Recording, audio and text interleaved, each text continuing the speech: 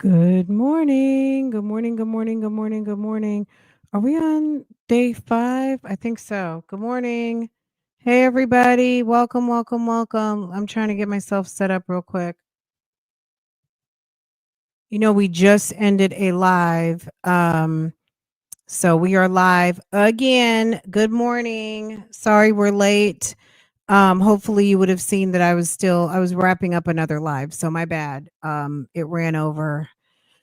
Good morning, everybody, and happy Thursday. We are in actual day 5. They're going to be rolling into day 6. Day 6 is starting at 11 o'clock Vegas time.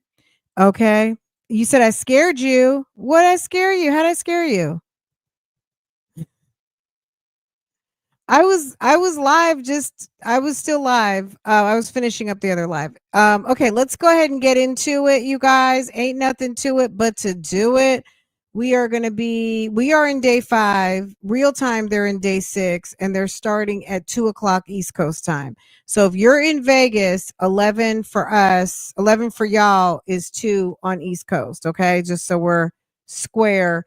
Anybody anywhere else in the world, judge off of New York time. I'm East Coast time, not in New York, but I'm in the same time zone. So if you're familiar with New York time, if you're converting and you're over here in these United States YouTube streets, it's 10:44 a.m. Okay. And we are in day 5, and we're going to get into it. Let me see what was covered in day 5 if I can find it. Day 5. I don't know if I have it. The roster of, I think we're picking up with the detective that we left off with yesterday. Some of the cell phone.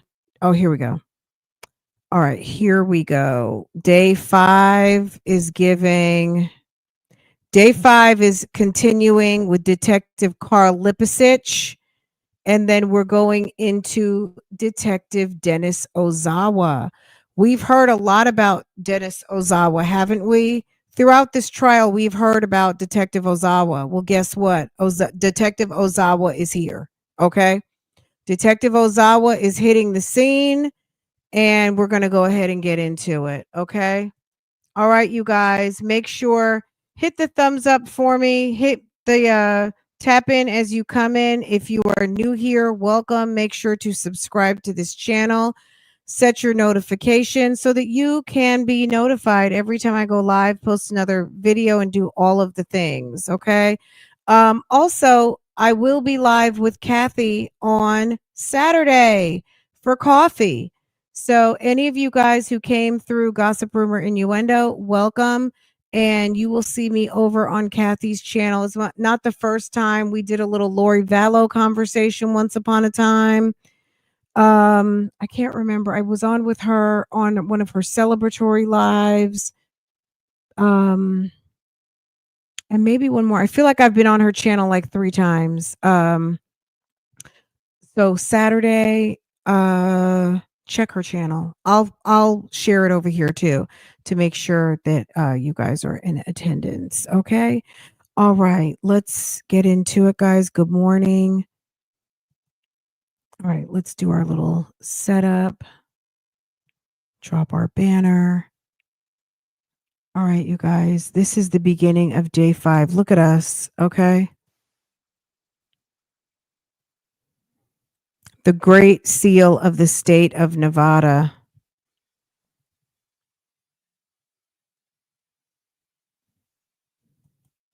Judge talks fast. Judge Jones.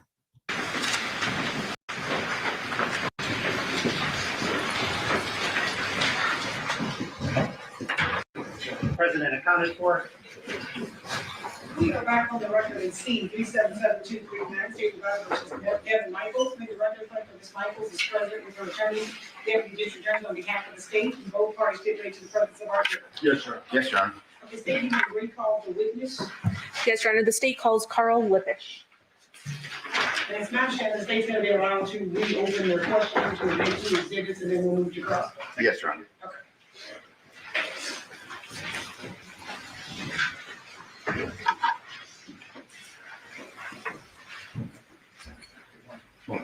You solemnly swear or affirm the testimony about the witness action shall be the truth, the whole truth, and nothing but the truth, so help you God. I do. Yes. And if you please just state. My name is Carl Lippisch. State your name, Devyn. Good morning, sir. Morning. We left off yesterday having gone through a tremendous amount of surveillance video. Do you recall that? Yes, I do.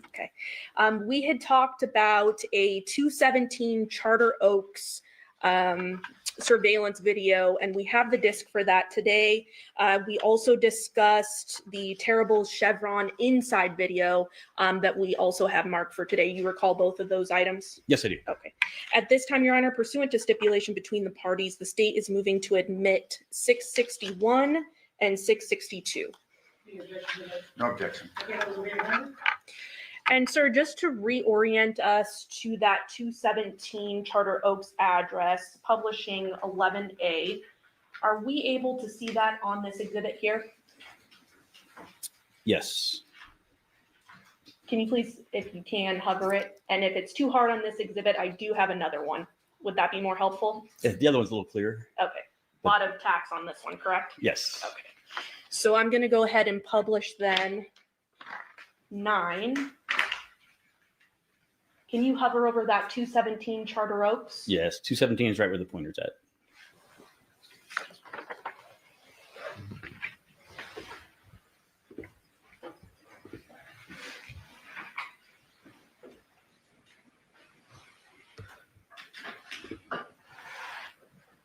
And Your Honor, at this time, the state is requesting permission to publish. Permission granted.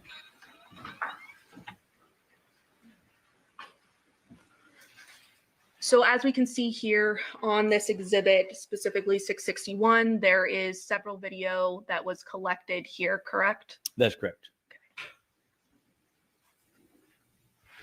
And specifically what we're looking for here is there was a 2:04 a.m. Activation showing the Nissan Armada turning from Paladura in onto Charter Oaks. Is that right? That's correct. Publishing doorbell dash 2023-08-07, ending in 110.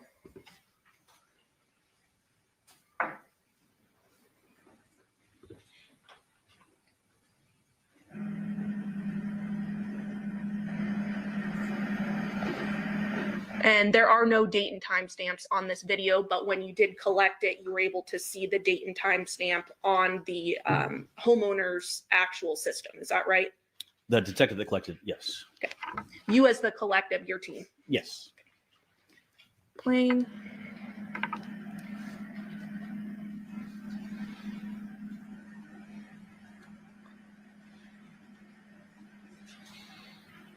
And I think there's actually a better video there. I think it was actually the driveway angle. Does that sound right? Yes.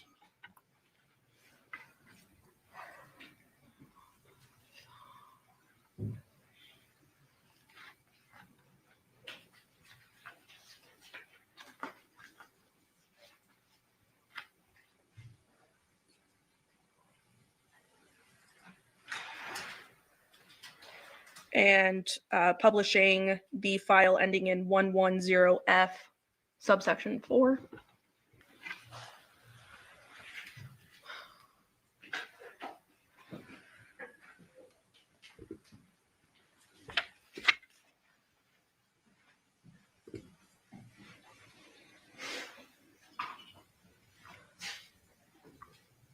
Okay.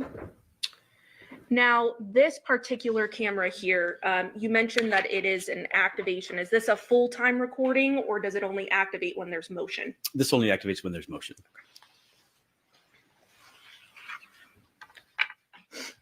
And this camera in particular is pointing in which direction?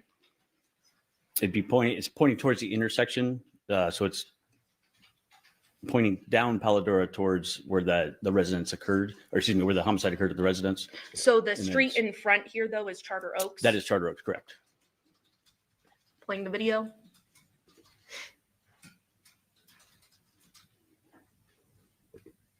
And what do we see there, sir? That's the vehicle. It's the Nissan Armada, and it turned from Polidora onto Charter Oaks and is proceeding on Charter Oaks towards the exit of the community at Windmill. And through the investigation, your team was able to determine that this occurred at 2:04 a.m. That's correct. on August 7th of 2023. That's correct.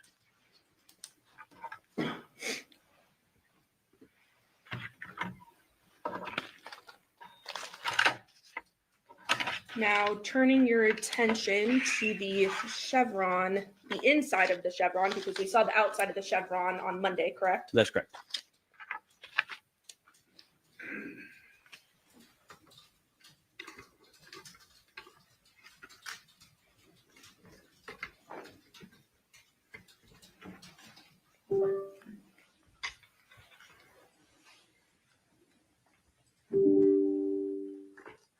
Publishing terrible chevron clip.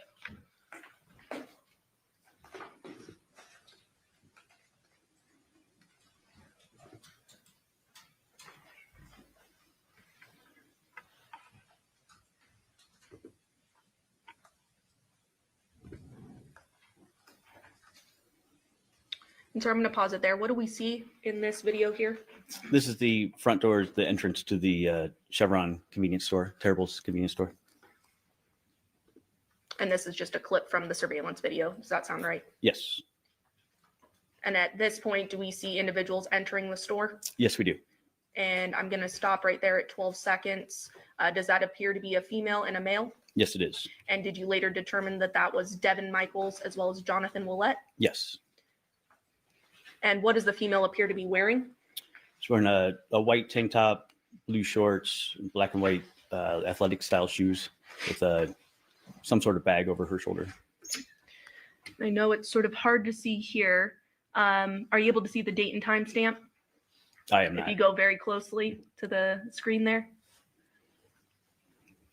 It appears to be August 6th of 2023 at 22 something hours. I can't see the minutes. Does it appear to be 05? It does. Okay. And that would be 10:05 p.m. That's correct. Playing.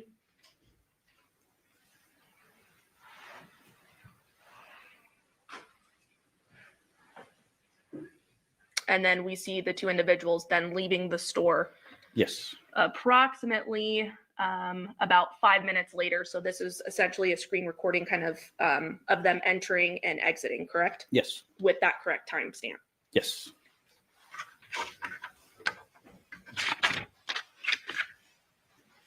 Pass the witness, Your Honor. Yeah, thank you. Give me a second, Your Honor.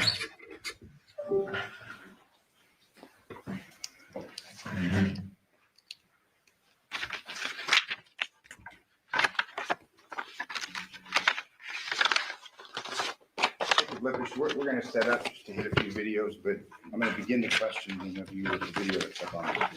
Okay. So you know. Sure. Say that again. Use the HDMI cord. That's what I wanted to use. No, I was using your op. So I can help if you need it. Yeah, because the cord is what I'm. So it's got to be somewhere over there. And it sounds like he wants to use this video, which is in here. So you're going to have to plug that in.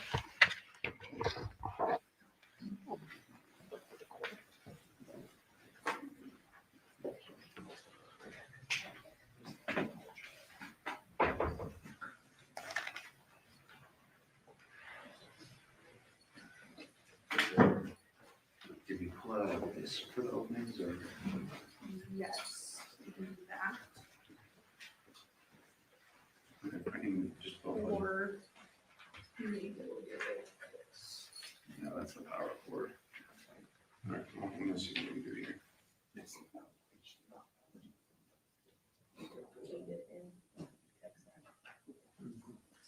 I'm staying out of it. It's not my way. It's my Achilles heel, so I'll let him handle it from this point forward with the court's permission. Just a couple, while he's doing that, just a few questions. Detective, have all videos that you collected, have they all been marked and admitted into evidence? I don't know what the DA has actually admitted. So that would be a question for them. We've got videos collected from Paladera, Charter Oak, Carolina Laurel, Balsam Pear, Fan Palm, Africa Violet, Choke Cherry.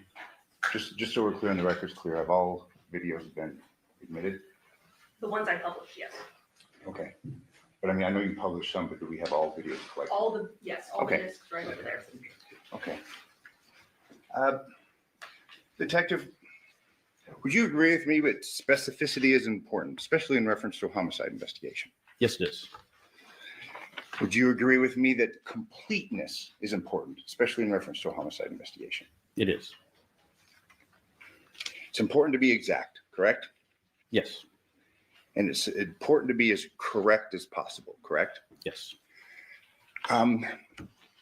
It may seem a minor point, but it will become more significant. You have referred to the Paladera home multiple times as the murder scene, correct? Yes. However, you'd agree with me that it's unclear, at least based upon the coroner's conclusions, what the cause and manner of death was. I have not reviewed the coroner's report. Okay.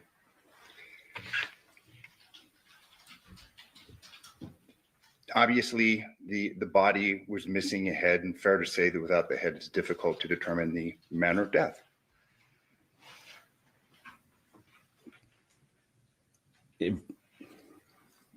Without the head, obviously, that could be a purpose, or excuse me, that could be the reason that the person died. But yes, Okay, unless so- there was something else prior.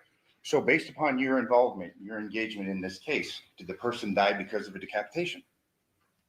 I personally do not know. Okay. You were shown videos, and when they were setting up, I'd asked you a question. I said, pay attention to this because I have a couple of questions concerning that. Yes, That was the video that was taken from the terrible herbs, correct? that's correct. And you yourself collected that video. From the security personnel, yes, or surveillance personnel. And what day and what time did you collect that video? It would have been, I can't tell you the specific date and time right now from recollection, but it would have been within the next day or two. Okay.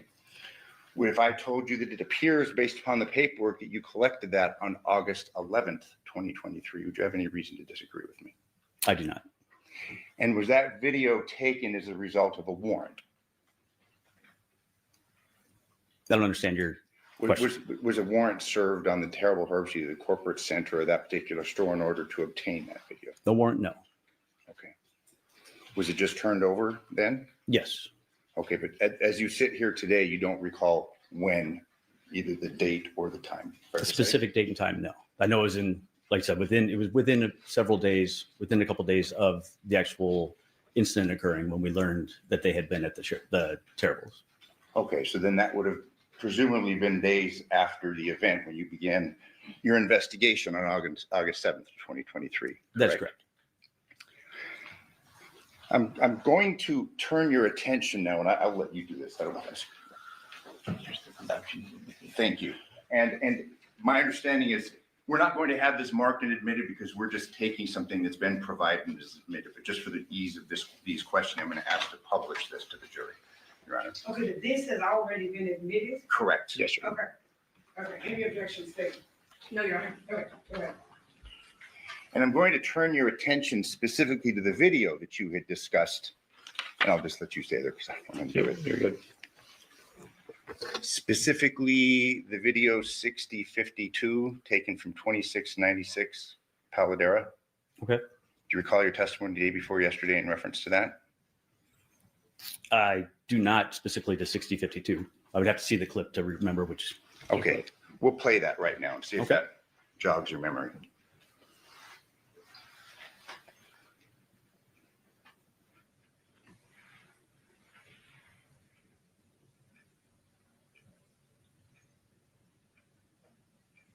Let's speed up just a little bit here.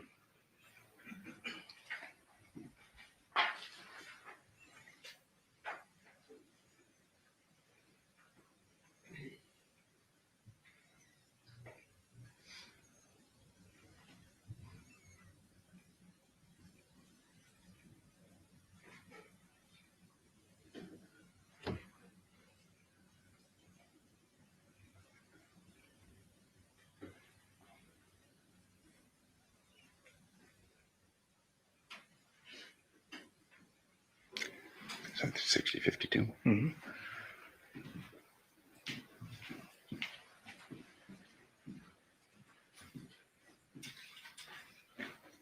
Yep.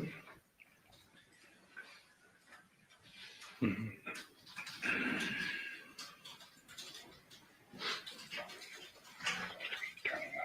Right. The video that I'm going to want to draw your attention to involves where the lights go on in the Armada. Do you recall that testimony? The lights, are you talking about the exterior or interior lights? Interior lights. Yes.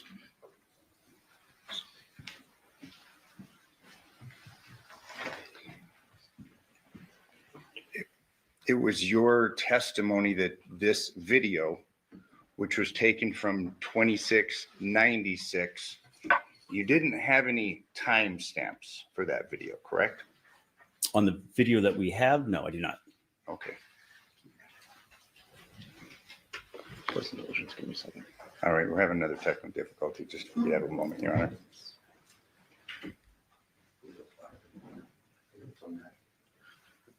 Our player's not going to play right.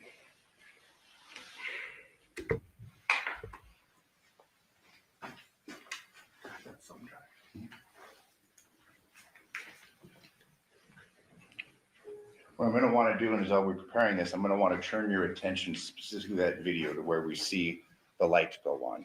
Okay. Okay. We just have to get it lined up.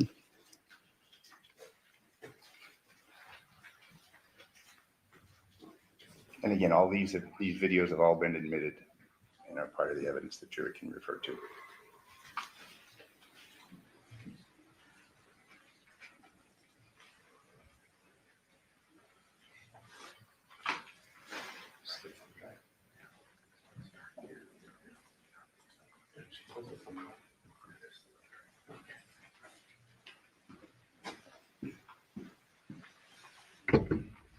Sit and click. Maybe this one will work. This computer.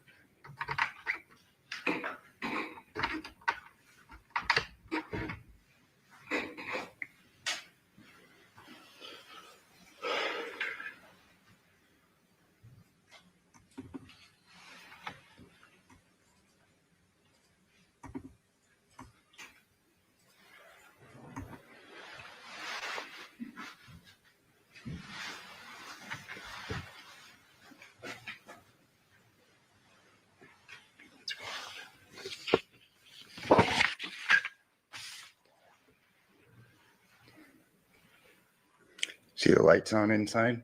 I do.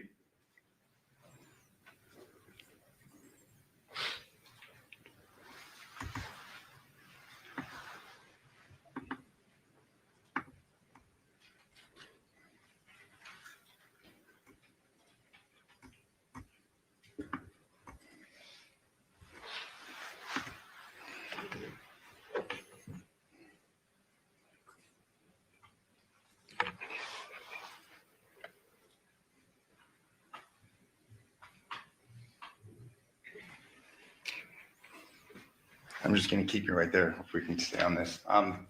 You would testify that occurred at what time? That occurred at 23:05:43 was the timestamp on that. Or it's 46, excuse me, I believe. 46. So 11:05, 46 seconds. Correct. Is the timestamp that initially the video itself clip started.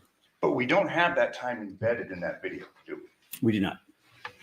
It's your testimony that you got that from a cell phone of the homeowner at this address, 2696 Paladera? Correct. From viewing the clip on the phone itself. Okay, on the homeowners, On the residence, yes. on the residence. But you didn't take a picture of that time, did I you? did not. You didn't in any way memorialize that time, correct? No, just by documenting it, by writing it down so that I could transfer it to a report. Yes. Okay, so we have to rely upon your recollection, your completeness, your correctness in getting that date That's correct. and that time, That's correct? But that wasn't the only video that you had recovered from that address, correct? That's correct. I'm going to show you another video that was recovered from that address. Wait a second. And this is 7557.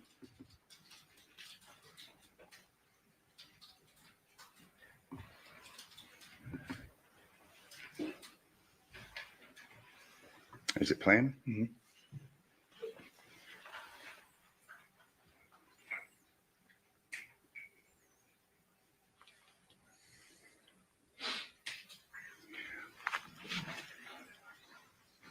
Are you able to tell us what time that image was captured? I am not. Let's go to 8879. And all these are same address, same spot.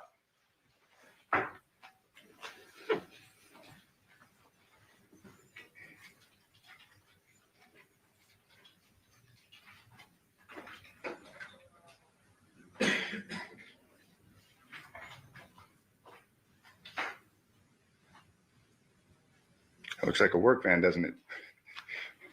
It does actually. It's like a Chevy type work van. Are you able to tell us what time this image was captured? No, I'm not. Let's go to 8619.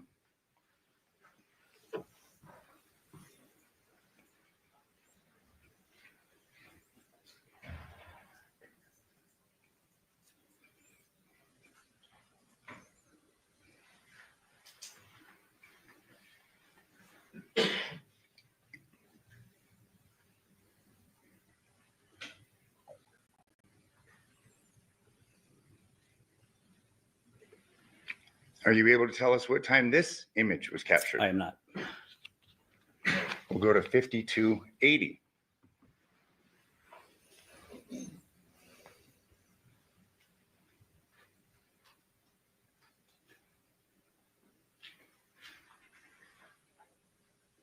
Are you able to tell us what time this image was captured? No, sir.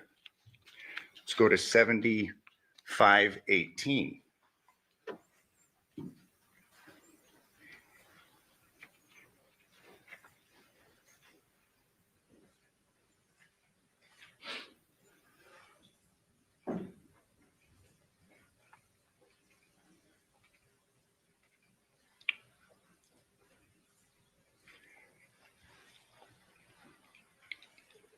Are you able to tell us what time this image is captured? No, sir. 3120.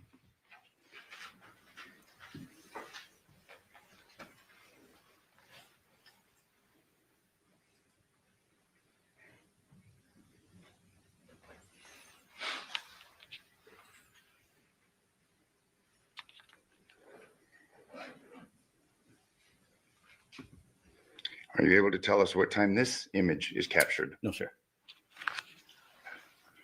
Image 1087.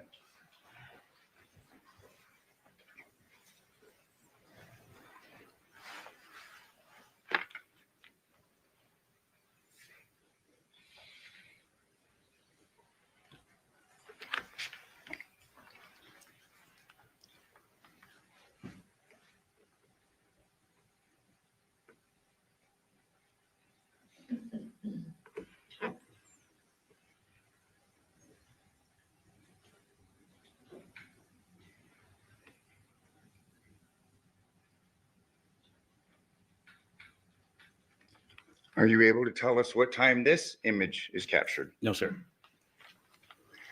Image number 0546.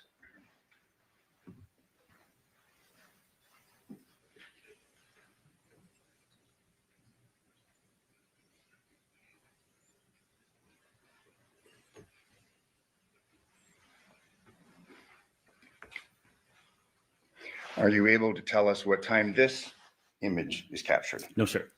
Now, you testified day before yesterday that you were looking through these videos at these various locations, trying to determine if anybody was acting suspicious, trying to determine whether someone was acting as if they didn't belong there. Do you remember that line of testimony? Yes, I do. So you'll agree with me that certain things may have slipped through your review of these videos. By certain things, I'm not sure what you're referring to. People, vehicles, cars, things of that nature. No, So there's nobody that slipped through your review of these no, videos. we reviewed all of the video that we collected. Okay.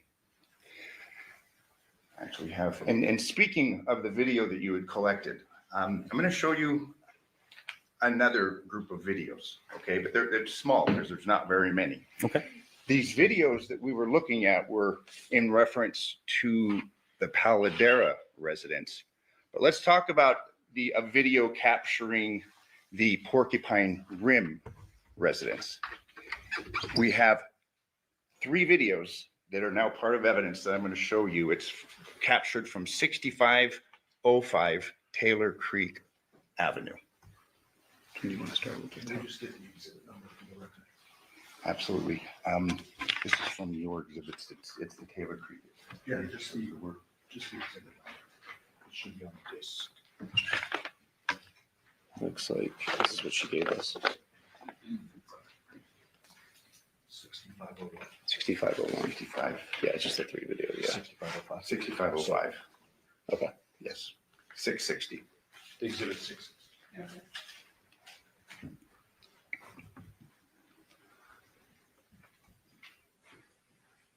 It's a little bit bigger here. Can we bring it up larger so we can see?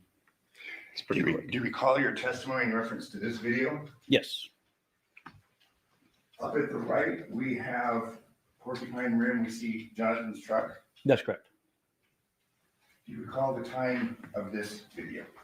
I believe this one was at 9:07 at night, is what the embedded label is on it. And again, because we have an embedded level so we can see, correct? That's correct. Let's look at the second video from that residence. Do you recall this video? Yes, I do. What date and time is this video? This is August 7th, 2023 at 06:21 now in the morning. And again, just so we're clear, this video is capturing the Porcupine Rim residence, right? Among other things, yes, you're able to see the house on Porcupine Rim. Then we have a third video.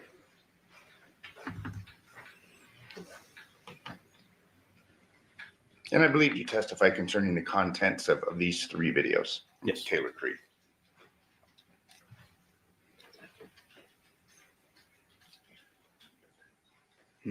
That's it, correct? I don't know. That's it. As in, There were just 3 videos collected from 6505 Taylor Creek. that's correct. Now, you relied upon the homeowner or the occupants in order to get those videos, correct? That's correct. Was this a Ring video? Do you recall? The last 2 we just saw, I believe it had the Ring logo on it. Okay. Did you issue any subpoenas to Ring in order to obtain the entirety of what those videos may have captured? I personally did not. Was there any downloads or a transfer of the contents of this neighbor's phone to determine what all that address was captured concerning? I actually did not collect the video from this address, so I don't know what specifically the detective did at that address. But suffice it to say, in this exhibit, we just have those 3 videos and nothing more. From that residence, correct. You can't say with any degree of certainty whether there's more videos that exist, correct? I did not collect it from that residence, so I do not know. You would have to ask the detective that collected from that residence.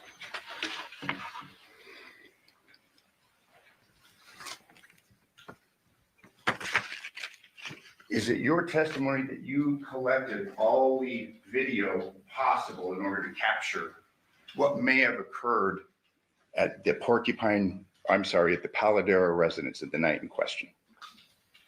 I was one of many detectives that canvassed for video, so I'm able to testify specifically to the people I contacted in the residence I got video from. But we had numerous days and numerous detectives that went out and were responsible for canvassing. In addition to canvassing, are you aware of any subpoenas that were issued in order to preserve this important evidence? I don't know. You'd have to ask the other detectives involved. I was not involved in every aspect of the investigation, so I can only testify to what I did. Now, going from the Paladera residence to the Porcupine Rim residence, did you obtain every possible video to occur the goings on at that home who may have been leaving or coming back From which home? from the Porcupine Rim home, the home where Devyn I Michaels- collected video from 5530 Porcupine Rim, and that residence provided me with the activations that they had. Okay, any others? Me personally, no. Are you aware of any subpoenas that were issued in order to obtain basically as much camera coverage of the Porcupine Rim address? I You personally could. did not submit any. So besides that, I can't testify to what other detectives did. So then you're unaware of any subpoenas from Ring or Arlo or any other providers in order to get as much coverage of that house as possible? Didn't happen, did it? As once again, I can only testify to what I did, sir. And if there were other subpoenas or anything that was submitted, that would have been done by somebody else because I was not tasked with that. So I cannot answer your question because I don't know at this time. Understood. I'm going to turn your attention to State's Exhibit 11. You had discussed this in your testimony day before yesterday, correct? Are you specifically the map itself? Yes. Yes. This address is the Porcupine Rim? Yes, it is. The Address, correct? 5510 Porcupine Rim. 5510. Yes. You had testified that the only way in and out was here, correct? By a vehicle, yes. By vehicle. Correct. But on foot, pretty easy to get out of the neighborhood, isn't it? I honestly don't know. I didn't attempt to get in or out of that other than be in my vehicle. There's a walkway right here, is there not? I see a gap. I don't know exactly what that is. From looking at this map, I can't tell exactly. And this 5510 Porcupine Rim, I mean, it abuts. It's right up against Rebecca, correct? That's correct. Over the fence and you're on a road, correct? If you're referring to jumping over the back wall, Yeah. then yes, you would be out on Rebecca Road. So if I told you that we have a walkway right here, just one door over, and over the wall, there are ways to get in and out of this residence, let's say in the early morning hours of August 7th, 2023, correct? Yes. We have this back road along here, Rebecca. Which of these residents did you attempt to obtain video coverage from? I personally did not canvass that area. So we don't know what was along here, correct? I was informed that detectives had canvassed that area and they did not find any video surveillance. Okay, but do we have any reports in reference to that? Do we have any writings in reference to that? Do we have any officers' reports in reference to that? I do apologize for answering this way again, but I can only testify to what I did and specifically what I reviewed. And so if there may be some, I don't know. And fair enough, we're all human, correct? You're a human, you make mistakes, correct? I didn't say I made a mistake, sir. I said that I'm testifying to the work that I did in this case. So what other work that was done that I was not privy to or I was not a part of would be documented by other detectives. So me personally, I did not canvass that area because that was not one of my tasks. And so I can't testify to who specifically did or what they did or how they documented it. Let me ask you this, given your involvement in this case from the get-go, was this a complete investigation? To my knowledge, it was complete, but again, I was not involved in every aspect of the investigation.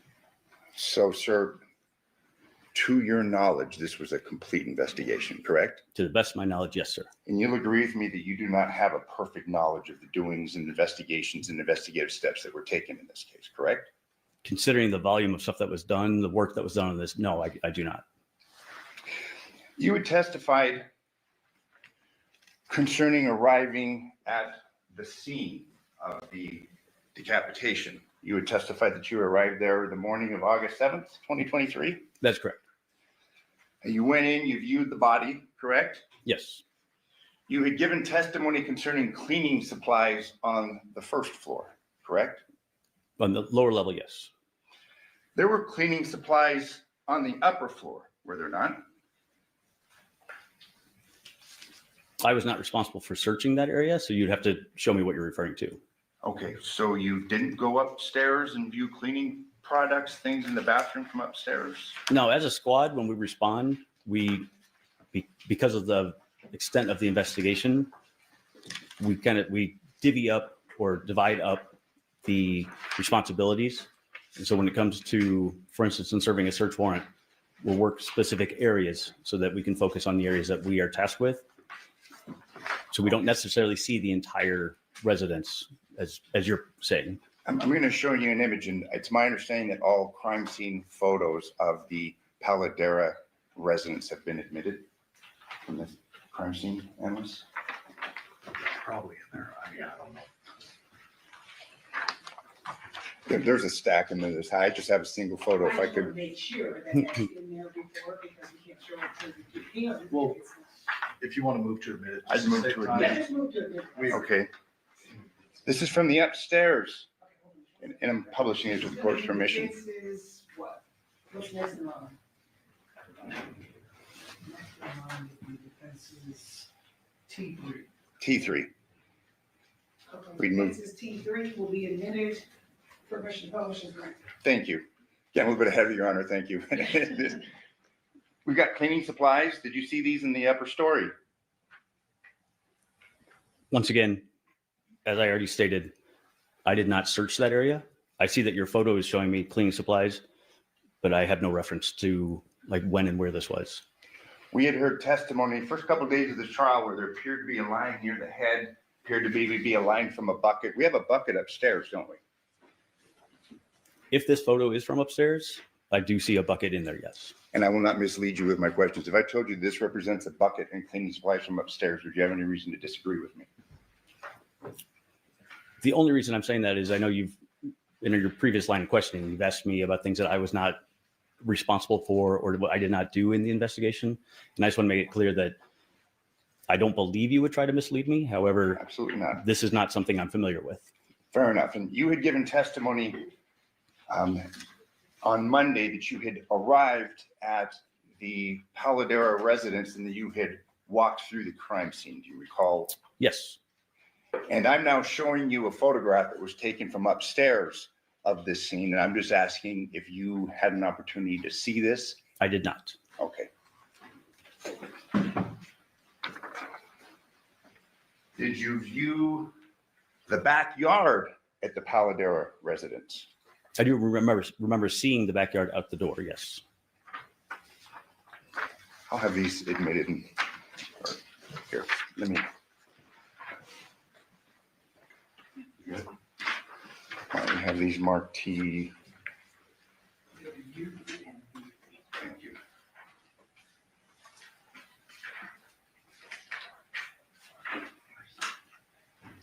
I move for admission.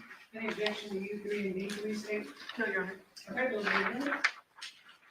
I'm going to show you what's now been admitted as defense exhibit U3. I'm going to represent to you that this was taken in the backyard of the Paladera residence. Did you see that footprint? I did not. Are you aware of its existence? If you're telling me that's where it's from, then yes, I am. Now I am. Turn your attention to defense exhibit V3. Did you see that footprint? You know, obviously, presumably, it's the crime scene analysts that are measuring it. This footprint was in the backyard of the Paladera residence, correct? I did not see that while I was on scene, no. Are you aware of its existence? I am now, yes. Are you aware of any testing, comparisons made in relation to this footprint? Once again, that was not part of my portion of the investigation, so I cannot speak to that. Based upon your review of this photograph, fair to say that that's a man's footprint? I would have to look at this closer. I don't know how you could come to that conclusion just based on this photo. It's a fairly large footprint, correct? There are people, both male and female, that have various size shoes. So I would not jump to that conclusion, sir.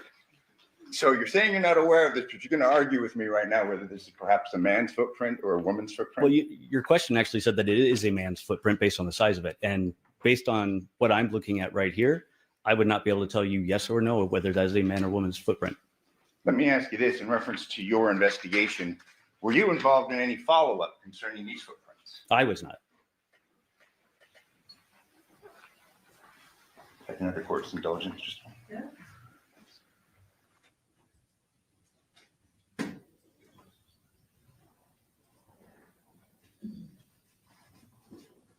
I have no further questions. Thank you, Detective. Thank you, sir. Any follow-up state? Yes, Your Honor, just briefly. sir, you had testified on cross about the 2696 Paladura address, which is next door to the murder house, correct? That's correct.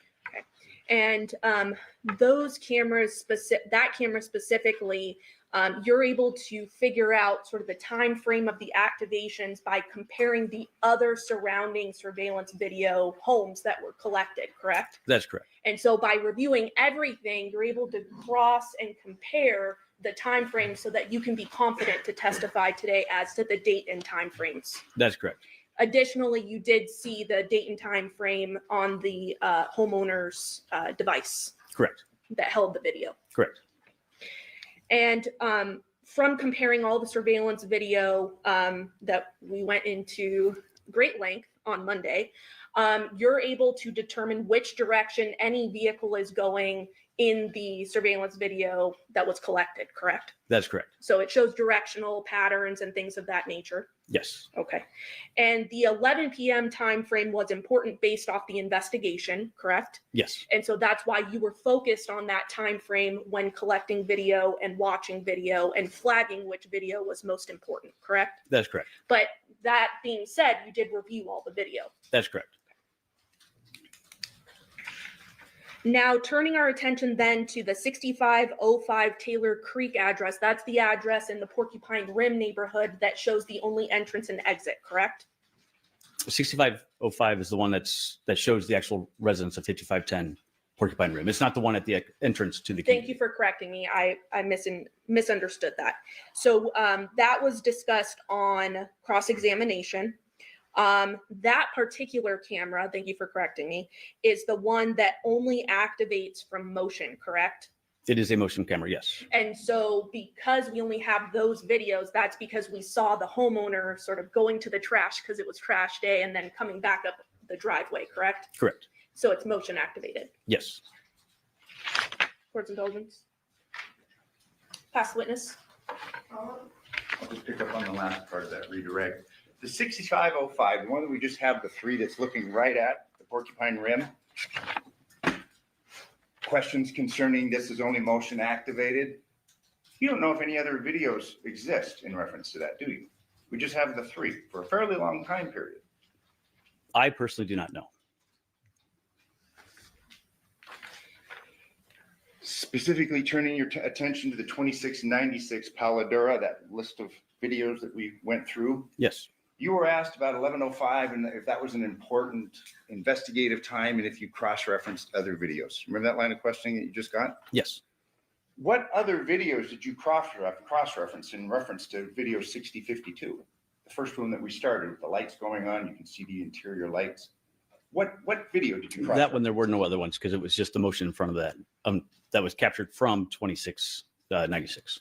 So then and to clear up the redirect, we don't have another camera to verify that time, do we? That you gave. That specific one, no. And the list that I gave, 75, 57, people walking by, no cross-reference to another video, correct? Actually, with the rest of those, there is. Those people that are walking, they actually belong to the house on the street behind. That work truck that you actually brought up belonged to a house over on African, I believe it's African Violet. I don't remember the exact name of the So I'm street. asking what videos that you reviewed in order to cross-reference this, to confirm this. Those are the ones from the other houses in the neighborhood. There's other ones that were collected. We were able to cross-reference for those specific ones because those were people that walked through the neighborhood and continued to other areas. Let me ask you this, though, back to the 6052, the one where you see the internal light. We don't have another video corroborating the time that you state that captured, correct? That's correct. No further questions. Briefly again, so the work van that you were just crossed on that we saw in the video, that's coming from a different house, right? It's actually going to a different house. It came into the neighborhood and went over, I believe it's African Violet is the name of the street. You actually see it in front of that house from their activations. Okay, so that's the explanation, correct? Correct. Okay. And then also that Taylor Creek address that we keep talking about that shows the 5510 Porcupine Rim address. Yes. You're aware that motion activated cameras have different sensitivity levels. Correct. So a homeowner that has a motion activated camera can actually go in their app if it's hooked up to an app or something, right? To change the sensitivity levels. Is that right? The sensitivity, the zones, and how they want it to capture. Yes. Okay. but including sensitivity, Correct. like what actually causes it to activate. Yes. Yes. Okay, so as we're seeing in that video, it seems that the only activations happen when the homeowner is basically in the driveway is when it starts to activate, which is pretty close to the camera, correct? Correct. Pass witness. I had one follow-up. We have to hook up the computer for just a moment. And Detective, this is in reference to the 6505 Taylor Creek, the one that you're giving testimony concerning. We only have 3 videos and it's only motion activated. Okay.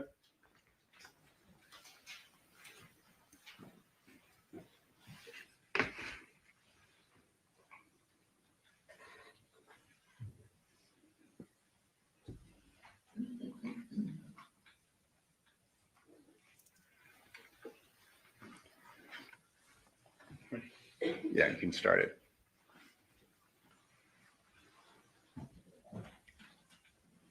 We're going to play it a couple of times.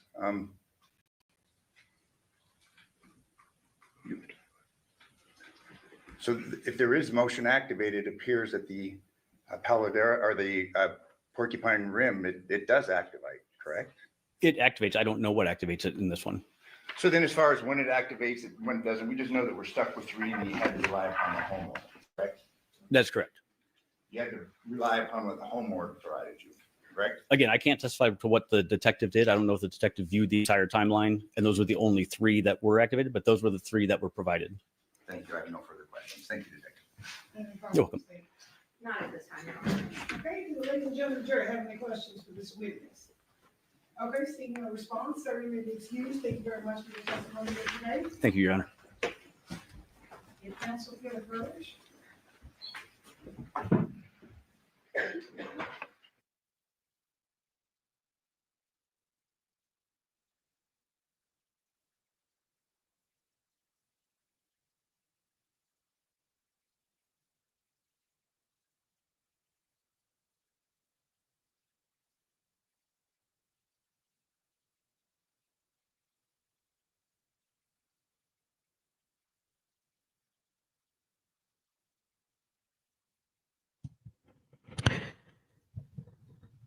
So they're getting ready to take lunch. Keep in mind, they started at like 11 o'clock Vegas time. So by the time this witness was finished yesterday, it was probably time for lunch. I know you guys just got here, but we're gonna take our lunch recess because we have to take.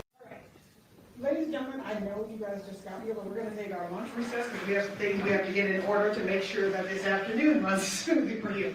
I swear we are trying our best to streamline as much for you as we can so that you don't have to keep wasting your time. So just so you know, none of us will be eating. We'll be getting that stuff together, but I'm gonna give you guys your lunch break at this time to get that stuff together for you. During this recess, you must not discuss or communicate with anyone, including federal jurors, in any way regarding the case on this matter, either by voice, phone, email, text, internet, or other means of communication or social media. You must not read, watch, listen to news, or read accounts or commentary about the case. You must not do any research, such as consulting dictionaries, using the internet, or using reference materials. You must not make the investigation, test, theory of the case, recreate the aspect of the case, or in any other way investigate or learn about the case on your own. You must not forward or express anything regarding this case that was filed. Okay, so we're going to advance. And I think we're going to go right into Detective Ozawa right here for the rest of the afternoon, y'all.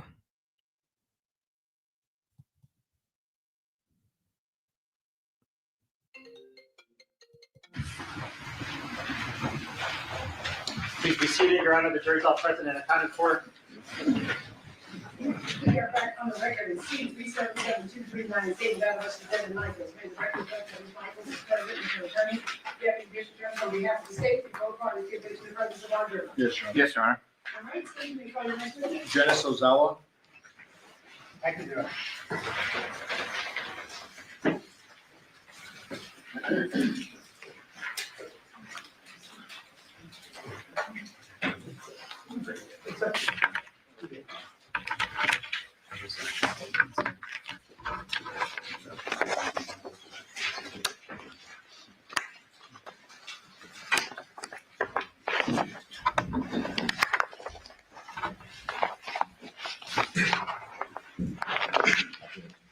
Do you solemnly swear or affirm the testimony you're about to give in this action shall be the truth, the whole truth, and nothing but the truth, so help you God? I do. Yes. And officer, could you please state your full name and then spell it for the record? Full name is Dennis Ozawa. First name Dennis. Last name Ozawa. We have your resident. Sir, what do you do for a living? Currently a detective with the Henderson Police Department. How long have you been a detective with Henderson? Approximately 8, or a detective, approximately 10 years. And how long have you been in your current assignment? Approximately 8. What is your current assignment? I'm with the Crimes Against Persons Unit. And what does that entail generally? So Crimes Against Person Unit, it entails we investigate a wide variety of violent crimes in City of Henderson, to include robberies, kidnappings, shootings, death investigations, arson ball shootings, and homicides also. And so you've been doing that for 8 years. What were you doing in the 2 years prior as a detective? I was a fraud detective prior, And what were you doing prior to that? patrol officer. How long were you a patrol officer approximately? Approximately 10 years. During the course of your career, sir, have you received numerous trainings on law enforcement best practices? Correct. And during the course of your career, have you responded to hundreds of crime scenes? Correct. In your 8 years with homicide, have you ever responded to a decapitation case prior to this case? I have not. Fair to say that this particular investigation was a large one, Yes. entailing many supports personnel such as crime scene analysts, other detectives from homicide, and actually some other detectives from other units called in to assist in the investigation. That is correct. In this particular case, did you get called out to a homicide at 2698 Paladura on August 7th, 2023? I did. Do you remember around what time you were called out? I believe it was approximately in 9:40 is when we were notified. 9:40 in the morning? Correct. And what time was the actual call for service, sir? I believe it was approximately 8:40 in the morning. Who was the person reporting? Yoko Willett. What was the general information you received before responding to the scene? From what we were told, that from dispatch, that Yoko had called in, advised that she had found her son, Jonathan Willett, in his bedroom, and he was all bloody, and believes that he was dead at that time. And so is it fair to assume that fire and first responders went out to the scene before you did? Yes, And it was confirmed that Jonathan was in fact deceased? that is correct. Did you say the victim's full name for the record? Jonathan Willett. Once you arrive at the scene, you get called out around 9:40. What happens when you arrive? When we arrive, we meaning our Crimes Against Person Unit plus the crime scene analysts, we start to show up. As soon as we all arrive, we're waiting for a brief from the supervisor who's on scene. And then once we're there, he provides the brief, basically kind of explain what they did as far as entering the house, any observations that they made at that point, and then the fact that they had probably talked to Yoko, and then we found out about another person that was there at the time with Yoko. I believe his name was Masao Yoshida, that they were the only two there at the house. And then which the supervisor at that time was Sergeant Shields, who we had spoke with to give us the brief. Okay. Once you get your briefing from Sergeant Shields, is there a quick walkthrough done of the scene?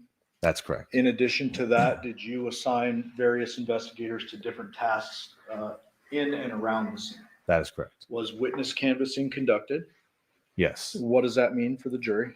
For witness canvassing, we have other detectives kind of walk around the neighborhood and knock on doors, see if anybody heard or seen anything that night. And then for us, we're going to be talking to the witnesses that were on scene at that time too. During the course of the witness canvassing, did you learn of any witness who suggested that they heard a gunshot any time during our operative time period? No, Was there video canvassing done as well? that is correct. What does video canvassing generally entail? Typically it's in the same way where we have detectives go out, knock on doors, and try to find out if anybody has any video surveillance attached to their residence, and if they captured any kind of footage that would be beneficial to our investigation. And those detectives who do that, are they documenting what they find? That's correct. And then ultimately, you as the lead investigator, do you receive that documentation? Correct. And then is it your responsibility to then transfer that documentation into an overall report so the lawyers in a murder trial can actually see what was done and who did it, et cetera? That is correct.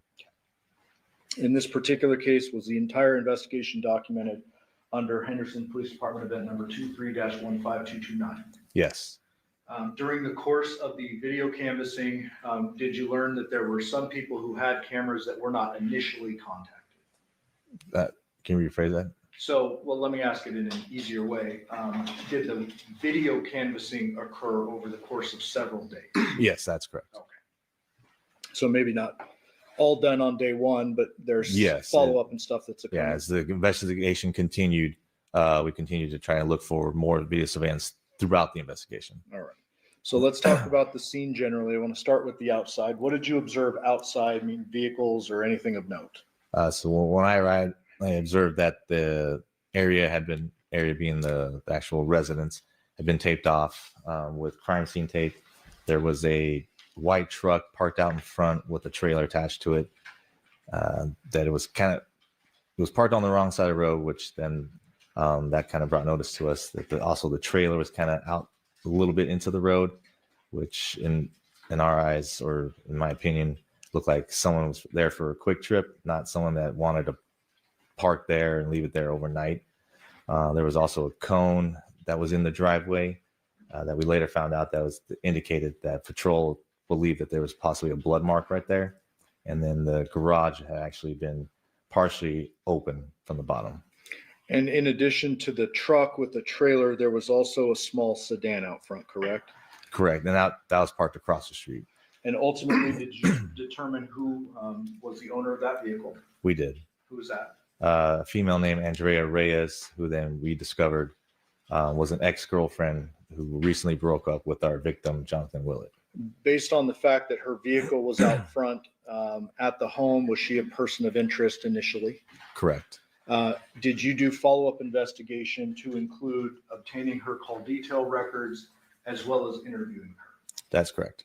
Do you remember which detective interviewed Andrea? It would have been Detective Lionel. Without getting into her statement, that would be hearsay, but like, did you learn anything of big evidentiary value related to Andrea? Not from Andrea. We learned that we had been told that she was in another state at the time. That was in question. And then after talking to her, we found out that she confirmed that. And then with the records that we got from her phone later, confirmed that she was in a different state at the time that we were looking at. Okay, but nonetheless, you look into it. Her car's out front. You gotta check your boxes, right? That's correct. Did you? Describe the actual scene walkthrough when you go inside. What do you remember about it? So when we go in through the front door, to get, I guess, a little descriptive, you walk in. There's a flight of stairs that you go up that kind of takes you to a small den area, and then you have stairs off to the right side of us that take you up to the second floor. And then as you continue to move forward a little bit more, there's the kitchen area. And then to the right of that, you have to walk back down a few flights of stairs, which is where Jonathan Willett's makeshift bedroom would be, because it's, I guess, technically a living room, but it's converted to like his bedroom. I believe there were some sheets that were kind of covering the entrance up. I guess we would say that it's using for privacy. And then once you walk down those stairs, you end up going into his bedroom. Can't see the bed where he was lying at that time, because it's kind of tucked back in the corner. And then as you kind of move forward more into the room, you can see the bed, you see the blankets. You can't see him yet, and you don't see him or his body until you get closer to the front of the bed, and then you start to wrap around. Then at that point, you can start seeing the blood on the bed, blood stains, and then blood next to the bed at that point. And then when we get closer, or at least when I got closer, you could have that chemical smell that started burning your nose and your eyes at that time, which we were told from Sergeant Shields originally that was the same thing that they smelled. And I think they actually also mentioned that they had saw smoke coming from the body when they went through at their time. But There's also the chemical bottles that were observed in the hallway, ammonia, I believe it was bleach. And later on, we actually did search what, if you actually combine those together, what it does. It actually creates a toxic gas called chloramine. That was just something that was found out later. And then as you get, like I said, you got closer to the bed, you can see his body where it's just the top of his shoulders. The blanket was pulled up. And then you did not see you didn't see his head, obviously. His neck was severed. Blood was there on the blanket. And then we also noticed that there wasn't any blood spatter on the walls or on the ceiling. Just given the type of injury that we were seeing, you expect to probably see a little bit more blood in other places. And then just through that quick, brief walkthrough, I didn't see any weapons or any devices that were believed to be used that would have severed his head off at that time. As a result of that very strong chemical smell, did the walkthrough get kind of cut short and you step out for a while? That's correct. Ultimately, you need to get a search warrant from a judge in order to actually do a thorough search, correct? Correct. And was that done in this case? Yes, Did you at some point on the scene interview Yoko? we did. Did you learn, according to Yoko, who was the last person to be with John while he was alive? Yes, we did. And who was that? We discovered she had mentioned that a female name that she only knew as Nikki at the time, and said it was his ex that he had 2 kids with. But later on, we ended up finding out that her name was Devyn Michaels, or just a different name with Devyn Michaels. And ultimately, does one of your other detectives obtain a phone number for Miss Michaels? That is correct. Is that 702-677-4430? That is correct. And was that Detective Pappas? Yes, Did Pappas contact her? he did. And did she was she asked to come back to the scene? Yes, she was. Did she arrive on the scene? Yes. With whom? We believe the kids were with her at the time. And what was she driving? A Nissan Armada. Did vehicle. you make contact with her down the street? We did. Did you and Detective Pappas conduct an interview with her? We did. If you could just, the jury's already heard it, but so can you just give us a quick summary of what you learned of any potential value in that first interview?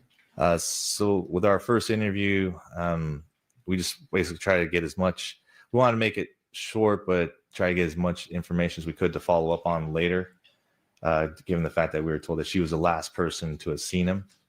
So when we talked to her, a little suspicion that was raised because she wasn't very detailed on what she did with them that night, given we were told from Yoko that approximately between 10 and 1 o'clock that Devyn was there with them. So when she first explained what they had done together, it was just school shopping the day prior, and then just kind of went into that they were loading things back and forth from the Pauladura address to her address at 5510 Porcupine Rim, I believe is the address, and that they were basically just loading things and unloading things. And that's kind of how what at first she told us at the beginning. Okay, let me stop you and just ask a couple specifics. Okay. Basically, in this first interview, did she claim John was alive and smoking in the garage when she left? Yes. Was that inconsistent with what you had learned prior from Yoko? That's correct. Describe that. So what we had learned from Yoko is that when Yoko advised that she had come down at approximately 1 o'clock in the morning, and this is already after she had spoken to John and Devyn prior to that, but she only had seen Devyn at that time around 1. And then Yoko advised that Devyn had told her that John was sleeping in the bedroom because he had been drinking already, and that they were planning on going in the next morning to take the kids to school, get them ready, and get them registered. So I think the next day, on the 7th, was actually first day of school that week. And then compared to what Devyn told us is that she had told us that John was awake in the garage at the time when she had left. So those statements were contradictory to each other. Ultimately, you obtained that warrant from the judge, correct? Correct. And did you execute a search warrant along with a whole lot of supporting detectives? Correct. During the course of the search warrant, the actual search, did you notice any particular items that were maybe missing from the scene or something you would expect at the scene that wasn't there? Yes. Close to when the search warrant was being completed, we were basically looking for a cell phone of Jonathan's, his wallet, and possibly the keys too, because we were interested in the truck. But that we did not find his truck keys or his wallet with his ID or his cell phone anywhere at the house. Did you find anything in the scene that could potentially be a murder weapon? We did not. Any weapons or I guess I should say items in the scene that you felt could have been used to decapitate John? We did not. You mentioned the blood staining earlier, and I want to just get a couple more details. I believe you already said no blood on the walls or ceiling, correct? Correct.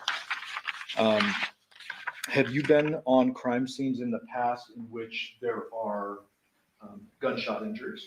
Yes. Have you been on sharp force injuries or stabbing cases in the past? Yes. Blunt force injury cases? Correct. Sometimes single blunt force, sometimes multiple blunt force, correct? That's correct. When it comes to multiple blunt forces, would you expect to see some cast off? That's correct. Why is that? From multiple blunt force trauma, when we say cast off, we say that after the first hit, which would cause the bleeding at that point, and then as the continued hits after the fact, the blood would be on whatever object that was striking the body or the head at this point, and it would have had cast off coming off the item, and you would have that somewhere on the walls or somewhere near where the strikes were occurring. But that's not necessarily the case if you have a single. For one single blow, no. Did you find any firearms evidence at the scene? No. Based upon your review of the scene, did you determine that a gun was probably unlikely to have been used in the scene? Yes. So basically, since the fact that there were no bullet impact marks, there were no, like in the wall, there were no bullet impact marks that we saw in the mattress, no blood spatter from a bullet impact going through a body or a head was seen. Also, the fact that Yoko and Yoshida didn't report that they heard a gunshot, and there were no phone calls coming from the neighborhood that there was a gunshot. There was no reason to believe that a gun was used in this incident. As a result of that, are you generally kind of focused, narrowing your focus in on sharp or blunt weapons? That is correct.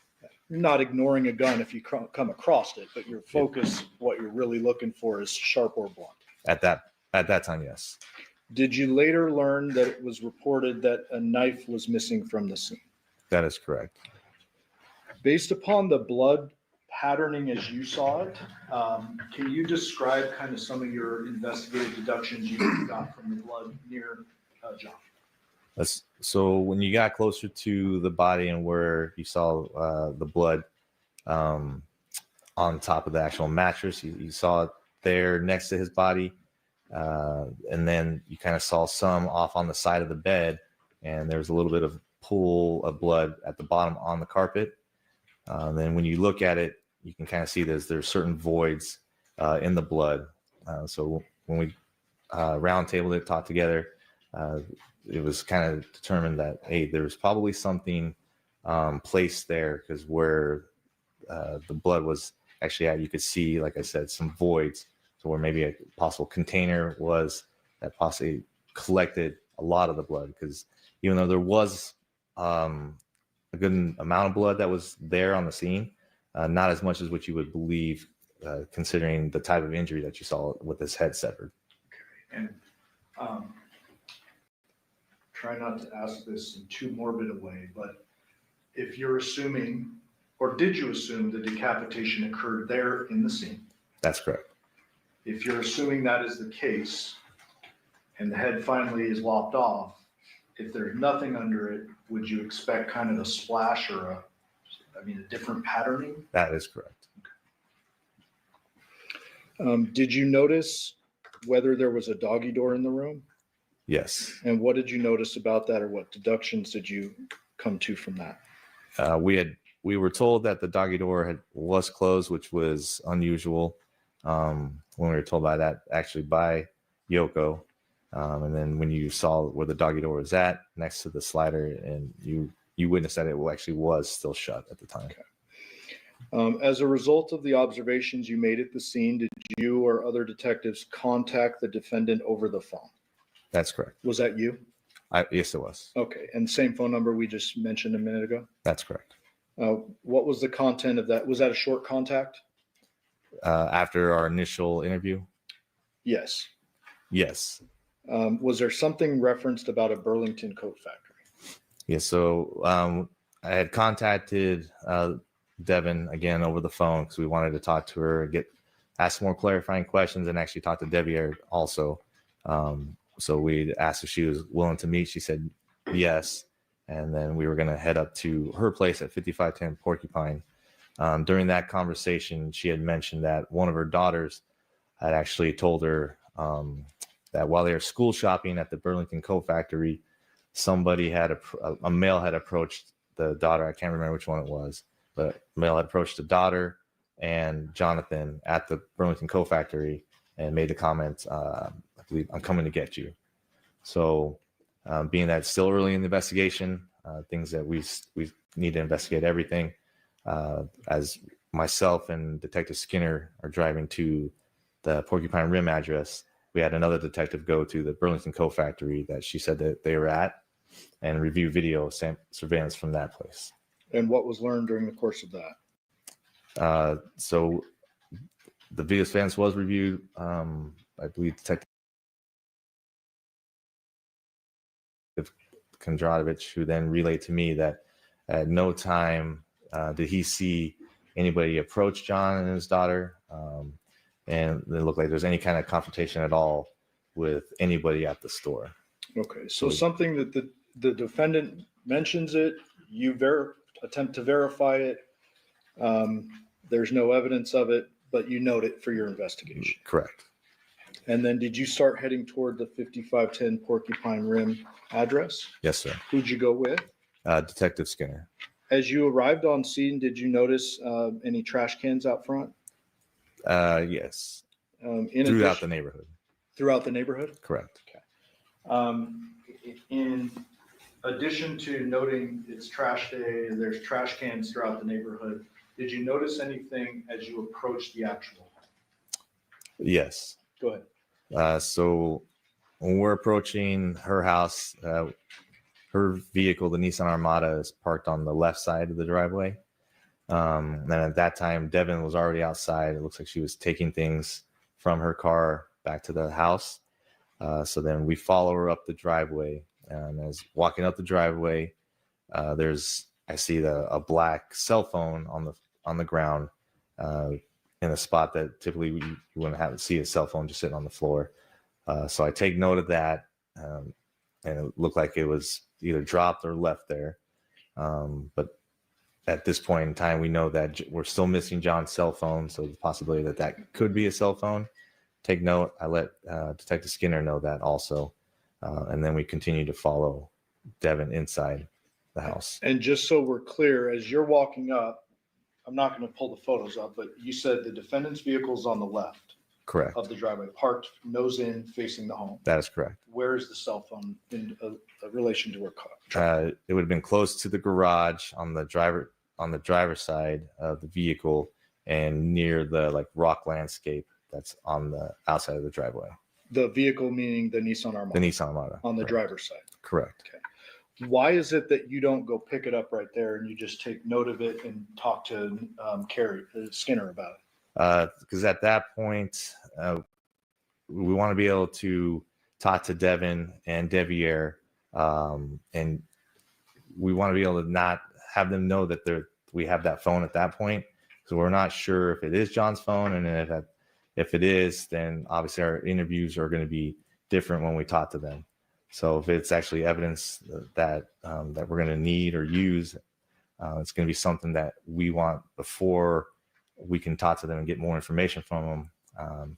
We don't want it to basically have them use that information also now to come up with different a story, I guess, per se, Okay. with us. And as a homicide investigator, you are aware that you can't just go seizing evidence without a warrant, correct? Correct. And so even if you wanted to, you couldn't just walk up and seize the cell phone at that time. You would have to get a judge to sign off on an actual search. That's correct. Did you make contact with Devyn? Yes. Where was that? Was it out front, inside? Do you remember? Initially inside the house, and then I conducted an interview with him inside my vehicle. And did you conduct a recorded interview? That is correct. Audio recorded? Yes.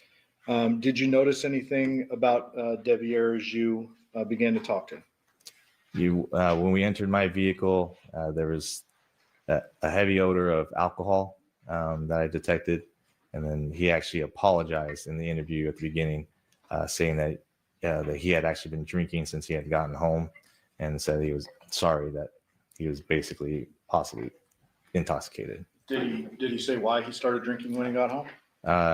Basically because of the news that he found out about his dad being deceased. And you've spoken to dead people's next of kin and families many times in your career. That is correct. Was that out of the world of reasonableness for you, or what? No, obviously I told him that, hey, I understand what you're saying, or why you've been drinking. It's people mourn in different ways, and that is one way that people mourn is they tend to drink sometimes too.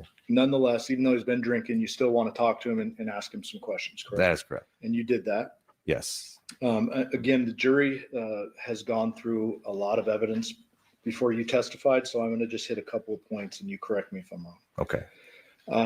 Generally, did Devyn say he had been home all day the day before? That is correct. Did he actually initially say, I was working, and kind of correct himself and be like, wait, is yesterday Sunday, that kind of thing? That is correct. So he corrected himself. Yes. And then he says he was home the day before, meaning August 6th. That is correct. And did he indicate that he was home the night before watching the girls? Yes. Did he, in your opinion, minimize the sexual relationship with the defendant? He did. And just generally, I'm not going to hold you to precise numbers, but was Devyn a bit younger than the defendant? He was. There was a question asked with a prior witness. It might be out of left field with you, but I want to ask you. There was kind of a suggestion made that Devyn in this interview had mentioned that cell phone in the driveway. Is that accurate? No. Did he say anything about the cell phone? No. As I kind of stated previously, we didn't want to bring up the cell phone. And the fact that we had found it or seen it just because we wanted to get information from him without kind of any evidence that he would know about at that time. Okay, so any suggestion made earlier, unintentionally probably, that Devyn brought up that cell phone in the driveway, that did not happen? No. Okay. Not in that interview. Devyn at home during the time frame indicate that he worked the next morning and learned of his dad's death via phone calls from family and stuff? That is correct. I'm not going to go into too much detail on the phones because we have other witnesses to do that, but ultimately you did get his CDRs, correct? Correct. Did those CDRs confirm or refute his claim that he was home last night? They confirmed his statement. With the video canvassing, that was done at Porcupine Rim and Paladora, correct? Correct. Was there any video in the area of Porcupine Rim that depicted Devyn's vehicle or vehicles moving away from the scene? No.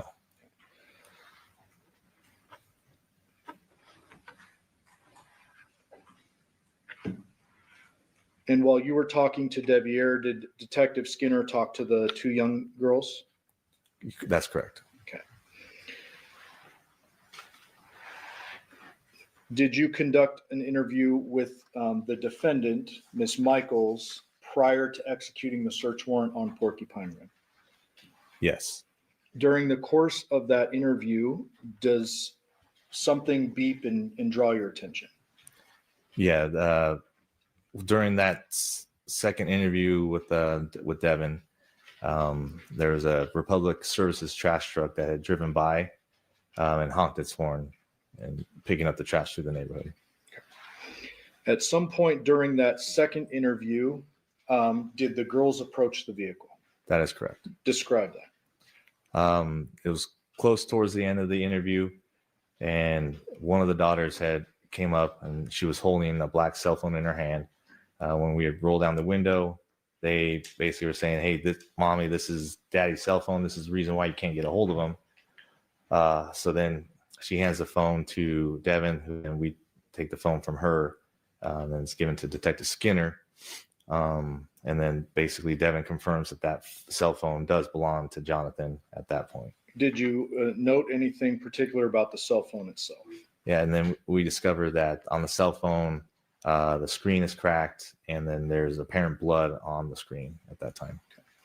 After this, do you end up getting that search warrant through a judge for the Porcupine Rim address? Yes, And did that include the Porcupine Rim address itself as well as the cars? that is correct. All the vehicles? All vehicles on scene. Did that include a work van? Yes.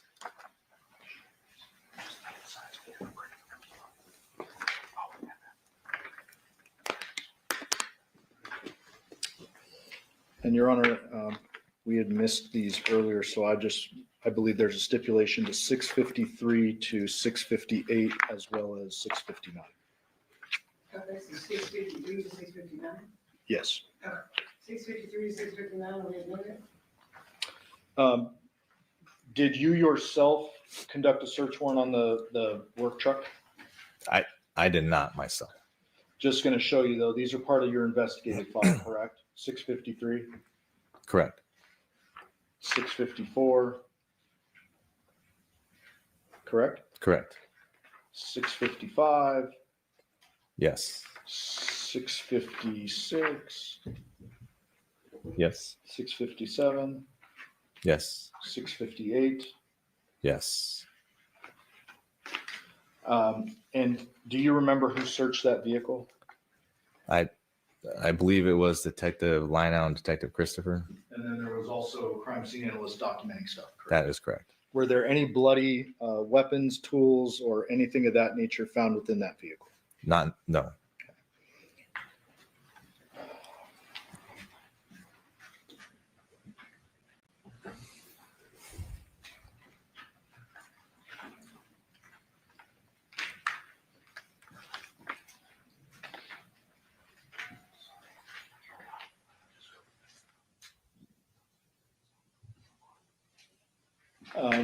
Was the small sedan also searched? That is correct. Was there anything of note or evidentiary value associated with that? There was not.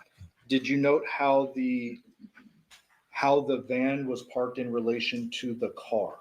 Not the Nissan Armada yet, but the small. The work van that Devyn said that he was the one using. Yeah, it was parked partially in front of the Honda Civic.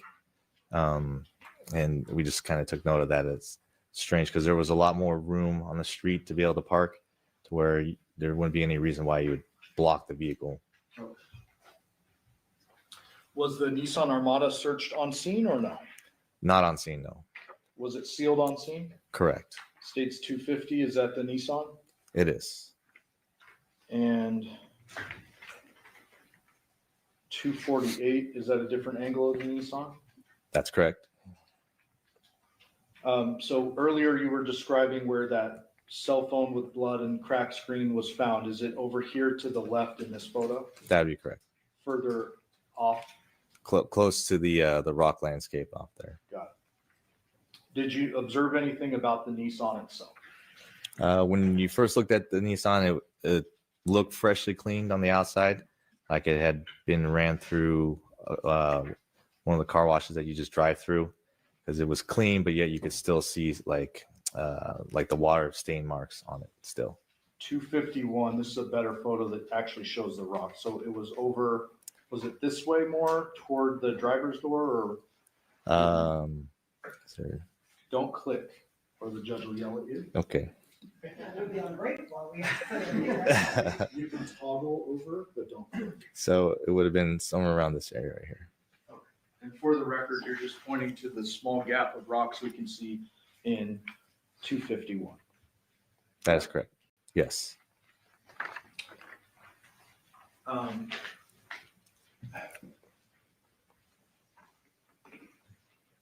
That Nissan Armada was searched later at the lab, correct? Correct. Anything of evidentiary value that was found within the vehicle? No. Did you obtain a search warrant for the Nissan Armada's infotainment center? We did. And did you execute that warrant and one of your detectives pull the infotainment system with data out of it? That is correct. Ultimately, did you review that pretty thoroughly? Yes. That data associated with that? Correct. Was there anything of note related to that as well as the victim's phone? In reference to the actual information taken from the vehicle, we got location data from there. So it showed from when it left Porcupine Rim and then went back to Pauladura, and then we had it leaving Pauladura middle of the night around 2:04, I believe, and then heading back to Porcupine Rim. And then with our, are you saying about our victim's cell phone? Yes. Later on, we were able to figure out that his cell phone had left the same time as the vehicle, which for us would say that Devyn was in possession of his cell phone at the time when it went back to the Porcupine Rim address. Did you also, in addition to all the vehicles, search the home at Porcupine Rim? Correct. I want to show you 659. Can't remember if we had marked this earlier, so I just added it. Do you see some samurai swords here? That is correct. Anything of note about those? There was no blood that we saw on there, and they look like movie prop replica souvenir type samurai swords. Okay. So nothing of no blood on the blades at all, correct? I don't remember specifically on the blades, but I just know that when I was told there was no blood found on them. On them. Okay. Garage. Do you go into the garage at some point? Yes. Do you?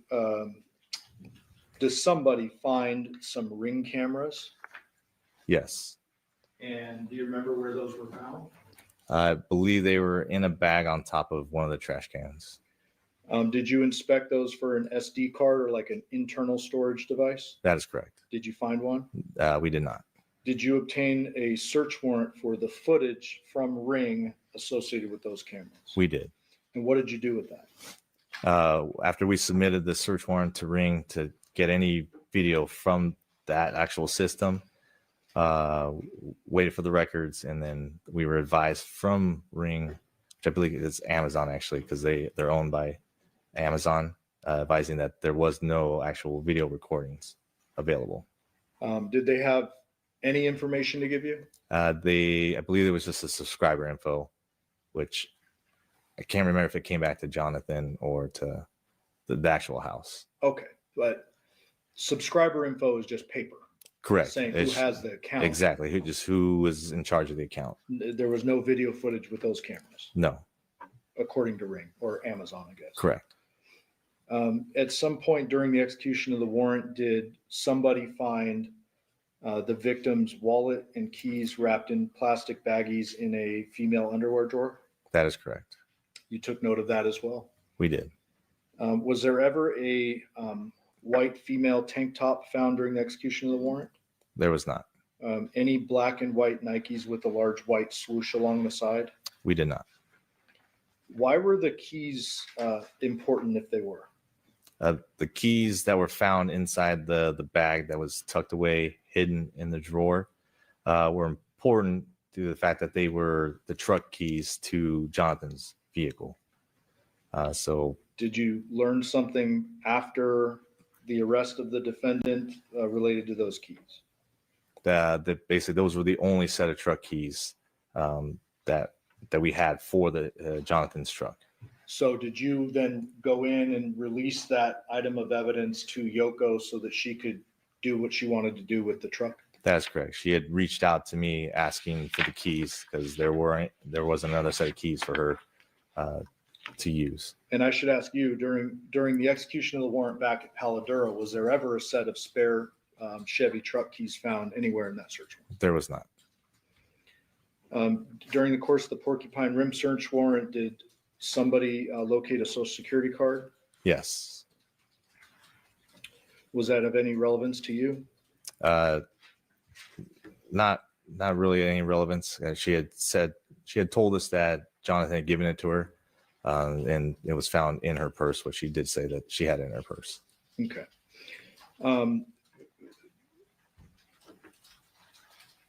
Is it a fair deduction that if someone wanted to make changes to custody or school paperwork, they may need Yes, The they would Social need social Security security card, probably the ID, and any other kind of identifying information for that person. Did you locate guns inside the home? We did. I believe you previously testified that the scene didn't appear consistent with gunshot, but do you take note, document all those guns, et cetera? Correct. Pictures were taken and documented of the weapons that we found. But like we said earlier, there's no evidence at that point to say that a gun was used. So they were just noted and documented. And ultimately, at this particular scene, are there 11 electronic devices that are taken and later analyzed by digital forensics? That is correct. One being the victim's phone that was in the driveway. Yes. Was one of them Devier's device? Correct. Another one, the defendant's device? Correct. And then any other electronic devices you or anybody else found during the search warrant? That is correct. After the search warrant is conducted, or while it's still going on, do you conduct what'll be the third interview with the defendant? Yes. During the course of that interview, were you receiving information from your fellow detectives that were still inside? That's correct. One of those things being they found the wallet, the ID, the keys, and that? Yes. Did you ask the defendant during this third interview about whether John's wallet would be at her house? I did. What did she say? I had asked her, I think I actually had asked her if she knew where John's wallet was at, and she had told me no. Okay. Did you then go a little bit further and ask her about, or I guess confront her with the fact that you had found it in the house? We did. And what did she say about that?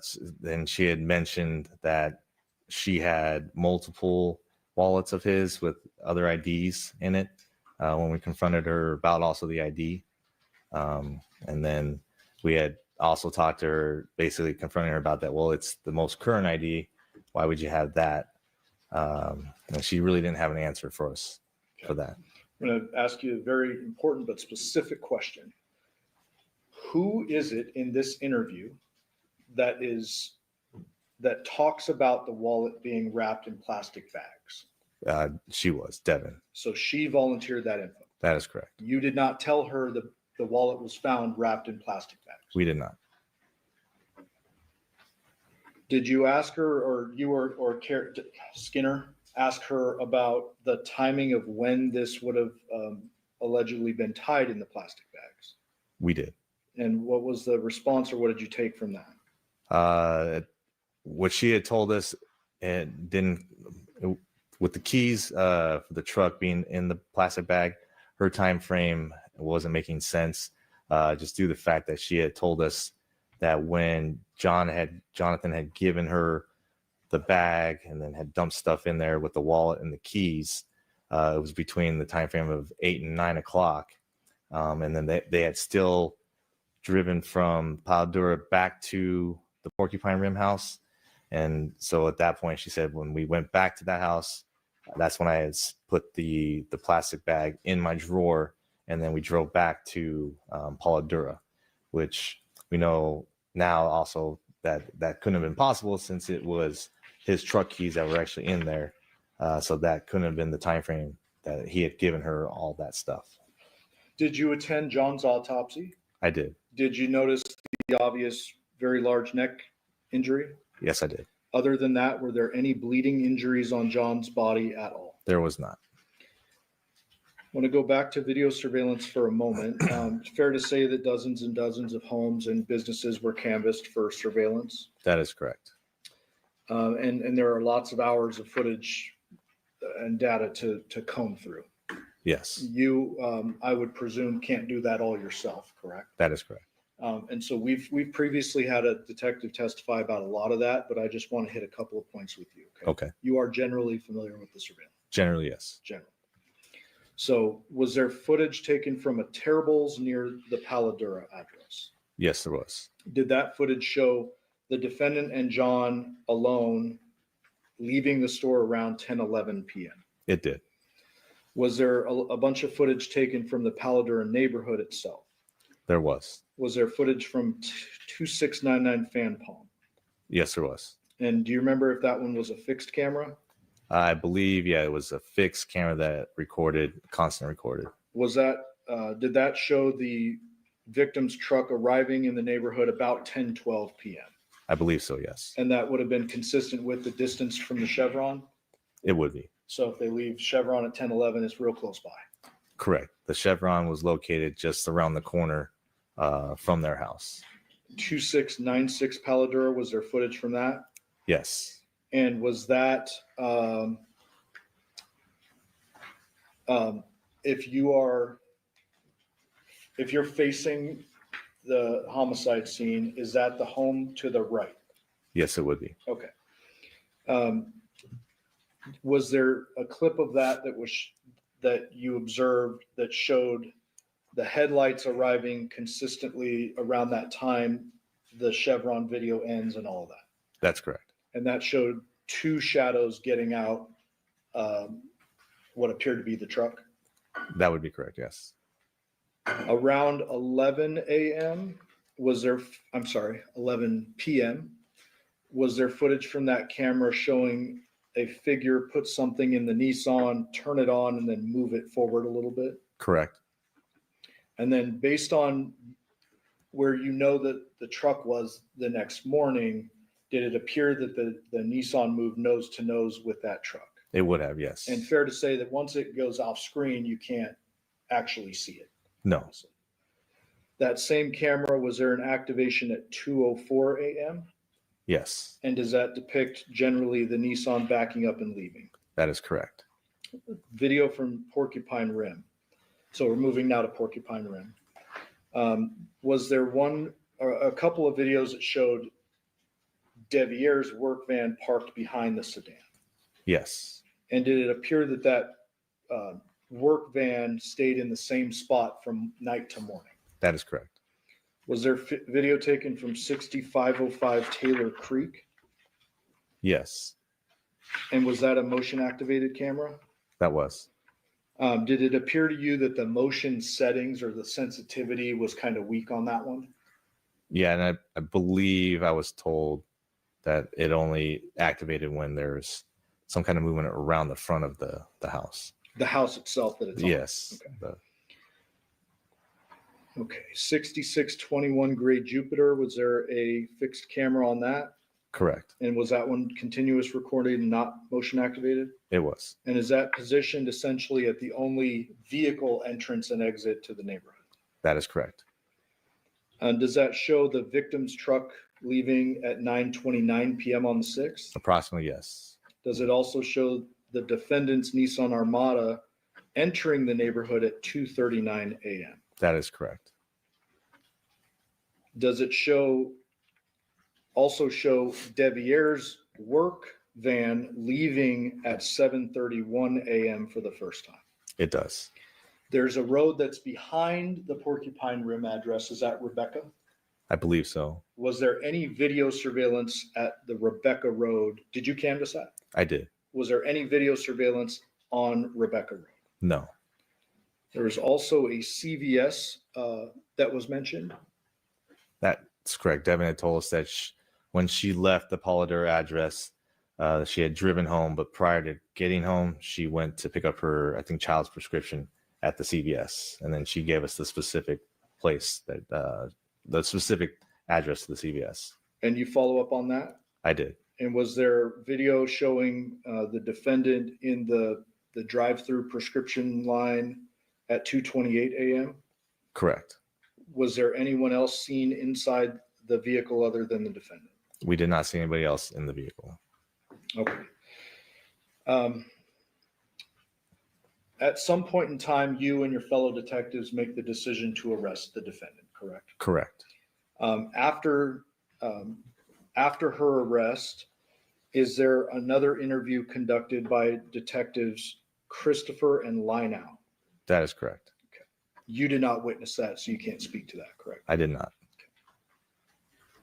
Did you receive from them, without saying what it is, but did you receive from them after the interview like a one-page handwritten drawing? Correct. After that, do you conduct a whole bunch of follow-up investigation and start receiving information and analyzing it? That is correct. I want to talk about the Burla real quick. Burla being the Nissan Armada's infotainment. Yes, Did that particular item of evidence show pinpoint GPS tracking? it did. And did that suggest that the defendant's Nissan Armada left the scene at Paladura at 2:04 a.m.? It did. Did you also do a whole bunch of follow-up with call detail records? We did. And I believe you mentioned this previously, you obtained the CDRs for Andrea Reyes. Yes, Did those rule her out? they did. And those showed her up in a remote area far away from the scene? Yeah, I believe in Oregon. Did you obtain call detail records for the victim's phone? We did. And would that be phone number 702-561-9242? Correct. Does that sound right? I believe so. Those call detail records for Jonathan's phone, did they suggest that his phone kind of went inactive after around 11 p.m. on the 6th? That is correct. And then they show that that phone pops up at Porcupine Rim the next morning. It did. Did you also obtain Google data separate from the CDRs for Jonathan's device? That's correct. And is that what you mentioned earlier, that at 2:04 a.m. it showed traveling the same track as the defendant? That is correct. Did you obtain CDRs or call detail records for the defendant's main device? Yes. Would that be 702-677-4430? Yes. And you yourself talked to her on that number, correct? That is correct.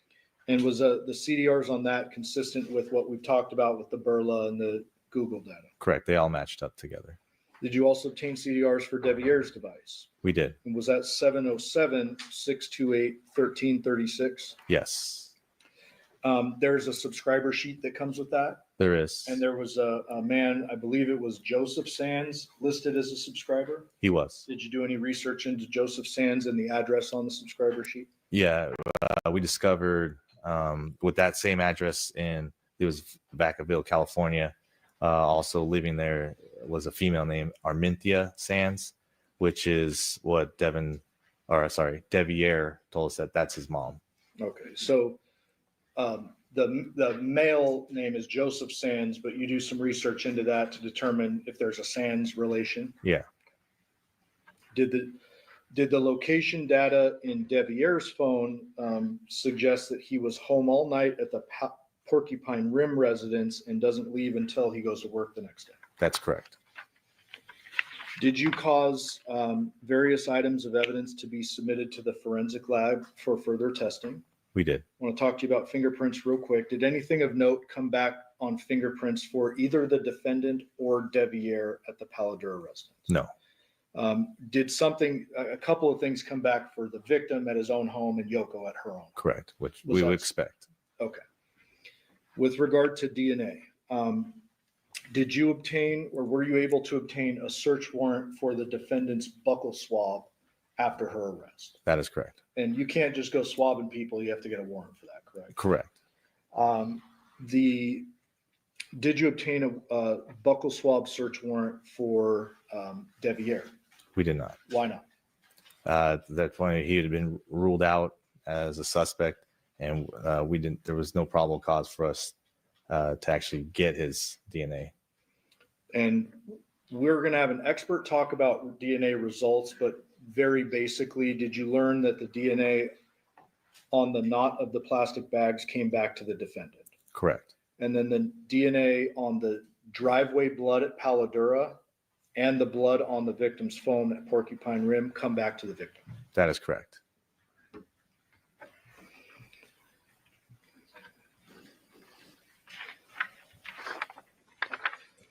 The detective, I'm almost done with you. Just one little last line of questioning here.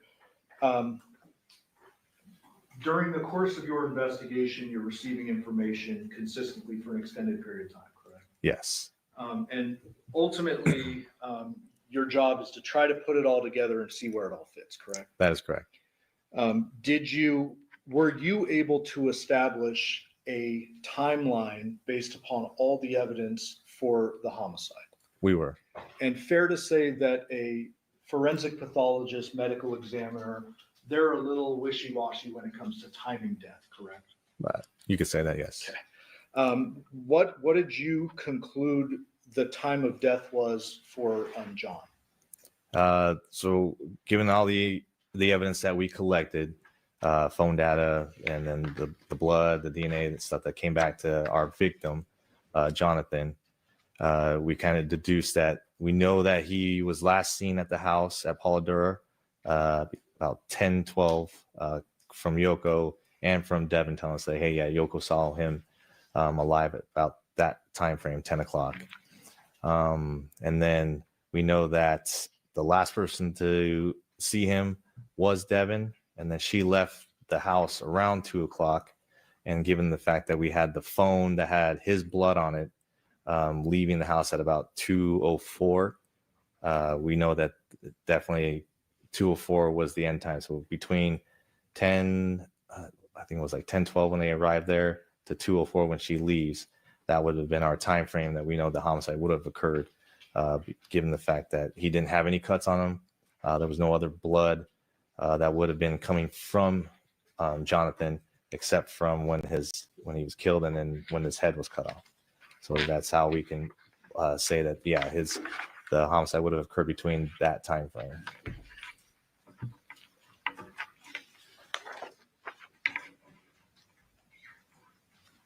Pass the witness, thank you.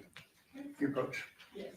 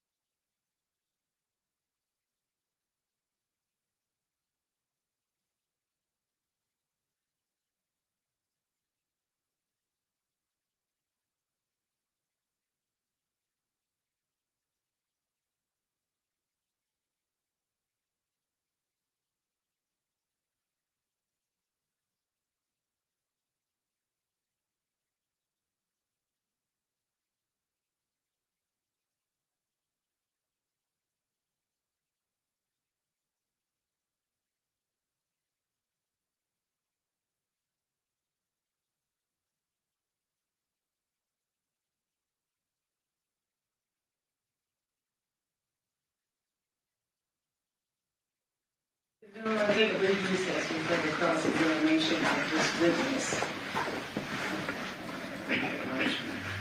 During this recess, you must not discuss or communicate with anyone, including fellow witnesses, in any way regarding this case or its claimants, either by voice, phone, email, text, internet, or other means of communication or social media. You must not read, watch, listen to any news or media accounts or commentary about the case. You must not do any research, such as consulting dictionaries, using the internet, or using reference materials. You must not make any investigation, test the theory of the case, recreate any aspect of the case, or in any other way investigate or learn about case on your own. You must not form or trust any opinion regarding this case or responsibility. Judge on 235 will be a recess until 2:50. All rise for the jury.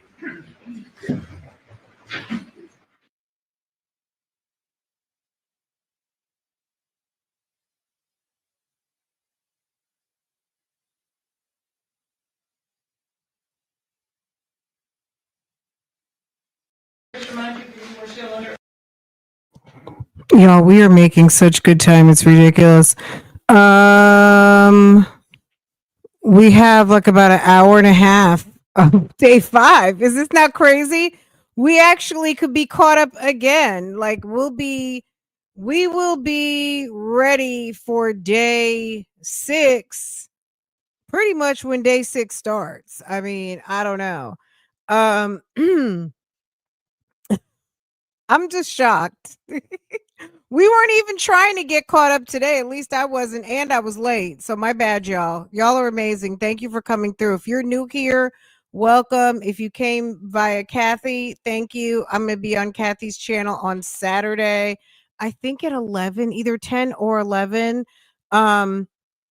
Check her community post. I will make sure to share it over here, but it's definitely Saturday morning.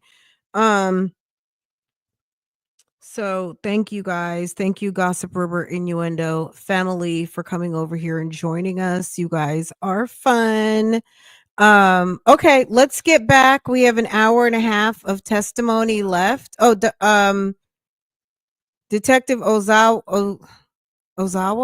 I hope I'm not mispronouncing it. This is one of the filthiest. I don't want to say filthy, but this is a very messy house. This is a very messy house. And poor John's head could have been anywhere. And it's so disturbing. Anyway, let's go ahead and finish up with Detective Ozawa. And then they're going to roll into someone else towards the end. And she'll be on the stand for probably about 45 minutes, y'all. So not much. Okay. I was watching on the Sofa Squad, but he's not doing today. Okay, well, thank you for joining us. Thank you so much. Welcome, welcome, welcome. And I think a lot of people who are watching here are at work, so the chat is not super duper flowing, but we're here. We're all here. Okay. All right, boo. Welcome, welcome, welcome. Guys, say hi to our new friend, Bandit's Ghost. Okay. Girl. Look, I don't even know what to say. Some of these this house was so unkept. It was awful. It's awful. Anywho, okay, you guys, let's go ahead and keep going before we fall all the way behind. But do you guys think they're closing today? Normally, I feel like I have a pretty good read on like, oh yeah, it seems like they're about to close. Who else do they have to talk to? They've talked to like 10 detectives. 10 detectives. They've talked to everybody in forensics, everybody at the crime scene laboratory, everybody in the medical examiner's office. They've talked to all of the family that they needed to talk to. Who else is coming? I think Wild Horses. You know what? That's such a good question. We talked about this yesterday briefly.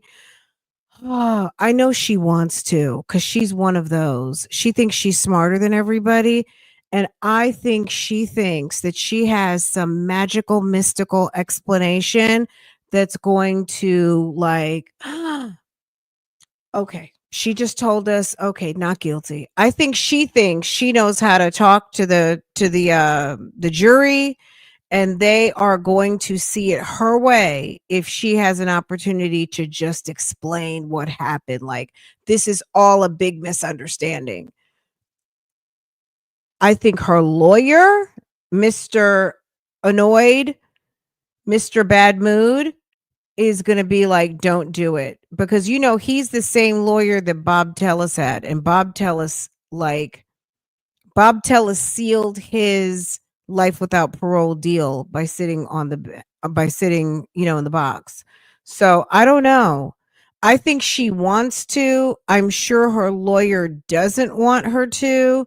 And we're going to see. I knew last week that Latasha Daniels was going to testify because I felt like, again, she thinks she's smarter than everybody. I think Devyn's lawyers have been trying to tell her, baby, you're not smart, hun. Don't do it.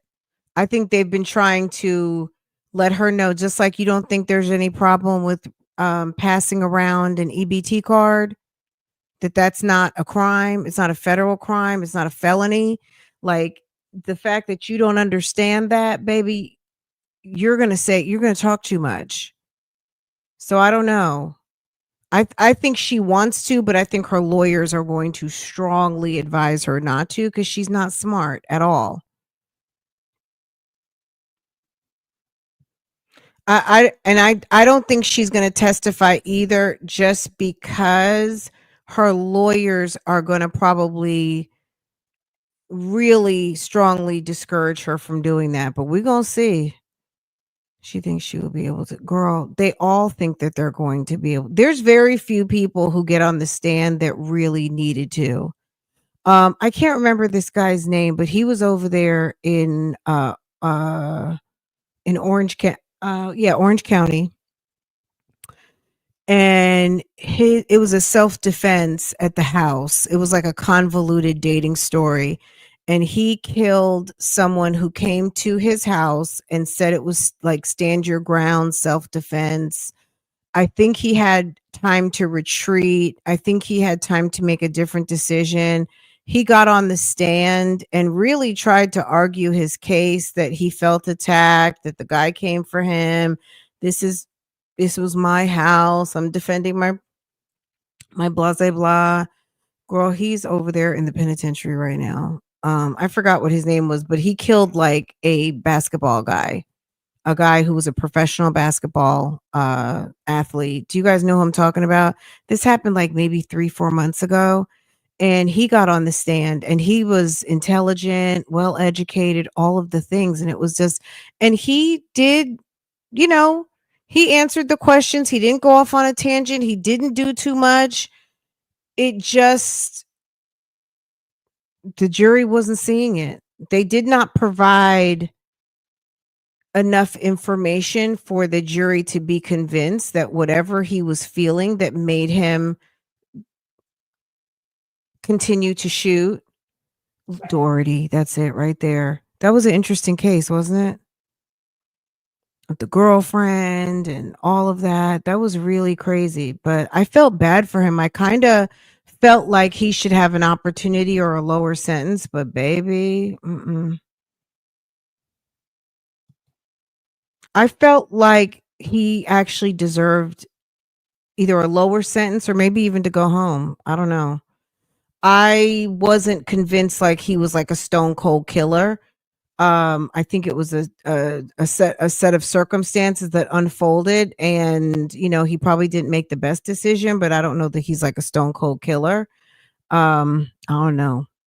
Anyway, you guys tell me what you think down below. Anyway, let's keep going so we don't fall all the way. We lose our time advantage, okay? Yes, ma'am. Mr. Russell, you may begin your cross-examination. Thank you. Good afternoon, Detective. Good afternoon.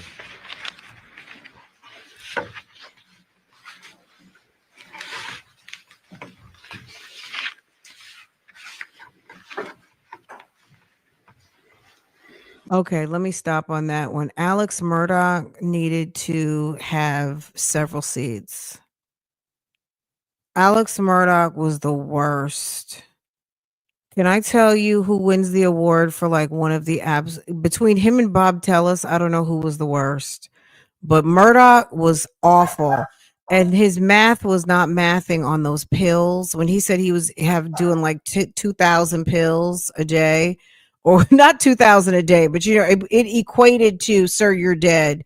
You should have died 25 times over.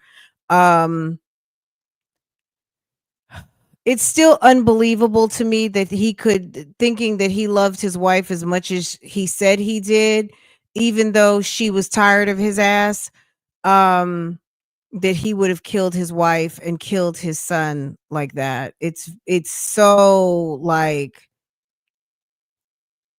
it's so inconceivable to me. It's hard for me to even close my eyes and imagine it, that he would do such a thing, because that's such a horrible, heinous act.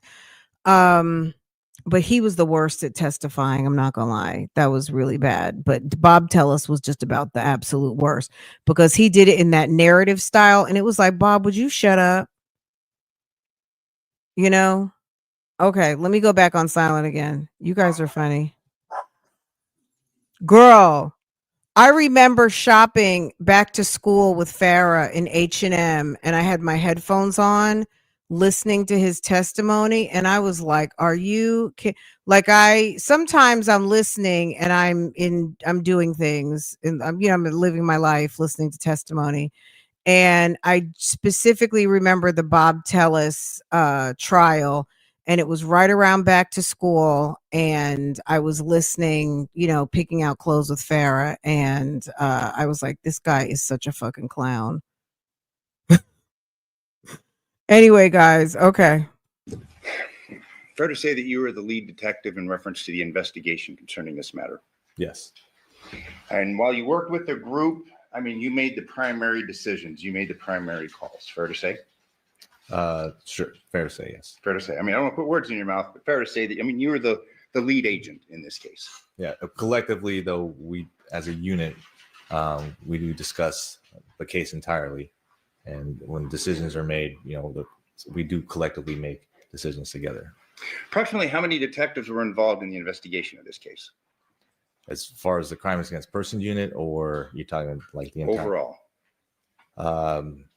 I couldn't tell you the exact number of detectives that helped out with the case.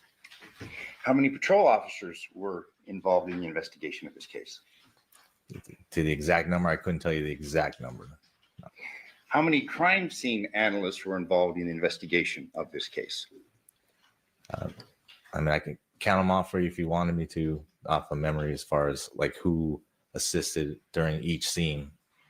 But off the top of my head, I can't tell you how many exactly. Okay. If I were to tell you, we've heard from two crime scene analysts, specifically a crime scene analyst, Wilson, and a crime scene analyst, Miriam.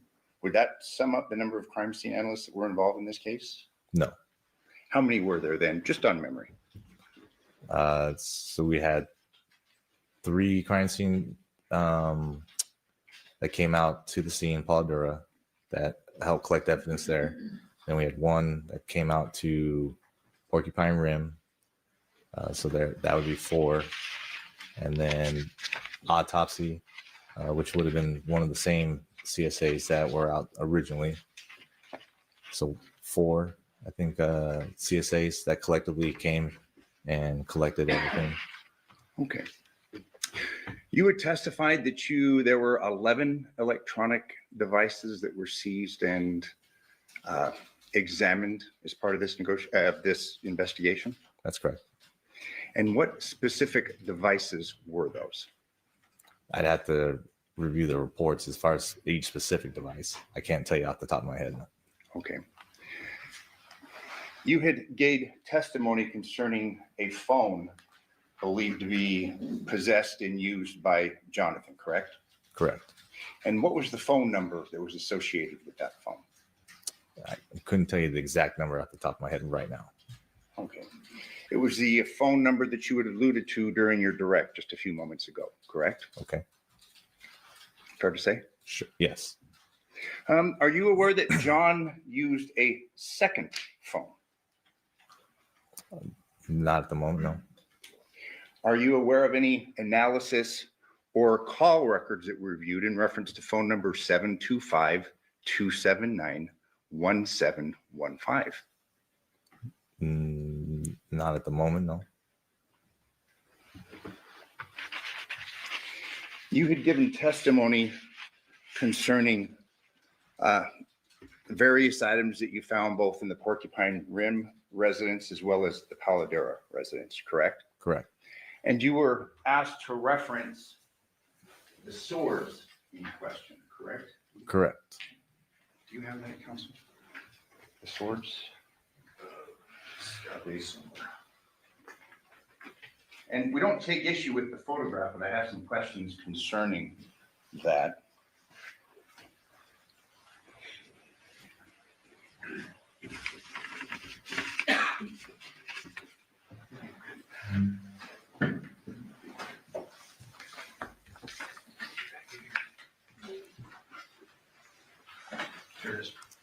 Thank you very much. In order to just not keep adding exhibits, we're going to use the state's exhibit. It's exhibit 659. These were swords that you gave a testimony concerning that were found in the Porcupine Rim residence, correct? Correct. You had testified that there was no blood on the blades, but all we have is this photograph of the swords, correct? I believe I said that I wasn't positive as far as being blood on the blades, but as far as when we examined them, which I didn't examine myself, but was told that there was no blood or any type of evidence on them that we believe was evidentiary value, and that they looked like prop collector stuff items. These weren't seized as part of this investigation, correct? They were not. They were not preserved or kept impounded into evidence, correct? They were not. So basically we have this photograph of these three swords, correct? Correct. And your testimony is that, well, I think you said, I don't think there was blood on them, correct?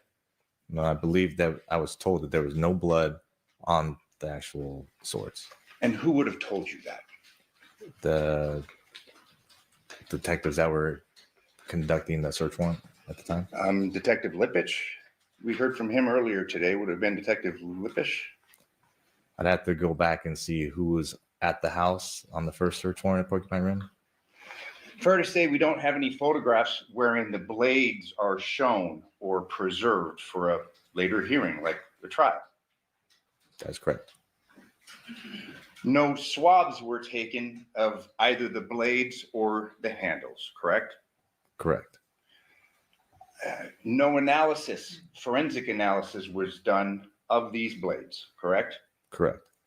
No fingerprint analysis was done on these swords, correct? Correct. Including the blades. Correct. And we're dealing with a decapitation case, correct? That is correct. Fair to say that samurai swords would kind of fall in that realm of importance when it comes to a decapitation case? Depending if they were real samurai swords. Well, and you're saying that you're not, but what do we have to show that they aren't? If we have the photographs. I understand what you're saying. Yeah, I mean, we have these photographs. We don't have a photograph of the blades, do we? Correct. We don't have any analysis concerning the steel of which the blades presumably were made, correct? Correct. We just have this photographs of the swords, correct? Correct.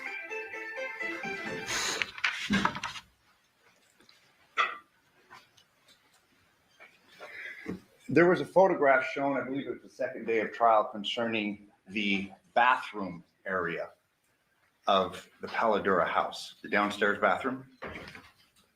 Do you recall? Do you know? Have you reviewed it? I've seen the crime scene photos, yes. Was there any analysis done inside that shower?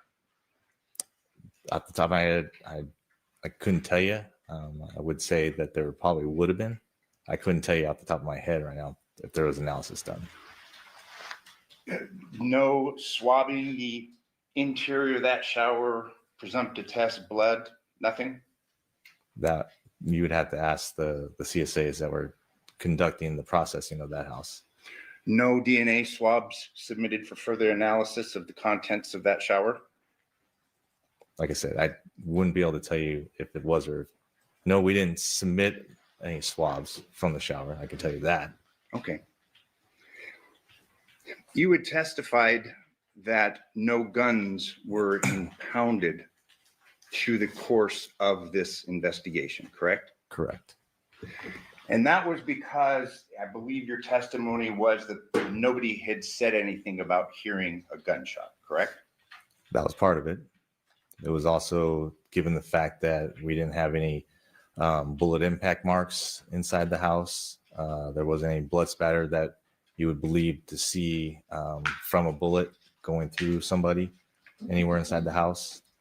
And then the fact that nobody had actually heard a gunshot or was reported a gunshot. So that was all part of it, correct? You had testified that when you came across the body, you had noticed that there was not that much blood found, correct? Given the circumstances. Given the circumstances, I thought that there'd be a little bit more blood there. So this crime scene, you'd agree, was something that was out of the ordinary. Unique. It was unique. I mean, assuming the head had been severed by a mechanical powered saw, we would expect there to be cast off from this saw, would we not? I guess it depends on what type of saw was used.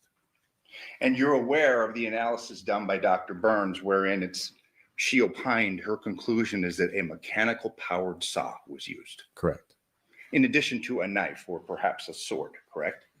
I don't believe she said a knife, no.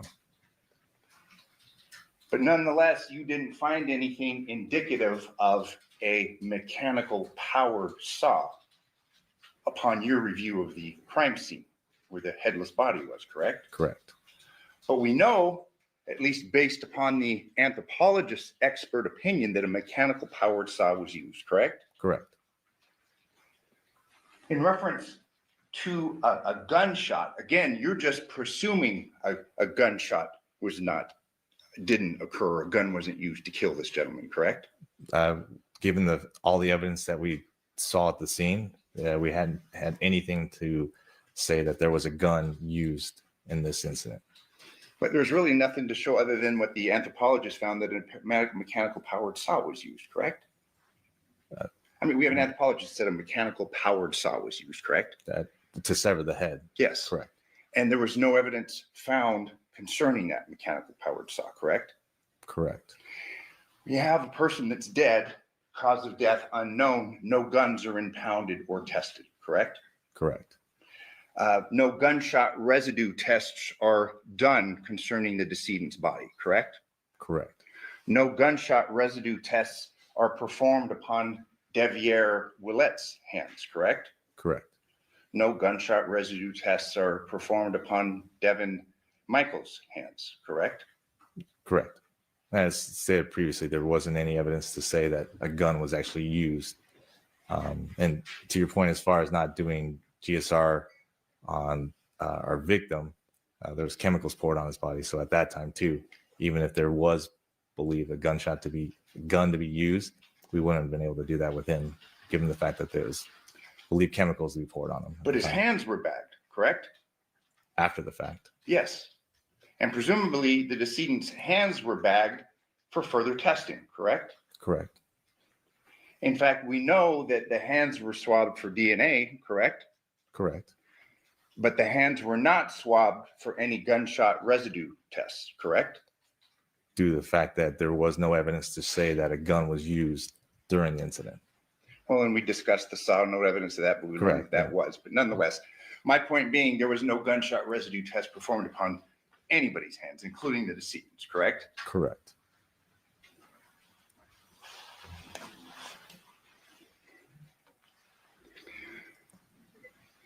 You were present during the collection of evidence at the Paladura residence, correct? I was present during the search warrant, but as far as being completed, I had myself and Detective Skinner had already left the residence to speak with Devyn and Devyn. There had been questions asked days ago concerning rings. Are you aware of that? Were you ever looking for any rings, evidence of rings, like wedding bands at the Paladura residence? I was not. And you were the lead detective, correct? Correct. You've obviously reviewed the crime scene photos taken at the Paladura residence, correct? Correct. There are no photographs concerning the contents exposed of those garbage cans, are there? Correct. Specifically, exhibit number 68. It's a trash can downstairs. We have no photographs of what the contents of that trash can were, correct? Correct.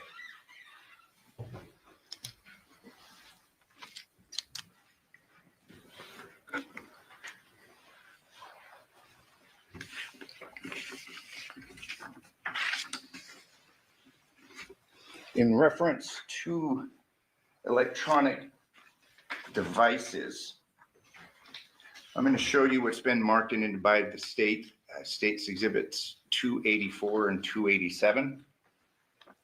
This is 284. This is the Porcupine residence. And I'm going to ask him some questions concerning electronic devices. We have an Xbox here, don't we? That's correct.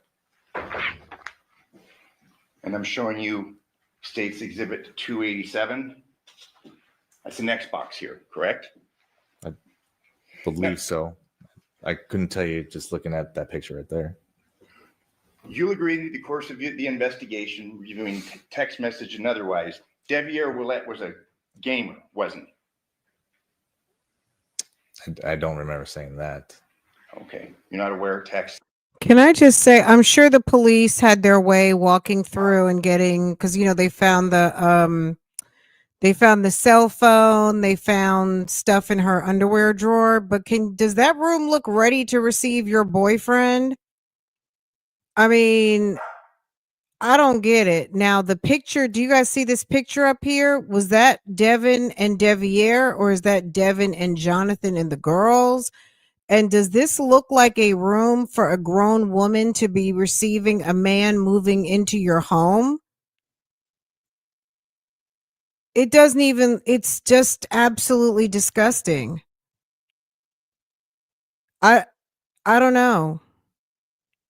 Do you imagine?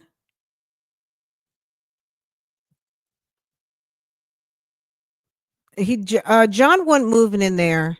I don't know what their plan was, but John clearly was not moving in. These gaming complaints from Devyn concerning him playing all the time. Not aware of that? I'd have to review the text messages. That's an electronic device, correct? Correct. And you're aware that gamers are able to communicate with one another through a game platform like an Xbox. Correct. That Xbox was not seized or analyzed for potential evidence, was it? It was not. So you'll agree with me that all of the electronic devices were in fact not seized or analyzed through the course of this investigation? From your definition of electronic devices with the Xbox, yes. Not all of them were collected. That one in particular, in the room that Devyn and Devyn shared, that was not collected, correct? I couldn't tell you if they shared it or not, but that one was not collected, no.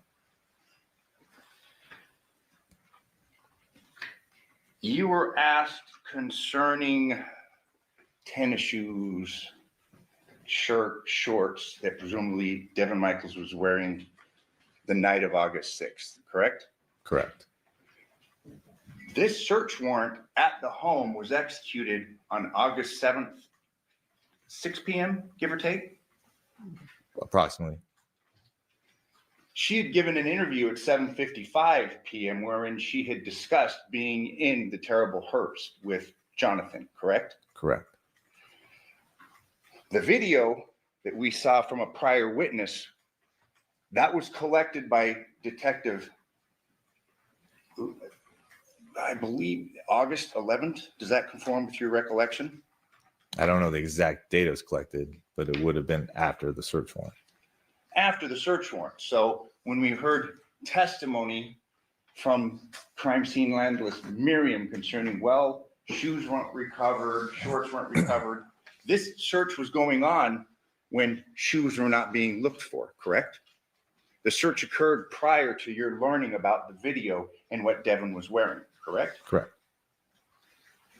Or we had video from the Burlington Coat Factory, and I believe pictures that were being sent from the other detective that reviewed that video. So all we had at that point, I think, was the dress that we had actually seized from the residence at that time. Let me ask you about that. Since we're on that point, do we have copies of this Burlington video that's been referenced to? We do not. You didn't preserve that, did you? We did not.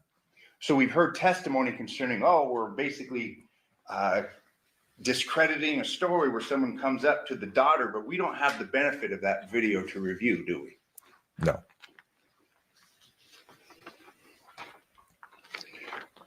There are a couple of photos that were taken in reference to the Porcupine Rim search. I'm going to show you what's 265A. Or I'm sorry, it's just 265. We do see a couple of tennis shoes here, don't we? Black with white soles. Yes.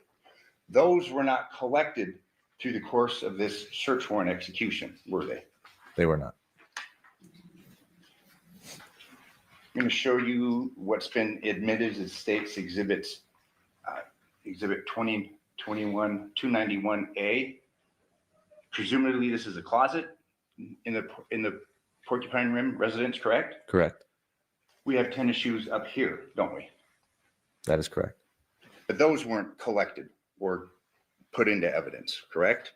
They were not.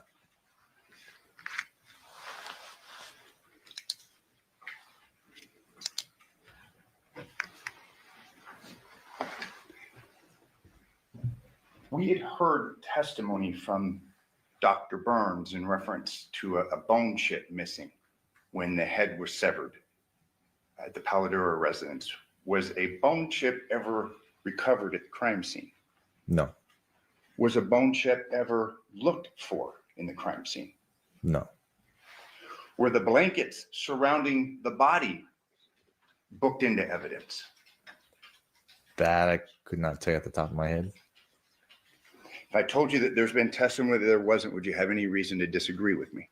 If you told me to say that again, That they weren't? that they weren't taken. Yeah. Okay. Yeah. Wouldn't have any reason to disagree with you. The blanket on top, the surrounding, I mean, the mattress, none of that was taken and impounded into evidence, correct? Correct.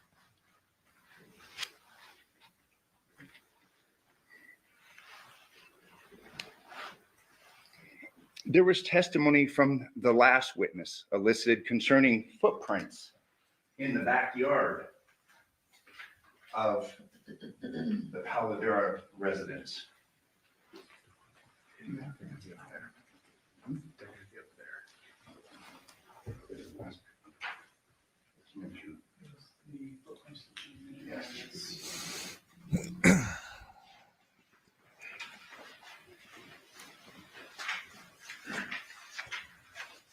We had marked and admitted, and the court will have them, exhibits of footprints.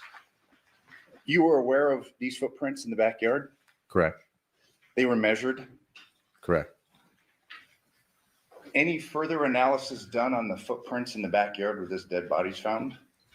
As in what type of analysis? Size comparisons, To male, female, shoe size. I do not believe so. They were documented, but they weren't followed up on, correct? Correct. Are you aware of what size Devyn Willett his feet are?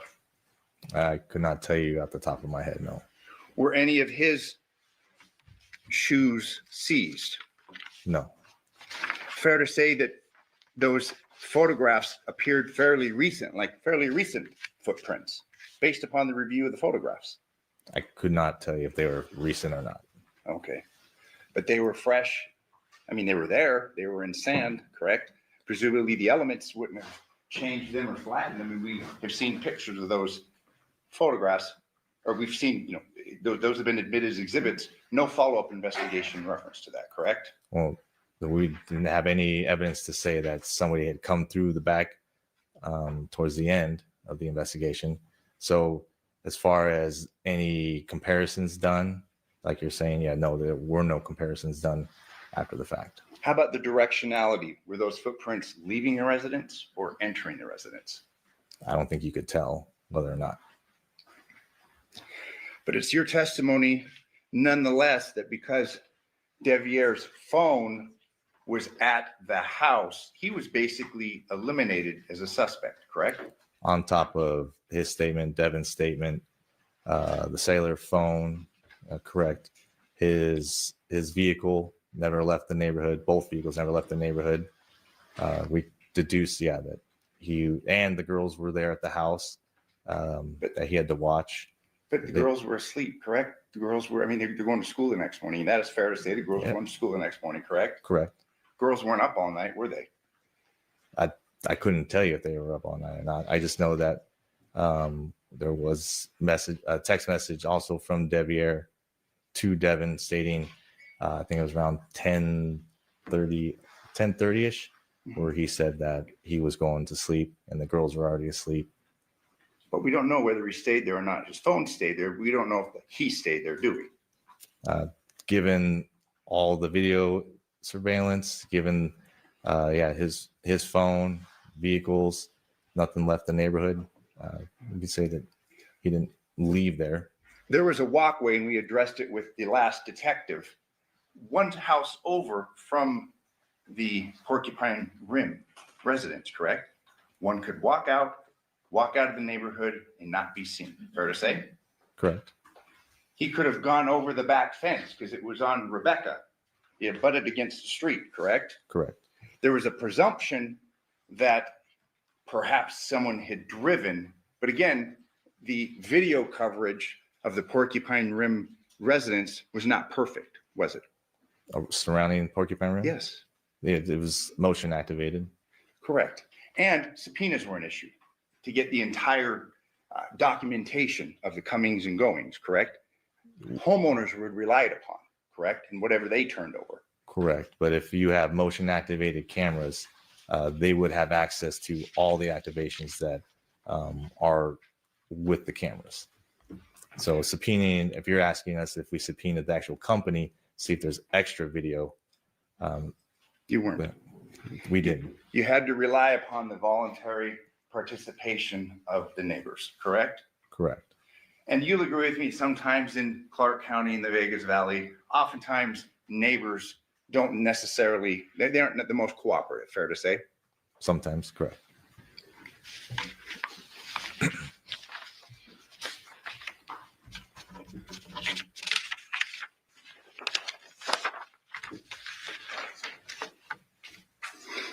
In reference to the analysis of Devier's phone, while that phone was at the Porcupine Rim residence, there wasn't any activity on it during the night, correct? Activity as far as what? Anything on the screen, apps, things being done. Are you aware of that? That I couldn't tell you. If a phone is left and a person crosses the valley, if there's no activity on that phone, that would be consistent. The person isn't with that phone, correct? Say that again. Yeah, if a phone is left, let's say a person leaves his residence, okay? Let's say Devier leaves the Porcupine Rim residence and goes to the Paladero residence and he leaves his phone behind. You wouldn't expect for there to be activity on that phone, correct? Correct. And the lack of activity on that phone would be consistent with that phone having been left there, correct? Correct.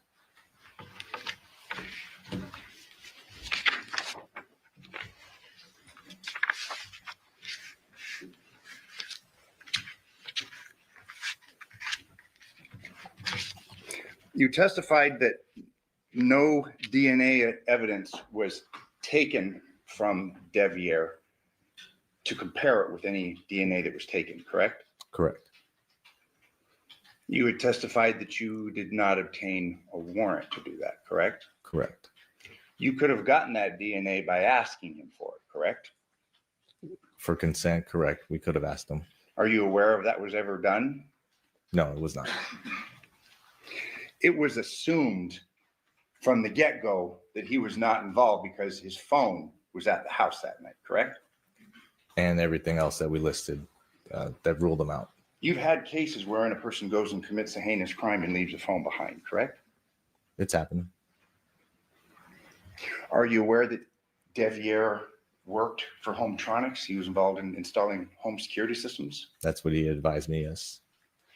Are you aware that he had tools and that he installed hundreds of security systems in homes across the valley. I don't know how, as far as the amount of stuff that he has installed, but yeah, he had mentioned that he installed security cameras and hung TVs and stuff like that. Home entertainment systems. Pretty much. And you'd agree with me that in order to install a home entertainment system, you need to have tools like a mechanic powered saw, correct? That I couldn't tell you what exactly. I can tell you from experience, as far as me hanging TVs and doing security cameras, I used a drill bits, and that's it. Speakers, you got to cut the drywall, put speakers in. If that's what you're doing, as far as going into the wall. You had testified that you had sealed up and taken the Nissan Armada, correct? Say that again. The Nissan Armada, you testified that it was basically sealed up and submitted for tests, correct? It was sealed and then towed to the station, yes. And that was done in order to obtain any trace evidence, blood, DNA, things of that nature, correct? Correct. And the results of that analysis was negative in reference to a crime having occurred, correct? Correct. No blood was found. No blood was found inside the vehicle, no. No DNA being traced back to Jonathan was found, correct? Correct. You know, you had testified that you said something about spots, water on the vehicle. It was your opinion that maybe the vehicle had been washed. Is that correct? Correct. Did you take any close-up photographs of that to substantiate that, or is that just an assumption that you're making? That's from what looking at the vehicle on scene, and yeah, noticing that there were water spots on the vehicle. The inside of the vehicle was kind of a mess, wasn't it? Maybe not teenager mess that we heard from another witness, but I mean, it was not very clean, was it? I guess it's whatever you consider clean. It's cleaner than my vehicle, so I considered it clean. We had heard testimony, I believe it was from Detective Spangler, concerning a stop at Funnies. Are you aware of that? Under the analysis at the Burla, the morning of the 7th. No. We'd heard testimony, I think Detective Spangler had referred to it as Burla, or I'm sorry, through his analysis is like a Funnies car wash, but Funnies is a gas station, isn't it? I couldn't tell you. I'm going to show you what's been marked as Defense Exhibit X3. No objection.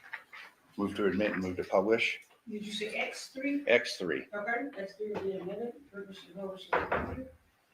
This is Funnies. There is a car wash off to the side. There's also gas pumps, correct? Correct. As far as the analysis of the location of the vehicle, are you aware that it's consistent with being at a gas pump versus a car wash? Like one or the other? Yeah. No analysis done on this? As far as it going to fill up gas or going through the car wash? Is that what you're asking? Yeah. We heard testimony from part of your team that the vehicle stopped here. Presumably they have to go into the school on August 7th. Yeah. If you're asking if we can say that it went through to get gas or the car wash, I couldn't tell you which one it did. We heard testimony that under the Burla that it was turned off, the vehicle, when it was at Funnies. Are you aware of that? No. You'd agree with me, you turn your car off to fill it up with gas. You don't leave your car running generally, correct? No. You drive through a car wash, don't you? Correct.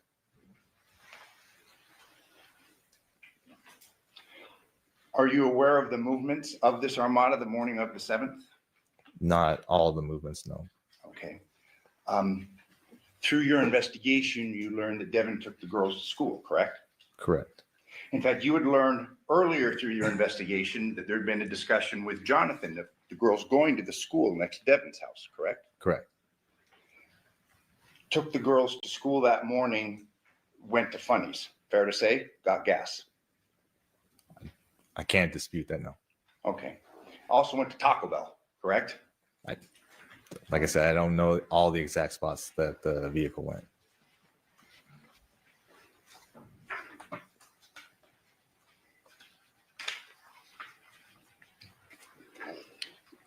You had given testimony in reference to the wallet belonging to Jonathan's Social Security card. You recall that testimony? Yes. There had been evidence found through the extraction that Jonathan had lost his wallet and then found it August 6th of 2023, correct?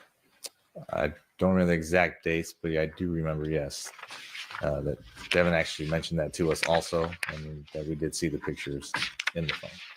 Okay, so Devyn told you that he had lost the phone the day before, August 6th, and then the phone analysis confirmed that there was text between the two of them where he'd lost his wallet. And Lost said, it, "Hey, yes, correct. Lost the found it." wallet, not the phone. Okay, the wallet, Social Security, those had been lost and they'd been found just the day before, correct? Correct. You'd agree with me that obviously finding those items in the house would be consistent with Jonathan moving into Devyn's house, correct? No, Well, I mean, he'd lost his things. She had told you that he had lost things before and she'd given him items, correct? that's what she had told us, yes. All right. And you've moved before. You'd agree with me that moves can be hectic, correct? Correct. Especially if girls, young ones are involved, correct? Correct. All the evidence points to the days leading up to this that a move was occurring wherein Jonathan was moving in with Devyn, correct? Correct. The girls had been at Devyn's house since around May 27th of 2023, correct? I don't know the exact day, but I believe that she told us they were there up until school ended. And then once school ended, the kids went with her. Yeah, and they were with her all summer, correct? Correct. And then through the course of your investigation, you learned that they were going to try things again and that Jonathan was moving in with her and the girls, and that was the plan, correct? That's what we were told, yes.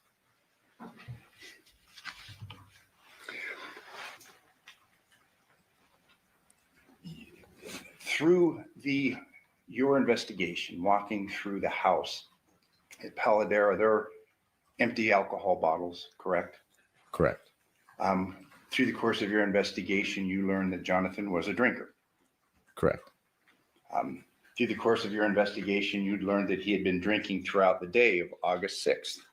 That's what we were told.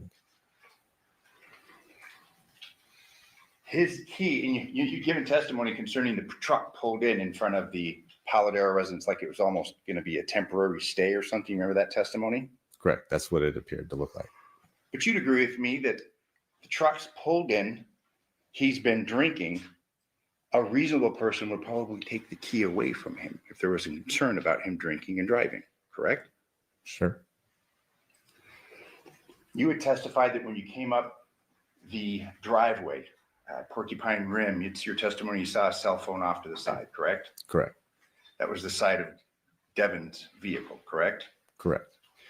You would testify that she was moving things. It appeared she was carrying items in to the residence, correct? That's what it appeared to be. You can't say when that phone was dropped, whether it was accidentally or otherwise through the course of this move, correct? No, not exactly. You are aware through the analysis of the phones that Devyn had sent a voice note to Jonathan's phone at about 4 a.m., correct? Correct. And that concerned registering the girls in the morning, correct? I believe so.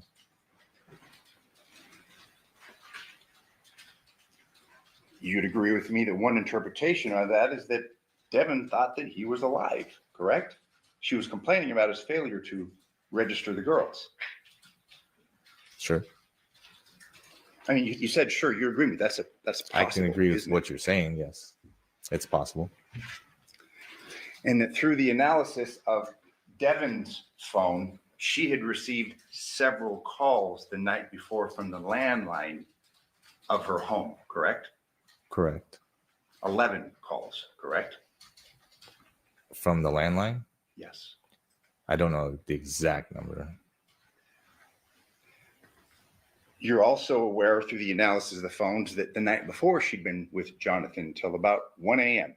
and that she'd received a number of phone calls from the landline from her home address, correct? She would have been there till at least 2 o'clock in the morning. Yeah, the night before. So she was there late 2 nights in a row, correct? The night you're talking about, the 5th? Yes. Oh, that I'm not sure as far as how late she stayed there at that time.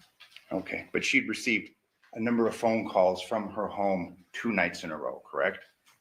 I don't have anything to dispute that. No. And there was a landline at her residence, correct? That's what she told us. Yes. Devyn, if you're aware, has testified that there was no landline at the residence. Are you aware of that? No. You had been asked concerning your interview with Devyn and how he had minimized the relationship, the type of relationship that he had with Devyn, correct? Correct. He outright lied to you, didn't he? Like I said, he minimized his relationship with her. Yes. He was asked by you if they slept in the same bed and he said no, correct? Correct. That was a lie, wasn't it? Correct. You had asked him if they were intimate and he said no, correct? Correct. That was a lie, wasn't it? It's what he told us, and what Devyn had told us also. They were both minimizing that relationship. They were both covering death for Devyn. Isn't that right? Minimizing their relationship. Later on through the course of the interview, Devyn says that he didn't know his dad was moving in, correct? That's what he had said. But that was a lie, wasn't it? Based upon the analysis of the phones and interviewing witnesses, correct? That he didn't know that his dad was moving in. Yeah. I think through the course of the investigation, he had kind of said that, he didn't know, but it was aware that the plan was John was going to move in. Because I think he actually had said during our interview that he knew that Yoko was trying to kick him out because he wasn't paying rent. And at the same time, he basically was told that he wasn't going to allow his dad to be homeless. So he said, I don't want my dad to be homeless. So I'll agree. And I was just going to move out for a little bit. But then he later was untruthful in saying, in reference to the knowledge of his dad moving in and him having to move out, correct? I don't believe that was in the interview that I conducted. Okay. You had testified that when you interviewed him in the morning of the 7th, I'm referring to Devyn, he told you he'd been drinking, correct? Correct. But you're unaware if he'd been drinking continuously from the night before, correct? You don't know. I don't. Just from what he told me, that he started drinking as soon as he got home after finding out about his father's death. Are you aware of where he went the morning of August 7th? Not specifically. We do have his phone tracks that show that he had driven around town. Okay. But you really didn't follow up or look too closely at that because he really wasn't on the radar. In fact, he was told that he was under the radar, correct? Correct. Detective, you'd agree with me that this was not a complete investigation. No, I would not agree with you. So it's your testimony that this was a complete investigation. Yes. Given all the things that we have talked about, it was a complete investigation. That's your testimony. Correct. Finally, in reference to the autopsy, you testified that you were present during the course of the autopsy, correct? That is correct. And you reviewed the autopsy report? Correct. In your opinion, was the autopsy report correct concerning its various findings? And I'm not asking for a legal opinion, but was it accurate? I can't argue that it wasn't. Okay. States here, page 2, tattoos, and this is in reference to Jonathan's body. It states no tattoos identified, correct? I couldn't tell you if that was part of it, no. If I may approach the witness. Yes. I'm referring to page 2 of the autopsy report.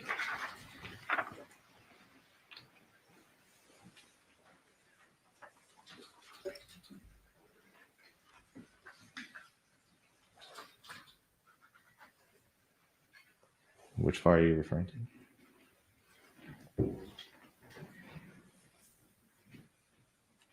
Tattoos. Yes, it says no tattoos identified.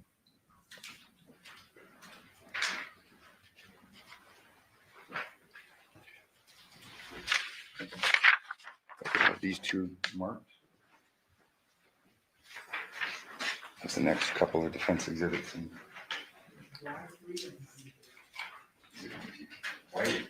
Why is he in Z3? Yes, Y3 and Z3. Y3.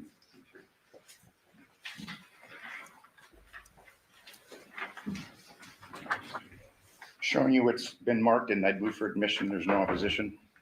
Y3 and Z3 are admitted. Fair to say that that's a tattoo on Jonathan's arm, correct? Correct. Appears to be his right arm, correct? I couldn't tell you from this view. Z3, left arm, correct? Correct. So we've got a mistake made, at least one of, I'd submit many concerning the autopsy. It states no tattoos. He's got tattoos, correct? Correct. We'll have this as well.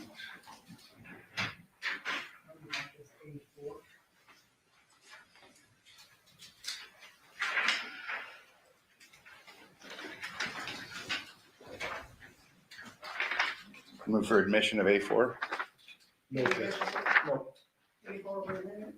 is Jonathan's hand. Appears we've got a wound on that hand, don't we? From the picture, yeah, there's a wound there. Court's indulgence.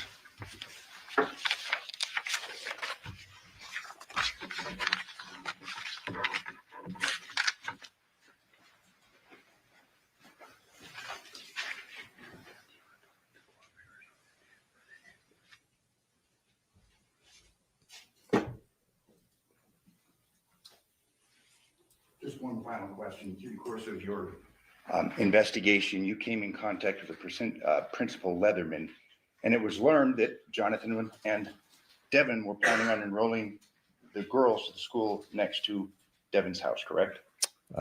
Through that interview, I found out that Devyn was trying to. But then you make reference to Jonathan wanting to enroll the girls with her, correct? At the school near her house. I believe so, yes. Thank you. I have no further questions.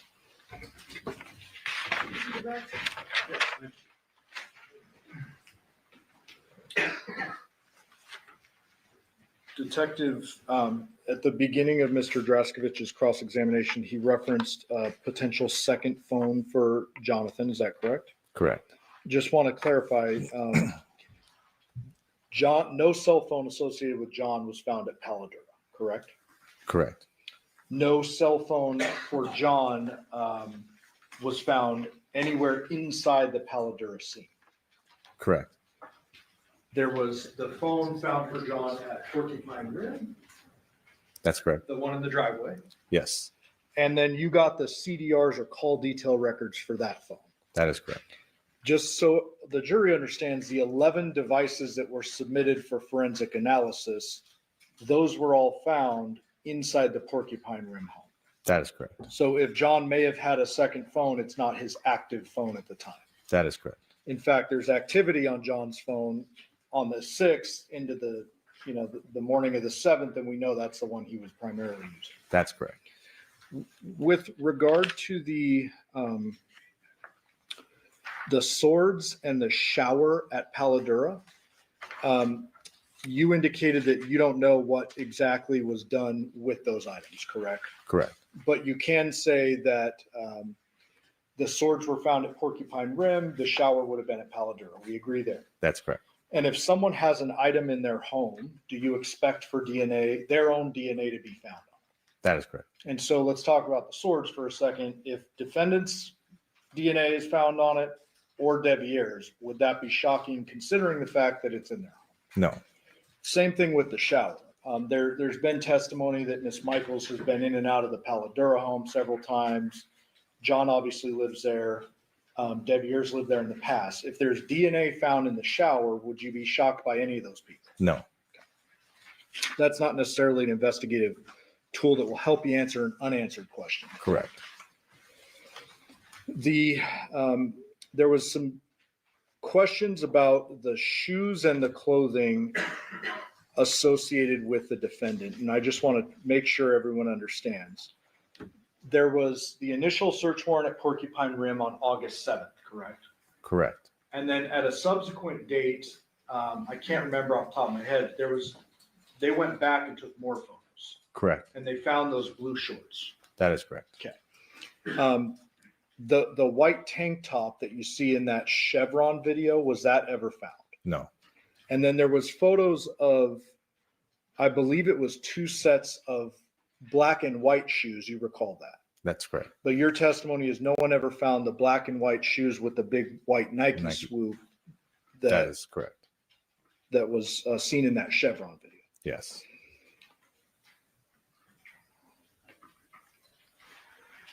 There was some also questioning about the amount of blood. You would expect more, correct? Correct. You cannot testify to this jury whether or not the person who did the killing put a towel over the head or anything like that when the real wet work was happening, correct? Correct. In fact, there's evidence to suggest there's a lot of evidence removed from the scene. Correct. One big glaring piece of evidence, correct? That is correct. At least. There was some testimony about the shoe prints in the backyard. Yes. It's kind of the same line of questioning. You can't time shoe prints, correct? No. So if there is a shoe print in the backyard, it could be from anyone who's ever been in that residence. Correct.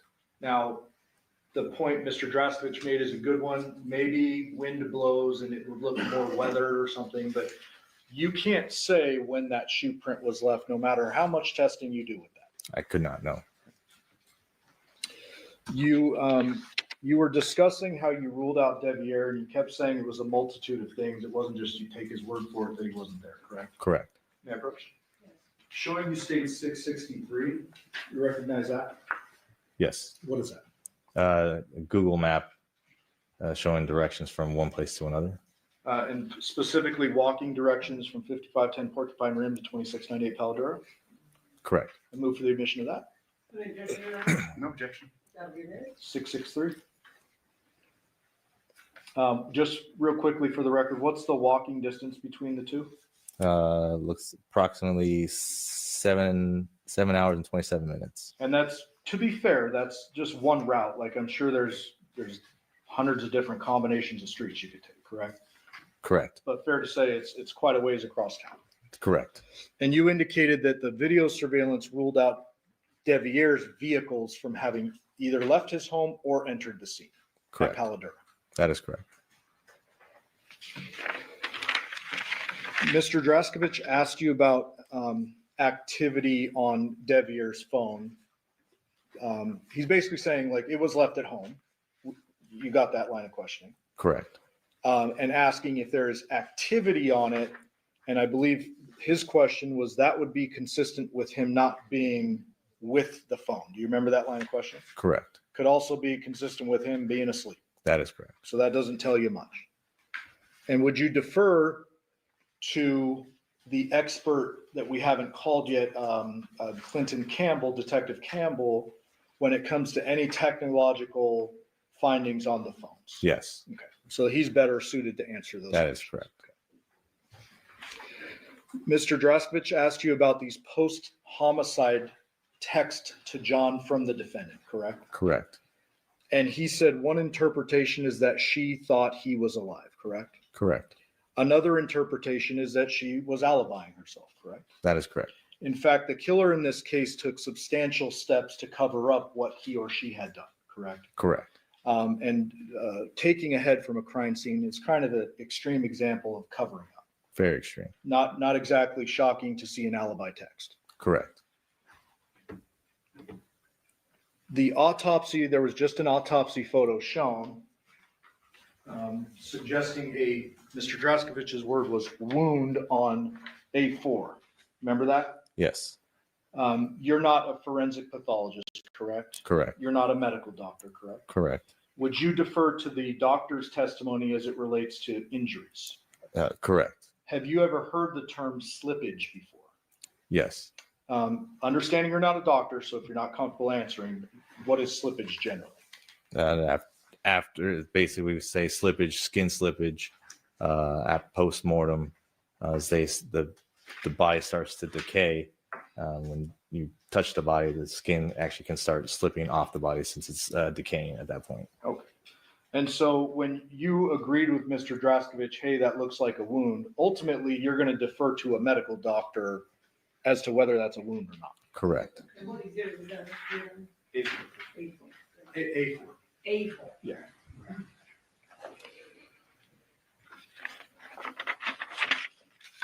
And Detective, I apologize. I forgot to put these up before.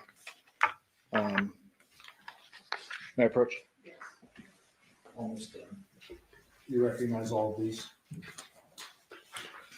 Yes. And do those all appear to be images of the relevant folks we've been talking about? Correct. Judge, I move the admission of 13, 609 through 613. Number 13, 609 through 613? Yeah. No objection. Okay, everybody. Thank you. Just for the record, 613, who is that? Masao Yoshida, 612, who is that? victim Jonathan Willett, 611, who's that? his mother Yoko Willett, 609, who is that? Devier Willett, 610, who is that? Devyn Michaels, 613, who is that? Jonathan with his 2 kids. Do you see the defendant who you arrested for murder with use of deadly weapon here in the courtroom today? I do. Can you please point to that person, describe something she's wearing today? We stipulate the ID of Devyn Michaels. All right. Identification of the stipulated group. Thank you, Your Honor. I'll pass the witness. Thank you, sir. As far as deferring to the medical doctor in this case, that's the same medical doctor that said that there were no tattoos, correct? Correct. No further questions. Any follow-up on that? No, thank you. Do the ladies and gentlemen here have any questions for this witness? If you could write your question on a full sheet of paper with your name and your jury number. Counsel to the third.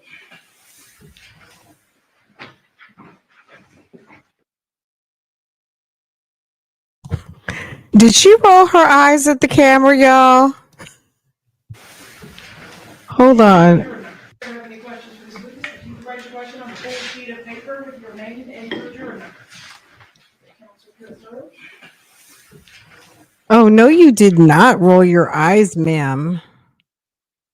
Do we have a tude today? Ooh, she has a little attitude. Hold on a second. Full sheet of paper I'm just with your trying to name catch and the your jury number. screenshot, guys. Counsel to the third.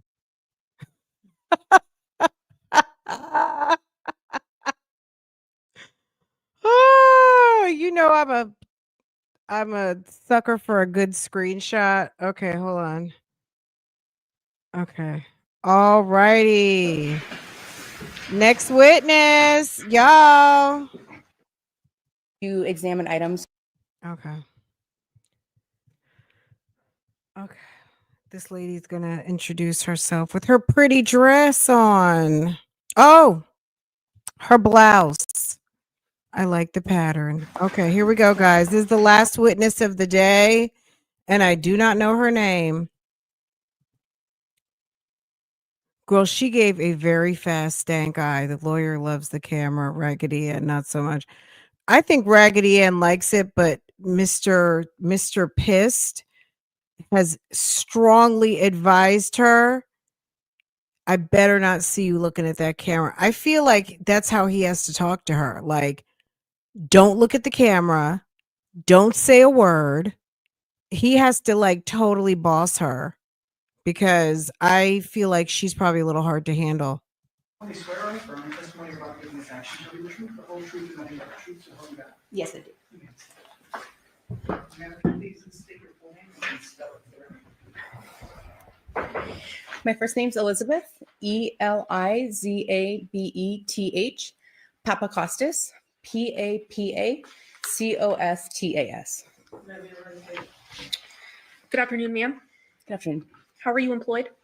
I'm currently a forensic scientist at the Las Vegas Metropolitan Police Department Forensic Laboratory, and I'm in the biology DNA unit. How long have you worked in that capacity?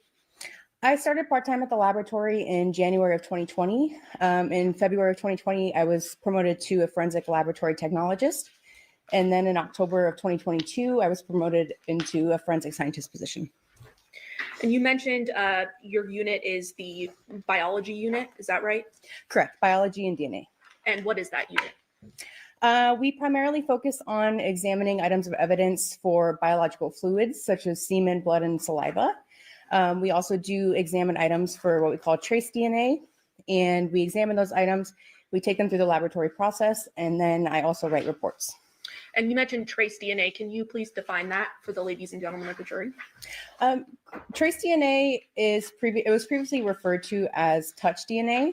So it's commonly items that are handled, clothing that's worn by somebody, and essentially what it is the skin cells that come off when you're handling items. And you sort of touched on it, but can you go in depth about what your duties are in your position?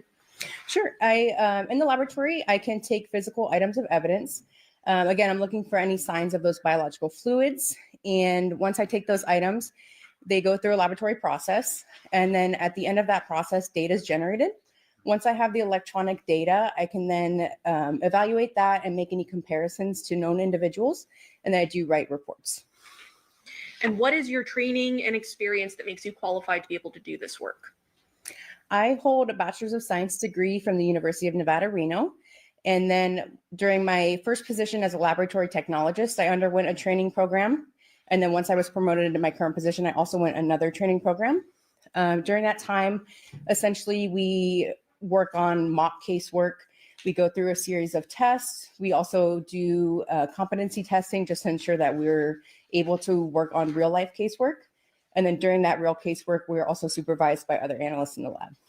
In addition to your previous training, do you also do ongoing training to make sure that you're up to speed on all the modern technology out there? Yes, every year we have to undergo at least 8 hours of continuing education. And you're up to date on that? Yes. You mentioned that you work at the Las Vegas Metropolitan Police Department Forensic Lab. Is that correct? Yes. Is that an accredited lab? Yes, the lab is accredited. What does that mean? Essentially, accreditation is the recognition by an outside body that the laboratory is meeting a certain set of standards. And then also within that, we undergo audits. And essentially, accreditation shows that the lab is producing reliable work. And have you testified in court before? Yes, I have.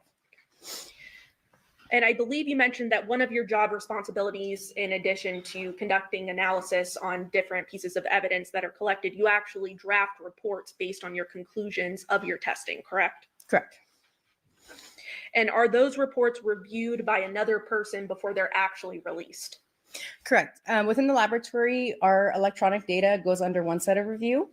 And then once the case file is put together, it undergoes a technical review, which is where somebody else looks to make sure that all the procedures were followed. And then after the technical review, an administrative review is done. And that's looking for things like grammar, spelling, things like that. Now, do you conduct DNA analysis as part of your duties? Yes, I do. Can you explain to us what is DNA? DNA stands for deoxyribonucleic acid. It's essentially the backbone of our bodies, and it's useful within forensics because it's what we are able to use to differentiate individuals. So your DNA would be different from yours and so on, unless you have an identical twin. That's the only time someone would have the same set of DNA. And within that DNA, we're looking at portions of it, which are called alleles. And from those alleles, you receive one from your mother and one from your father. And then within our data, that's what we're looking at when we're making comparisons from the evidence to the reference standards. Now, in your work of DNA analysis specifically, are there things called known samples versus unknown samples? Correct. We refer to evidence samples as unknowns because we don't know who the evidence is coming from. And then known samples are also referred to as reference standards. So that's when a sample is collected from the inside of somebody's cheek, and then we use that as that individual's known standard. So those terms are interchangeably used then? Correct. So known sample and reference standard? Correct. Okay. If you have a known sample or reference standard, how would you go developing a profile from that sample? The unknown, so the evidence samples and the reference standards essentially undergo the same process. The first step in that process is actually screening the item. So commonly we see swabs. So the swabs will be cut into a tube. Then the next step is called extraction, and that's where chemicals are added to the tube. And what those chemicals are doing is essentially trying to break apart the cells to get to that DNA. And then once we have that sample, we take that to quantitation. Quantitation is where we use an instrument to see how much DNA is present there. It can also show things like how much male DNA is present, if the sample may be degraded, things like that. After that step, we go to amplification. It's essentially like a Xerox machine. So what that's doing is making copies and copies of the DNA, which takes us to what we call our loading phase, or where the data is actually generated by another instrument. So when we're dealing with an unknown sample now, is it common to obtain multiple different DNA profiles from that? So we can see different things. So we can have what's called a single source sample, which means that it's only coming from one individual, or we can have a mixture sample, which means that we're seeing multiple people's profile in the same sample. And is it possible with an unknown sample, occasions where you may not get a profile at all? Sure, it depends on a lot of different things. So environmental factors. So say, for instance, if a sample was left out in the summer in Las Vegas, that DNA would be very degraded and we may not get a good sample. But there's different things, such as, say, if someone is really good about washing their hands, they may not leave much DNA behind. If an item is out in the public and a lot of people could be touching it, we would see more people on that sample. So there's quite a few different environmental things that can play a part in that. Another example could be someone wearing gloves, right? Correct. Less likely to leave something behind in that case. Yes, that's correct. Okay. Now, you touched on this a bit. Are there different sources of DNA? I know you talked about trace DNA, but are there other sources of DNA? Yes. Commonly within the laboratory, the best sources of DNA that we see are things like blood, semen, and saliva. So those biological fluids. When you say best sources, what does that mean? They commonly are just, those fluids have a higher amount of DNA present compared to skin cells that can be left behind.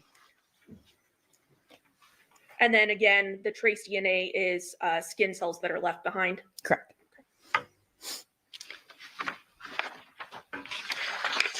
Now that we have a little bit of a background, I do want to talk to you about this particular case that you're testifying for today. Did you conduct an analysis on items impounded under an event number 23-15229? Yes. So actually within this case, I did process an item of evidence, as well as another laboratory technologist in the lab. We do what's called group work. So she also did process items, and then I received the electronic data from her. But ultimately, you're aware of all the testing that was done with Correct. these items, correct? Yes. Because you're making the conclusions. Correct. And it was under that event number, those items, correct? Yes. And that's a Henderson event number. Correct. And there were several items that were tested, correct? Yes. Mm-hmm. Can you talk to us a little bit about when the lab is receiving items, how are they packaged? Most commonly, we see items within manila envelopes or brown paper bags. Everything is sealed with evidence tape, and on that tape, it typically has the date and the person's initials and P number, or their personnel number. So that's the person that actually packaged those items, impounded them into the laboratory. And then when we receive those items, they are processed through an evidence technician, and then there's also an electronic chain of custody. And a report number is typically listed on Correct. the items as well? Yes. Okay. Now, when you're conducting an analysis of different items, such as the ones in this case, are there precautions that are taken to ensure the integrity of the items and that remains intact? Yes. So within the laboratory, when we are first receiving a package, we make sure that everything is sealed. There's no signs of any tampering or tears within the package. Then whoever's handling the package does wear gloves and a face mask and a lab coat. We make sure that there's only one item of evidence open at a time, so that way nothing can be mixed up, put into the wrong package. The main thing that we're trying to prevent is any contamination. So whether that could be contamination from us onto the item or from item to item. And then once we examine an item of evidence, we do swap out any paper that we use on our lab bench. We bleach down all of our instruments.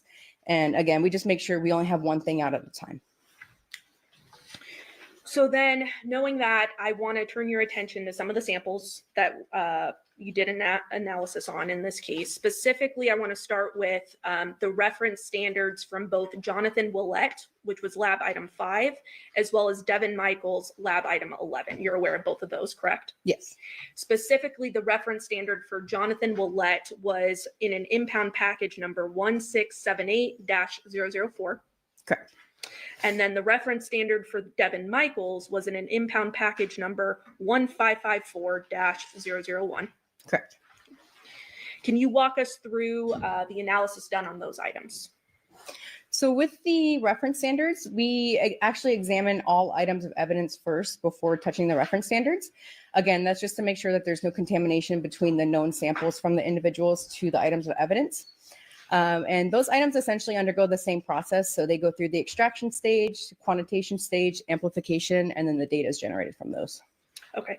And are these reference standards, I mean, do they come in what we call a buccal swab? Correct. So the buccal swab kit is just a little white envelope. Those are again sealed with evidence tape. And then inside is commonly a swab box with two, they look like very large Q-tips. And those are what's used to swab on the inside of somebody's mouth. And that's what was done in this case. Correct. Now I want to turn your attention then to an apparent hair lab item 19.2. There wasn't a long analysis on that, correct? No, that was not tested. Okay. And that was just found during your analysis of all the items, correct? Correct. The laboratory technologist found it on another item of evidence, so she just packaged it and put it with the original evidence. Okay. Then going to lab item 1, there was swabs from Jonathan Willett's cell phone screen. Is that correct? Correct.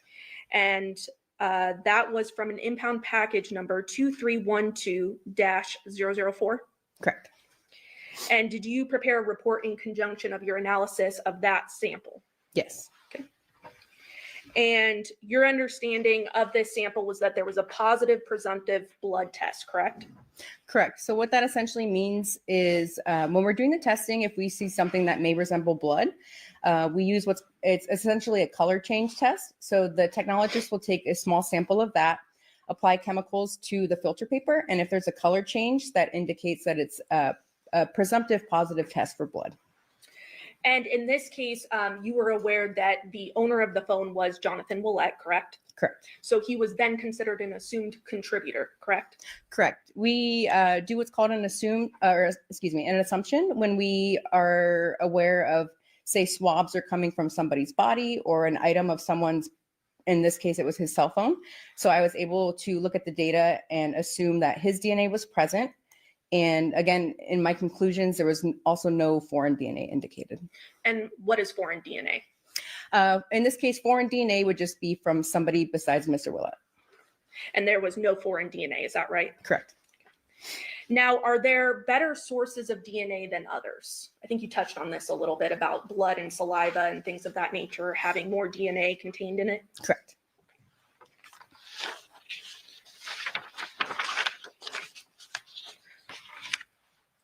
Then turning to the swab from underneath Jonathan's left-hand fingernails, that was lab item 6, correct? Correct. And that was collected under impound package number 1678-003. Yes. Walk us through the processing of that item.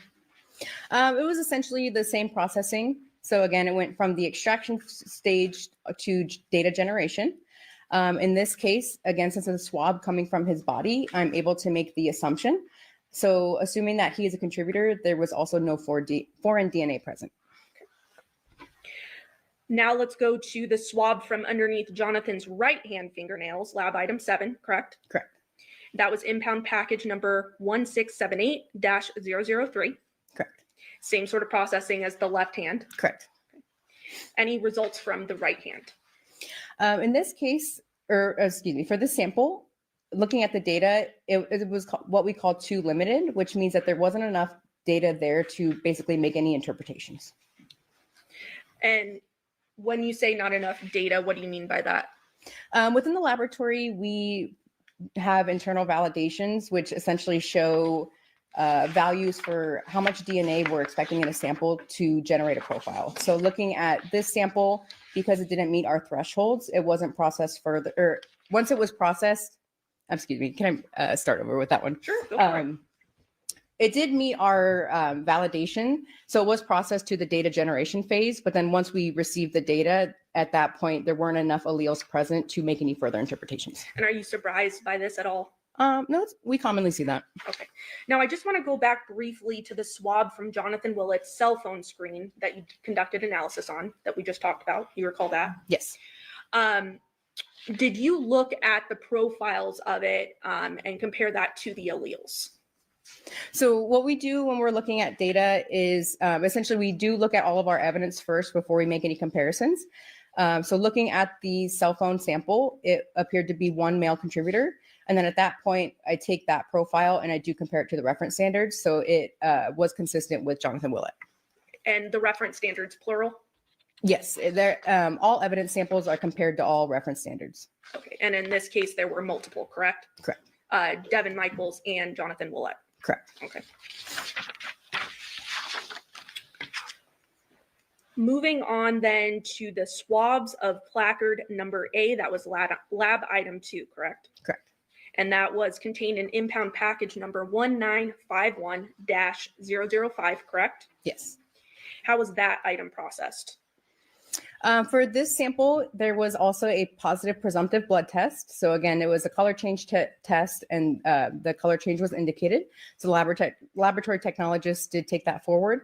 And then with that sample, when I looked at the data, there was one male contributor detected.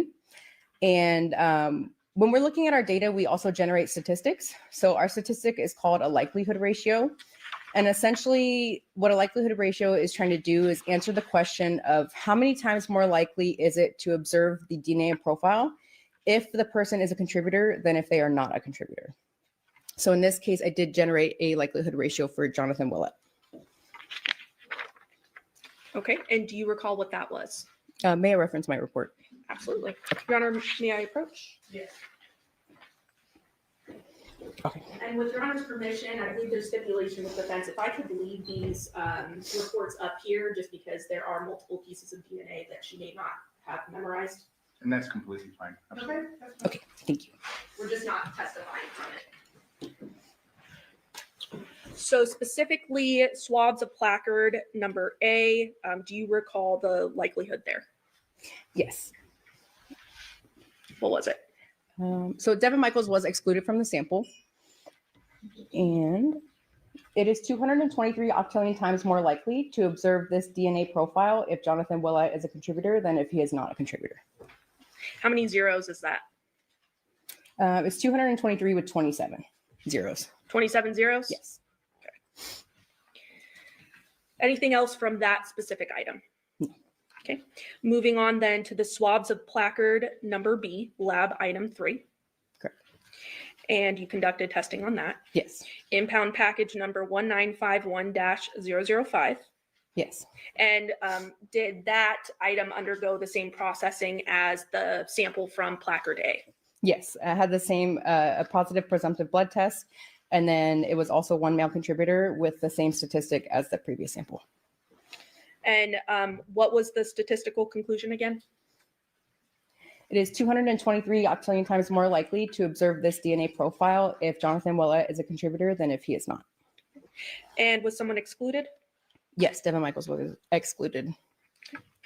Again, 27 zeros Yes. for the inclusion of Jonathan Willett. Correct. Anything else from that sample? No. Okay. Moving on to the swab of the lemon ammonia bottle lab item 12. You conducted testing. Yes. That was in impound package number 2102-001. Yes. What was the testing conducted on that item? This item did not undergo the whole process. So once we got to the quantitation stage, it was determined that there was not enough DNA present in order to produce a profile. So we did not take it forward. What determines whether or not there's enough DNA? Again, with our internal validations, that's kind of what determines our values when we're looking at the quantitation stage. And then based on those values, if it doesn't meet that threshold, then it's called we drop the sample, or essentially we just don't take it forward. Now, certain surfaces can provide more conclusions, right? Meaning some surfaces hold DNA better than others. Sure. Certain things, say if something is more porous or there's more textured surfaces, that can often be better sources of DNA. But again, it just depends on a lot of environmental things or if the items were cleaned, things like that. Including wearing gloves, right? Correct. Now I want anything else from that sample? No. Okay. So moving on then to the swab of the soft scrub cleanser with bleach bottle, lab item 13, you conducted testing. Correct. That was in impound package number 2102-002. Yes. And there was testing conducted on that item, correct? Yes. And what was the result of that? That again is sort of like the last item. So it did go up to the quantitation stage. And again, there was an insufficient amount of DNA, so it wasn't taken forward to data generation. Anything else from that sample? No. Moving on to the swab from the textured surfaces of a wooden stick, lab item 15. You conducted testing. Correct. And that was in impound package number 2102-004/001. Yes. And there was testing conducted on that. Correct. What was the process for that? In that case, a profile was generated, but within the profile, there was indications of a mixture. So I could see that there was more than one person present. But again, because the data was too limited, I could not make any further comparisons.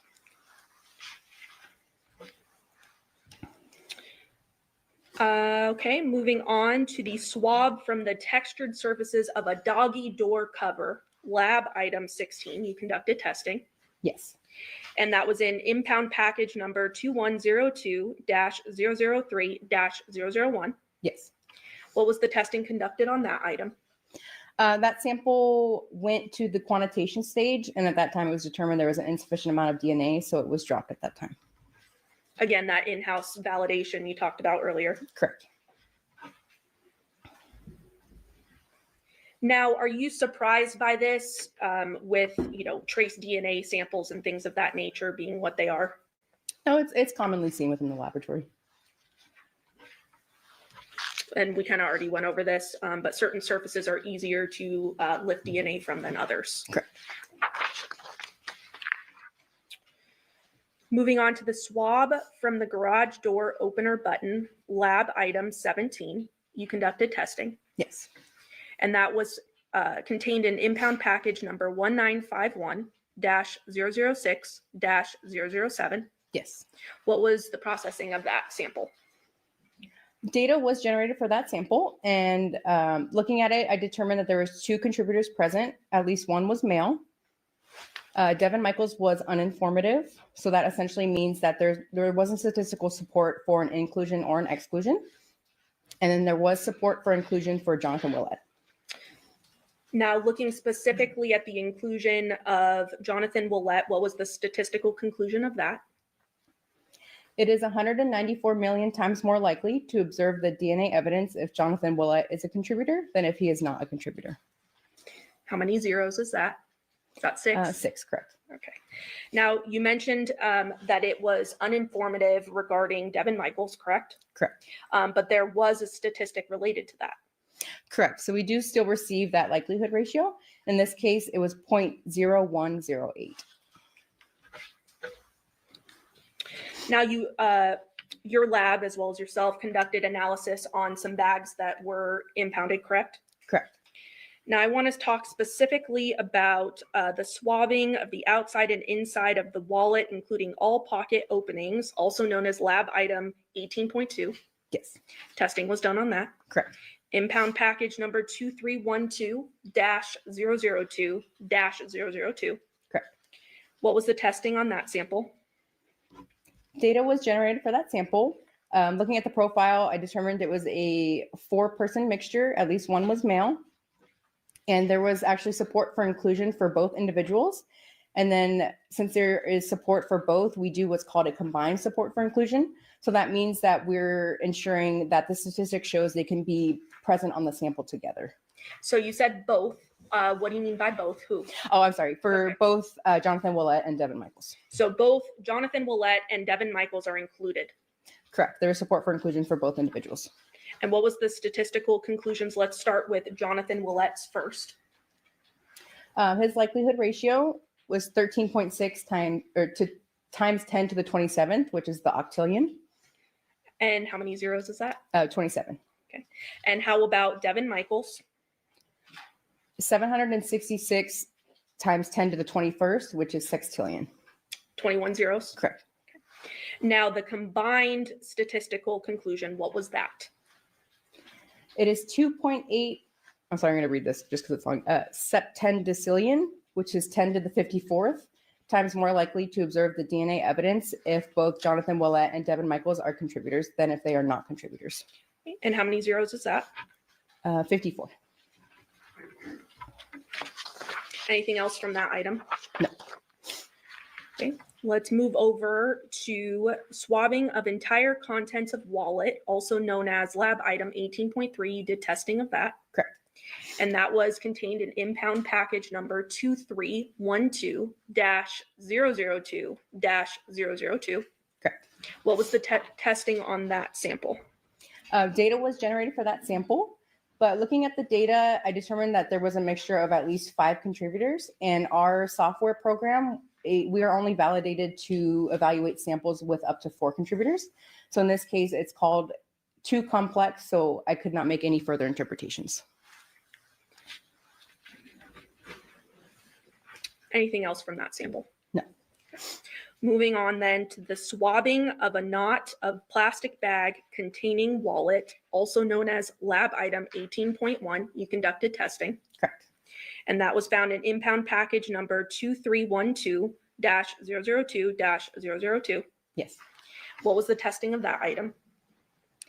Data was generated, and it was determined to be a mixture of 3 contributors with at least 1 male. Jonathan Willett was uninformative, and there was support for inclusion for Devyn Michaels.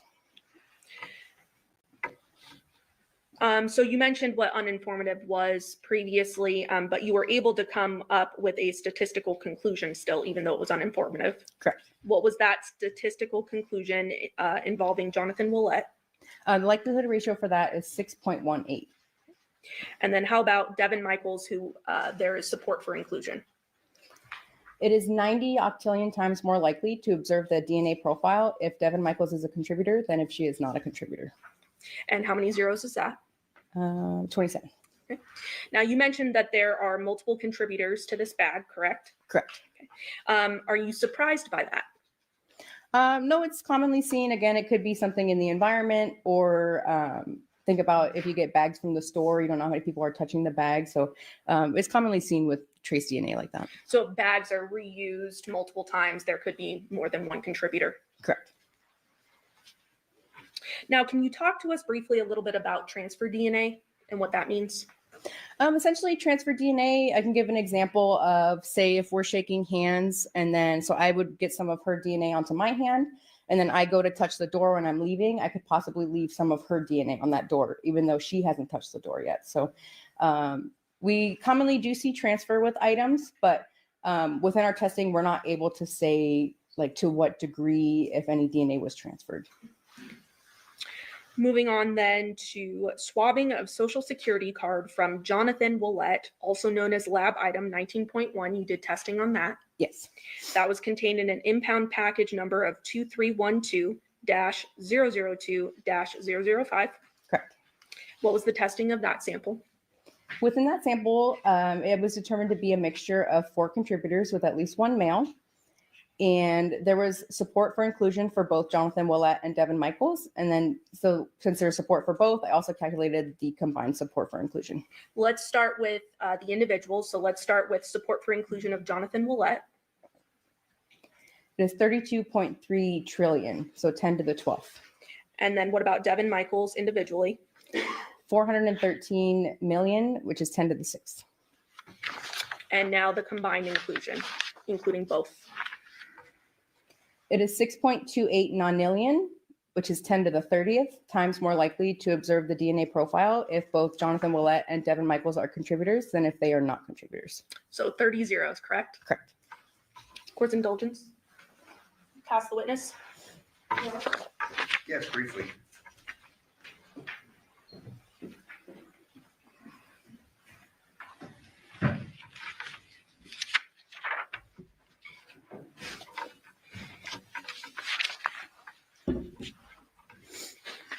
Pam, in reference to the reference standards, generally taken from buccal swabs or otherwise, correct? Correct. And in this case, we just had 2 reference standards, correct? Correct. Jonathan Willett and Devyn Michaels, correct? Yes. There was no reference standard submitted for your evaluation concerning a Devier Willett, correct? No, I did not receive a standard for him. Fair to say that based upon your analysis, we had DNA attributable to Devyn Michaels and Jonathan Willett on the plastic bag containing the wallet, based upon your testimony. So yes, there was support that they could be contributors to the profiles. Yes. Same thing concerning the outside and inside of the wallet, correct? Yes. Devyn and Jonathan, correct? Correct. And again, you're not able to say how long that had been there. It could have been a day, it could have been months, but we have basically DNA that's attributable to these 2 individuals, correct? Correct. Within our testing, we're not able to say when someone's DNA was deposited or how. We're just able to say that it's there or not. And again, this DNA is possible to be transferred. There have been questions concerning that, but also just by merely handling it. We leave epithelial cells, we can leave DNA on things that we touch, correct? Correct.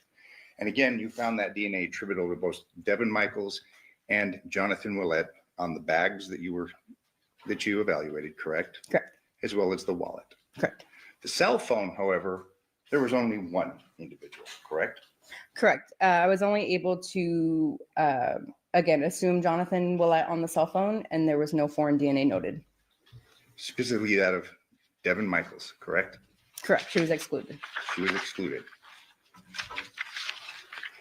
As far as the swab taken from underneath Jonathan Willett's right hand, that was lab item number 7. Okay. Your findings were the DNA profile obtained is consistent with at least 1 male contributor, correct? Correct. That would be, there could have been more male contributors, correct? Based upon the wording of this, at least 1. Well, for example, for this sample, the data was too limited, so I'm not able to make any further comparisons. I was just able to see, based on certain gender markers that we have, there was data present showing that there was a male, but I wasn't able to make any further comparisons. Okay, and that would be 1 male in addition to Jonathan Willett, correct? No. So within the sample, I'm not comparing it to his DNA. I'm just essentially looking at the data, seeing that there is at least 1 male present, but the entire profile is too limited. So I'm not comparing it to Mr. Willett or Mrs. Michaels. Okay, and just so we're clear, you just had the 2 reference standards, correct? Yes. Thank you. I have no further questions. Any reserves there?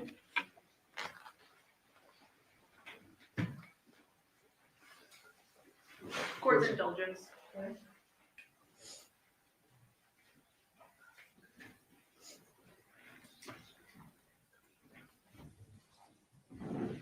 And just briefly, if something has blood on it, is it possible to subsume other sources of DNA as a result? Are you able to reword the question? Yeah, that was probably very confusing. So if there's a blood sample, is it possible that the blood being so saturated that it could subsume other sources of DNA? Well, within our testing, we're not confirming if it is blood or not. Our testing is just a presumptive test, so it gives the indication that blood may be present, but I can't, I can't confirm that it is blood present.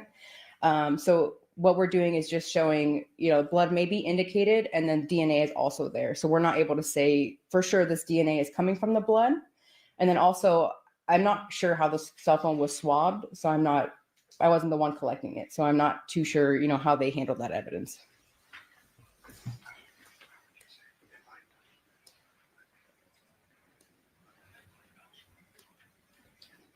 So if I were to touch an item, with my finger, for instance, but then my nose started bleeding and it went on the item, would that make a difference? Well, in that case, I wouldn't be able to tell, if her DNA came from the skin cells or if it came from her blood. Essentially, it would just be showing that her profile would be present. Past witness. Follow-up question. This is my cell phone. I handle it. You'd presume that my DNA would be found on this, correct? Yes. And that would come from the epithelial cells of my fingers on this cell phone, correct? Yes. So presumably, if a person handled a cell phone or carried it, you would expect to find that person's DNA on the cell phone, correct? Correct. And in reference to the cell phone that you had tested, only Jonathan Willett's DNA was found, correct? Correct. No further questions. Okay. And no foreign DNA, correct? Correct. On the phone. Correct. Nothing further. Any follow-up? No, Your Ladies Honor. and gentlemen, the jury have any questions for this witness? Okay, you write your question and forward to the table with your name and your jury number.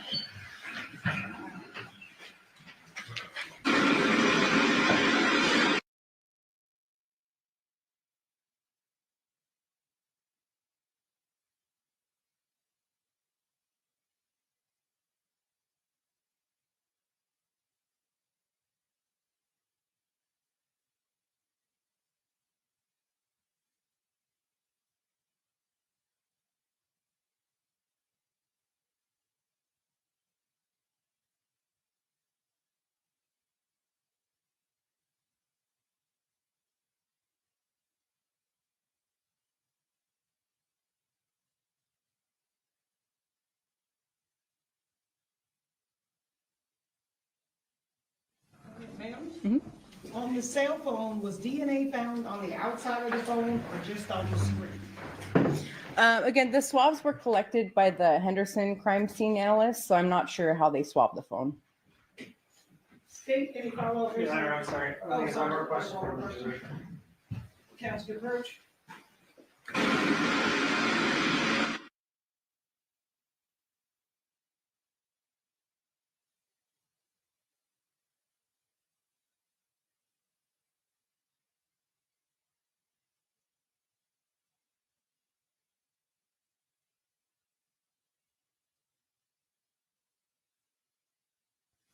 Ma'am, there's been testimony that Devyn and the kids touched the phone. Why would there not be DNA?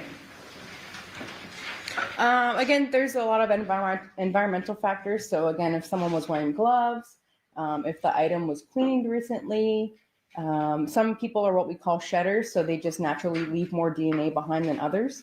So there's a lot of different factors that can play into that. State, any follow-up based on your question? Court's indulgence.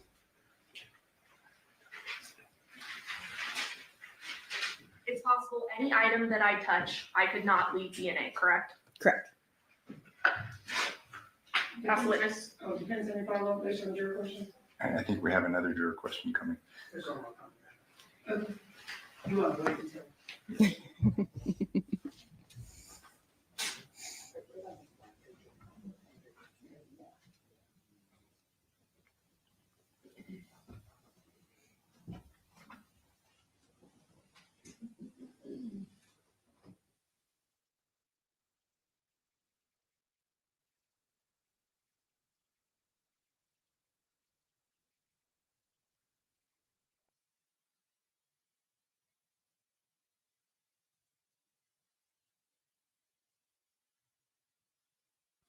Ma'am, would a child be less of a shedder? I don't have any indication for that. We don't really study that within the laboratory, so I'm not sure. Okay. State, any follow-up based on that additional question? No, Your Honor. Does the defense have any follow-up based on any of the charges? Just briefly, you have to rely upon what's provided to you, correct? Correct. We just receive a very brief case scenario, so I don't know, much of the information. I only know where some of the swabs are coming from, and then the parties within the case. You have to rely upon law enforcement, presumably in this case, that collected this evidence and ultimately turned it over to you, correct? Correct. Thank you. No further questions. Any follow-up on that, State? No, Your Honor. Do ladies and gentlemen, have any further questions for this witness? Okay, write your question on a 4-sheet paper with your name and your jury number.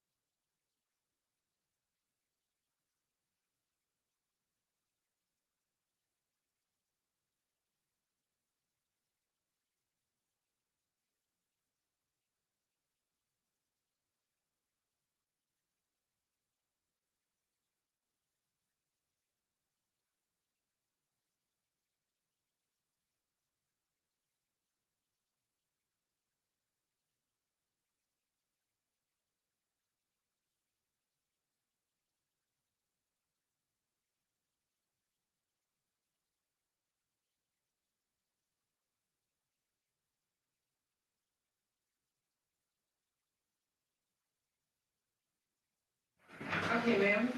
Given the blood on the cell phone, is it more likely that that area was swabbed? Again, I'm not sure. I don't know, how much possible blood was present on the phone. So I'm not sure if that was the only area that the crime scene analyst swabbed or if they swabbed the entire phone. Does CSA document their swabbing procedures when they turn in a sample, such as the area swabbed, the number of times, things like that? I'm not too sure, especially since it's an outside jurisdiction. I'm not sure how Henderson handles their cases. I do have a couple questions. Okay, state, you just gotta go to order, Mr. President. Thank you. And that brings forth a question. The samples that you had analyzed on the phone, you would testify that obviously it was Jonathan Willette's DNA, correct? Correct. You're not able to say whether that was in fact blood, are you? Correct. Again, it was just a positive presumptive test for blood. So it was an indication, not a confirmation. Okay, so it could have been epithelial cells and not blood. Correct. It could have been fluid from a blister, something like that, correct? It could be a mixture. So with the test, it is, it gives the indication that it's blood. So not, we're not going to have all these different substances that would give a positive test. There are a few things that could give a false positive, like certain, there's certain food, like enzymes in food that can get, I can't name one off the top of my head, but there's different things like that that could give a false positive, but the test is specific to enzymes within our blood. But you can't say that it was blood, correct? Correct. I can't confirm that it's blood. Thank you. No further questions. Any follow-up, Ms. Summer? No. Do the ladies and gentlemen of the jury have any further questions for this witness?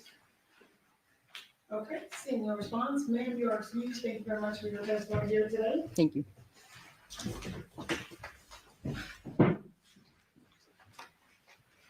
Okay, ladies and gentlemen, at this point, we are going to take our night recess. During this recess, you must not discuss or communicate with anyone, including the fellow jurors, in any way regarding this case or its merits, either by voice, phone, email, text, internet, or other means of communication or social media. You must not read, watch, listen to news, and read content about the case. You must not do any research, such as consulting dictionaries, using the internet, or using reference materials. You must not make an investigation, test the theory of the case, recreate any aspect of the case, or any other way investigate or learn about the case on your own. You must not form or express any opinion regarding this case unless it's submitted to you. Ladies and gentlemen, we will be at recess until tomorrow at 11 a.m. All rise for the jury. Okay, let's see what happens, what's going on today. Because I'm like, are they resting their case yet? Like, this is going on this is going on a long time. Where's my, hold on a second, y'all. Baby. Are we resting? Are y'all even live yet? Okay. Hyperlinks that are in the PDF. All right, let's So see if what's, there's a photo. let's see. Oh, or Jesus. some They other link that still. you need to open, then in the PDF you can open it straight from the PDF, but it's in those folders. And so the PDF. Okay, let me get my bearings. Okay, so they're in cell phone data right now. They probably just literally got started. Do you guys want to keep going for a bit?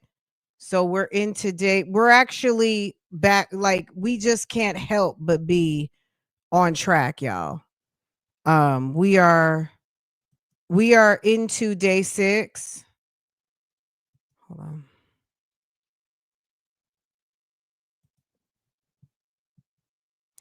on. You guys want some more?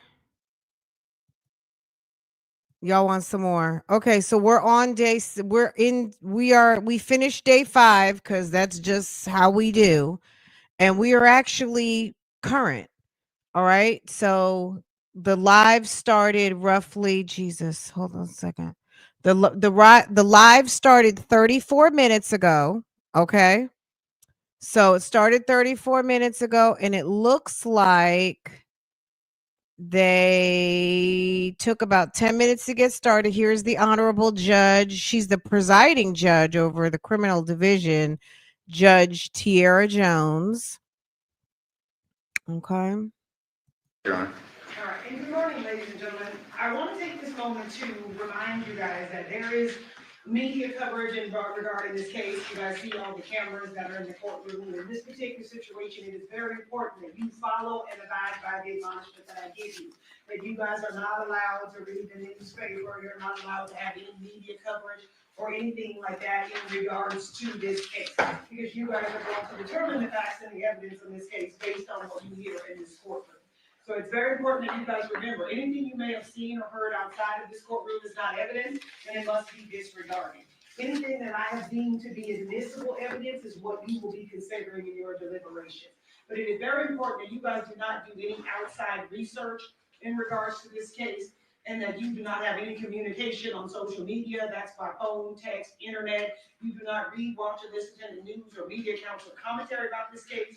You do not make any investigation. I know you guys have heard me say that, and you could probably memorize it yourself by this point, but that is very, very important to preserve the integrity of this trial and make sure that both sides have their right to a fair trial preserved, because we're counting on you guys to give that to them. If anyone tries to approach you or anything in regards to any media coverage or anything, please make sure you let Officer Page know, who will then bring it to my attention. And ladies and gentlemen, during the presentation of the next witness, I just want to alert you that one of the district attorneys will be wearing headphones, and that is not a sign of disrespect to any of you guys. She has some additional things she needs to do to make sure we keep this trial on track and make sure that we keep going. So that is not in any way a sign of disrespect, and please do not consider that in any way. State, are you prepared to call your next witness? Yes, Nicole Marion. It looks like they're bringing somebody back. She was up already.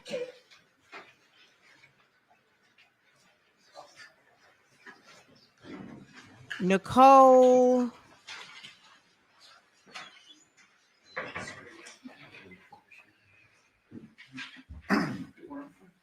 one is where we're talking about the intersection. Show you the truth, the whole truth, nothing but the truth. So what you got? Yes. Nicole is from day 3. Nicole Marion. She's from day 3. She's the one who she found a black cell, responded to the scene of the homicide. Her job was to take photographs before the detective searched the home, found a black cell phone with blood on its screen, searched residence. She worked the van, Honda Civic, found no murder weapon, found swords in the front room, Glock 9mm in the nightstand drawer, big saw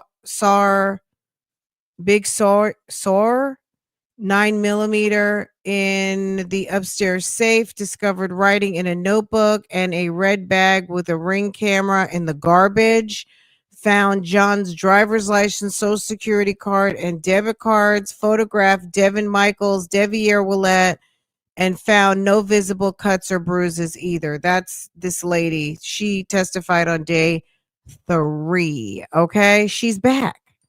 Okay, for some time. All right, let's let them talk. They haven't even been live for an hour, and it looks like they've got one. They've got her. They've got this guy right here, which I don't recognize him. So looks like they're getting ready to get into some text messages, baby. My Lord. Okay. Okay, y'all. Let's get into it. Day 6. We're current. Please state your full name and then spell it for the record. Nicole Mariam, NicoleMariam. Thank you. Ma'am, can you remind the jury what it is you do? Sure, I work for the Henderson Police Department as a crime scene analyst too. And ma'am, last night, did I inform you that there were a couple jury questions I needed to recall you very briefly as well? Yes. I want to first ask you about these samurai swords. There was a little confusion with Detective Ozawa. I believe he didn't know what went on with them. Okay. Can you tell us what you did with those samurai swords? Sure. So obviously we saw them, and in this case, they were something we definitely took note of. We looked at each of the 3 swords. We took them out of the sheaths, so we actually looked at the blades. There was no damage. There was no dents in the blades. The blades weren't bent. We saw no signs of apparent blood on the blade or on the handle or on the sheaths. So we did thoroughly visually inspect the swords, and there was no indication that any of these 3 swords were used as a weapon. There was also a little confusion with the DNA analyst, and I want to address it with 238. Do you recognize this phone? Yes, that's the cell phone that Detective Carrie Skinner had. And 236, got a little glare going, but fair to say there's a crack across the screen. Yes. And then with your mouse, do not click, but you can toggle over where you saw the apparent blood. Okay. So right here, you can see it starts right there and it is swiped up. You can kind of see that movement up there. So that was the area of apparent blood on the thumb. And so at the bottom, you see kind of a ring. Yes. And you're familiar with blood. You've seen a lot of blood in your career. Yes. Did this appear to be like a drop? Yes, it appeared to be a drop of blood that had dried and skeletonized. So that means it dries and then remnants are kind of left behind. So you can see it was swiped. So it looks like there was a drop of blood and then something moved through that blood, swiping it across the screen. What part of this phone did you swab for DNA? The area where the blood was at. Not the back of the phone?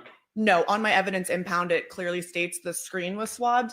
The sole purpose of this swab was to collect that blood. So I focused specifically on that area of blood with the swabs. Thank you, ma'am. I'll pass it. Yes, thank you. Yes, thank you. You know, in reference to this purported confusion, we heard from DNA specialist, forensic scientist Elizabeth Papakostas. Do you know her? No. Have you ever worked with her? No. You've given testimony that you've been involved in hundreds of crime scenes. So through the course of your employment at the Henderson Police Department, you've never worked with Ms. Papakostas? No, does she work for the Henderson Police Department? She works with the District Attorney's Office and with Clark County. Okay, no, not to my knowledge. No, she doesn't. She works for Metro. Doesn't she? Yes. She's called by the District Attorney's Office in many cases. She's called by the district attorney's office, but she's not employed by them. She's an employee of the Las Vegas Metropolitan Police Department. Okay, no, to my knowledge, I've never worked with her. She gave testimony yesterday, and would you agree with me that she's qualified to give expert testimony? Again, I She doesn't know. don't know her. I think it's a fair question. I mean, she was submitted and proposed as an expert yesterday. Well, if she doesn't know her, I don't know what knowledge she has. I mean, you can idea her as to how she would have that knowledge because she testified she doesn't know her. Do you work with other DNA experts? We have, no, actually, we send all of our DNA to Las Vegas Metropolitan Police Department for it would analysis. And that's a good point. So is the reason you submit whatever evidence that you collect for analysis to the Las Vegas Metropolitan Police Department, is the reason being is they have people that are employed that are experts in reference to the analyzing of evidence that's collected by yourself. Again, I'm not sure what the definition of expert would be or what their qualifications are to get hired in their position. I would hope and assume that they have hired people that are well qualified, but personally, I can't speak on the behalf of their individual qualifications. In this case, we've heard that you took a swab from a cell phone, the Yes. screen of the cell phone, correct? Yes, And then you submitted it for further analysis. correct. And you submitted it for further analysis to the Las Vegas Metropolitan Police Department, correct? Yes, I booked it, and then I believe a detective or my supervisor is the one that filled out the form to request it be analyzed. But I did swab it and book it so that it could be later analyzed. You've given testimony just moments ago that this was blood on the phone, correct? Apparent blood. Apparent blood. And if I told you that Ms. Papakostas testified yesterday that she could not confirm it was blood, do you have any reason to disagree with me? I also did not confirm it was blood. I just said that the presumptive test of phenolphthalein came back with a positive result, which strongly indicates the presence of it being blood. What's the percentage? I'm not sure. Are you aware of the existence of false positives? Yes, Are you aware what may cause a false positive? not specifically. So again, open question, correct? You can't give expert testimony concerning that was blood on the screen of this cell phone. Right. I correct? never said I did. I said it was apparent blood due to my training experience. It appeared to be blood. That coupled with the positive phenolphthalein test indicates strongly that it is blood. But when you say strongly, you can't quantify that. can you? Correct. So again, we should leave that to the experts as to whether or not they confirm that it's blood. Which is why I always refer to it as apparent blood, because apparently it was blood. In reference to the swabs, there was 2 that you took. I took 3. 1 was used to do the presumptive test. 2 were actually booked in as evidence. And again, you're not aware of what the results were as you sit here today. Not the confirmatory results. The presumptives that I did personally, I'm aware of those results, but not what the results were passed after I booked them. Fair to say that there's a presumption, but then you send it to Metro for a confirmation. Right. In reference to the swords, you testified last week and you're testifying today that you saw the swords, correct? Correct. You acknowledge their existence. Correct.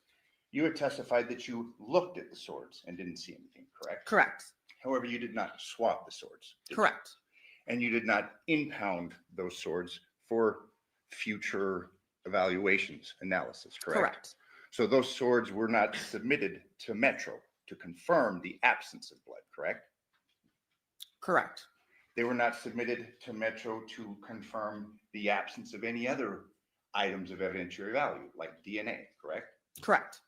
Fair to say that you can't see DNA. Correct. Obviously, you are aware that the phone was submitted for a DNA analysis.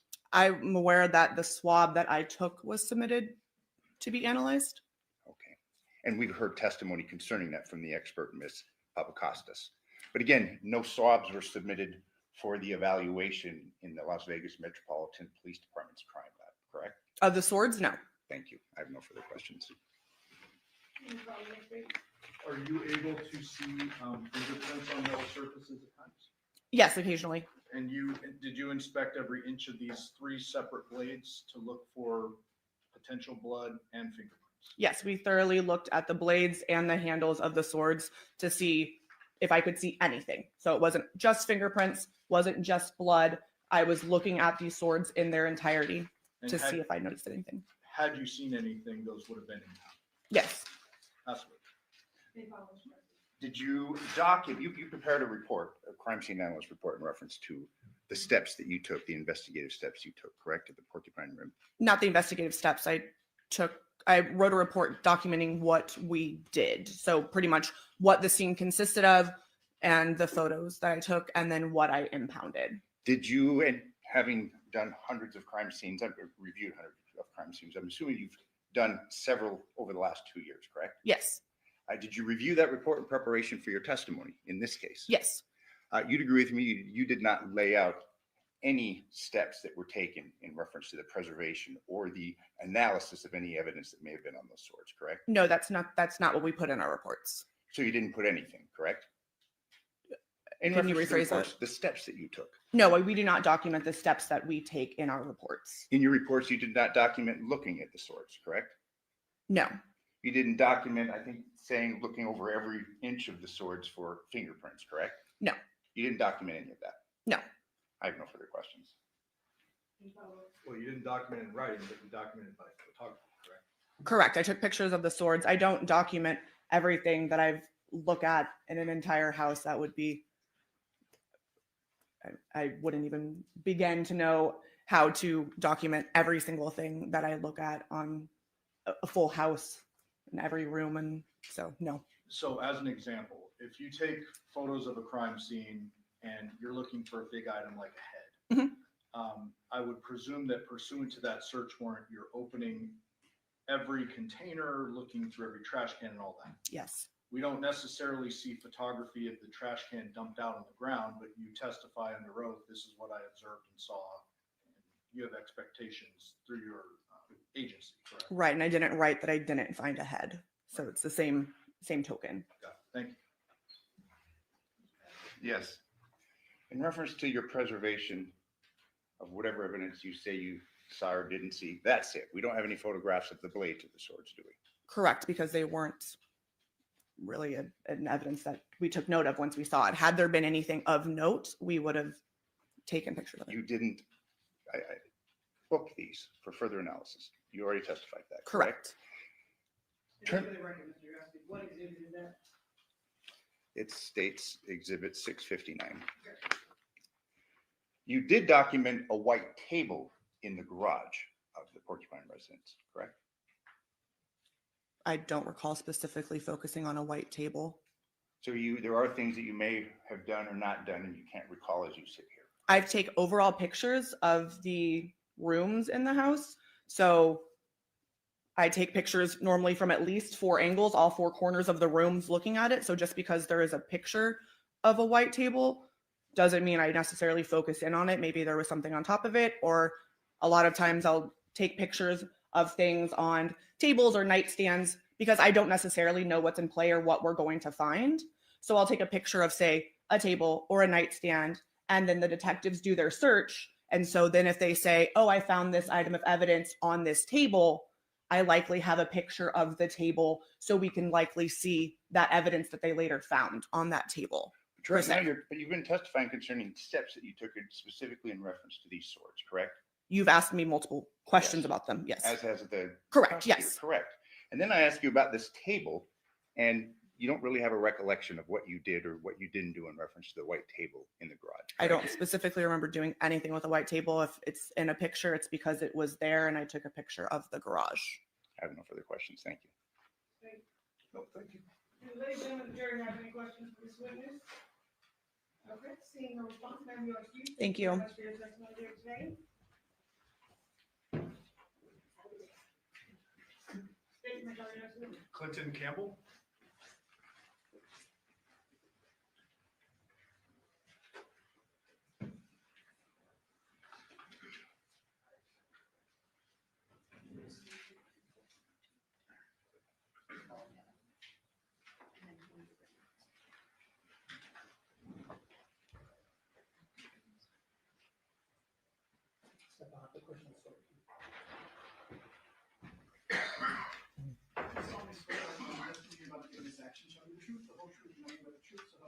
I do.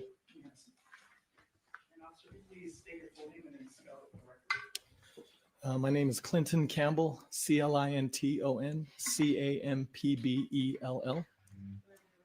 What do you do for a living, sir? I am a detective with the Henderson Police Department. I work as a digital forensics examiner in the lab. What does a digital forensics examiner do? Conducts digital forensics on electronic devices. And can you explain generally the process by which you do that? Yes. Most of the devices we encounter are cell phones, and we'll get a cell phone from an investigator or a scene, and then take that cell phone to our lab to conduct an examination on it. Okay. Have you received specialized education and training in order to do what you do? Yes, I have. And can you describe that briefly for the jury? Yes. I attended courses at the National Computer Forensics Institute, which is put on by the Secret Service. It's a facility in Alabama where they train in digital forensics. With that training, I received certification through Celebrite as a certified operator and a certified physical analyst. I also received a certification with Magnet Forensics as a certified examiner. And I'm also a certified examiner with NW3C, which is the National White Collar Crime Center. Okay. So the jury understands you and other detectives divide up duties when it comes to a large investigation such as this. Is that right? Typically, yes. In this particular case, Detective Luke Good kind of focused in on the CDR or call detail record mapping stuff. Is that correct? Yep. Detective Spangler handled the Burla mapping, correct? Yes. And what was your main role in this investigation? I conducted examinations on the cellular devices. And so I want to ask you generally, when you receive items of evidence, do you document that? Yes. And you essentially create your own report? Correct. And then that report ends up getting copy and pasted or whatever into like a main officer's report? Yes. And in this particular case, how many devices did you receive for examination? I don't recall. I'd have to see. With looking at the main report, refresh your recollection? Yes. Page 7. Doesn't have page numbers on it, but I counted them last time. May I approach? Yes. So starting down here, you see your name there? Yes. You need your readers? Yes. Thank you. Yes. Does that refresh your recollection as to the totality of number of devices? And you can keep going if you need to.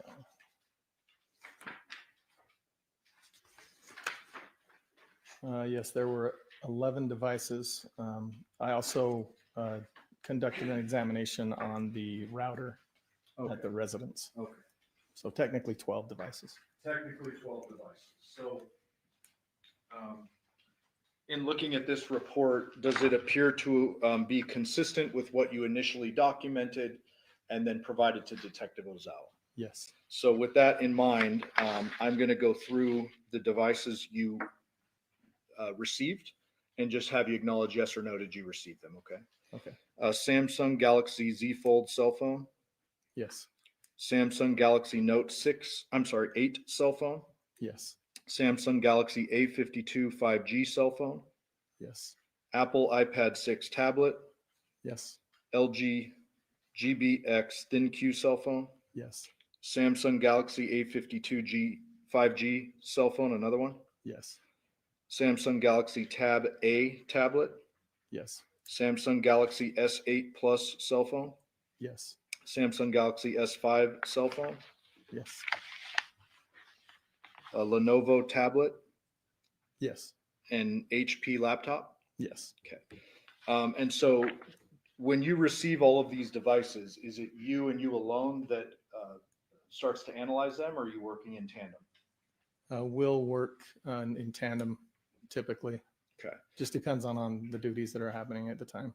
What types of tools are you using to analyze these different types of devices? We use hardware and software that's made to analyze the devices, and specifically we'll use like gray key or magnet forensics devices and software, as well as Celebrite. And are you trained in all of those different softwares and hardwares? Yes.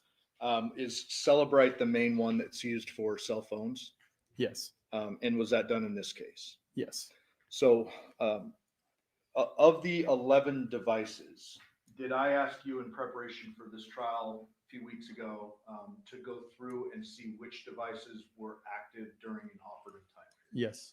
And did you then narrow the devices down to those that were active during August 6, 2023, around 9 or 10 p.m. up until about 9 a.m. on August 7th of 2023? Yes. And did you narrow that down to 3? I did.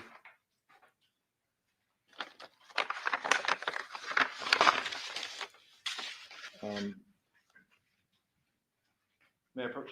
Yes.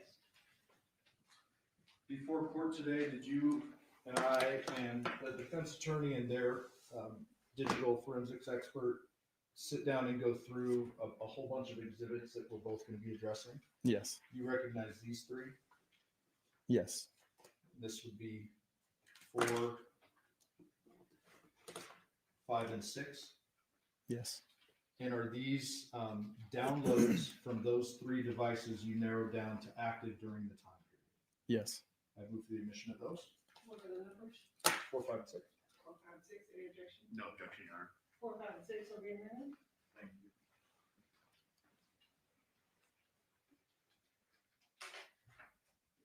Permission to publish? Commissioner Guernsey.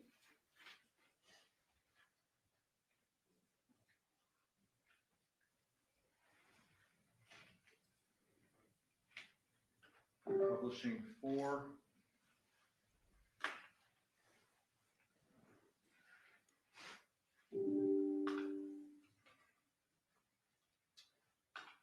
So in exhibit 4, we have item number 2, note 8, Jonathan timeline. Is that correct? Yes. When you add the title item number 2, is that 2 on that list of all the 11? Correct. Okay. And then it says note 8. What does that mean? That is the model of the device. And then it says Jonathan timeline. Yes. So when you go into Celebrite, Celebrite hardware plugs into the actual phone itself, correct? Yes. And then that hardware and software extract the contents of the device. Yes. when you extract the contents, are you attempting to extract every possible thing on that phone? Yes, It's like a little computer, right? correct. So you're trying to get everything from it, and then you can focus on different categories, et cetera, once you've taken everything from it. Yes, And in this particular case, with this exhibit 5, we've narrowed the timeline a bit because I would imagine that small computer has a whole lot of stuff on it. yes, yes. And so here we have 5 subfolders. And before we get into them, I want to ask you, why do you title it Jonathan? Are you able to go into a device and determine ownership? Yes. How do you do that? By looking at the data that comes from the device, typically there's an owner will assign a name to it or an email, and we'll use that information. Okay, and so you confirmed this was the Jonathan device, correct? Yes. So 5 separate folders. I'm going to start with call log. And I open that up just for the jury, since they're going to have this in the back. What does this PDF mean to these folders up here? So the folders that are included with the PDF are dependencies or folders that are needed to open hyperlinks that are in the PDF. So if there's a photo or some other link that you need to open, then in the PDF, you can open it straight from the PDF, but it's in those folders. Okay. And so the PDF starts with on page 1, or it is 1 page, I apologize. Call logs, correct? Yes. And this shows this first one in column 1, or I should say in row 1, says 8/7/23, 7/24/50 a.m. You see that? Yes. And it says UTC -7. Does that mean that this exhibit is already adjusted out of UTC time? Correct. So this should be our Pacific Daylight Time, accurate time on the date in question. Yes. And it shows some missed calls here. Yes. And then it says like the name, one's a private number, one's mom, another's mom. Then we get into Tracy Willette, private number, Tracy Willette. You see that? Yes. Okay. And so when I close out of this, why are these folders included in the exhibit basically? They're typically included when the report is created, so that if there's any data that or hyperlinks that need to be linked, they would be in that folders. Okay. And so this one looks like just a random or generic image. Yeah. So, but anything that's relevant to the PDF is contained up here. Yes. Could be audio, could be photo, could be any number of things. Yes. I'm gonna close out of that.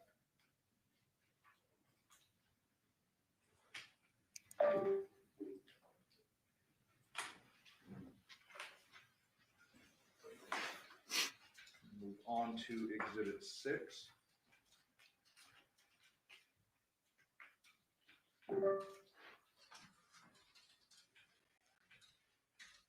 For the record, this says item number 3A52 Devyn timeline, correct? Yes. Then inside, oh, looks like the same title. And then we have several subfolders here, all associated with the Devyn phone, correct? Yes.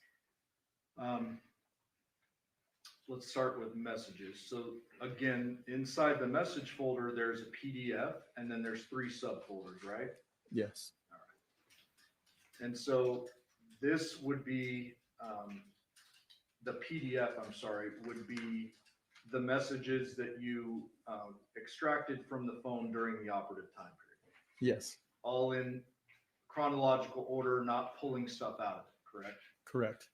Like not picking and choosing. It's just, it's a line, Yeah. a timeline. Yep. From one time frame to the next. Got it. And then again, whatever is up here would be associated with the PDF in that exact folder. Yes.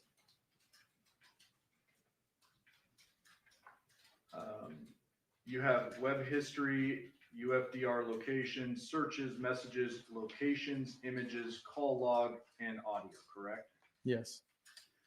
when it comes to, if the jury sees these folders that say locations or UFDR locations, explain to them, is that something that you rely upon to determine the phone's location or not?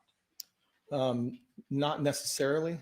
When it comes to locations, the way that the Celebrite software pulls those out, it will pull from multiple databases. And some of those locations won't be as reliable as others because of how they're obtained by the device.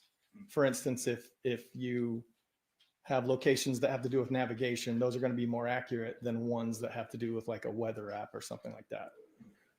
So some of the locations, the time stamps may not be accurate. So it's hard to take every single location we get in these reports as, you know, gold. We have to be careful. And Celebrite actually provides a document that shows which databases are more reliable than others. Okay. So I'm going to row 43, just picking a random one here. August 7th at 4:18 a.m. There is a latitude and longitude over here, correct? Yes. Oh, geez.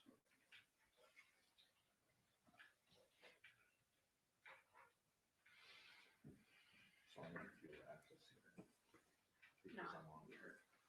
Okay.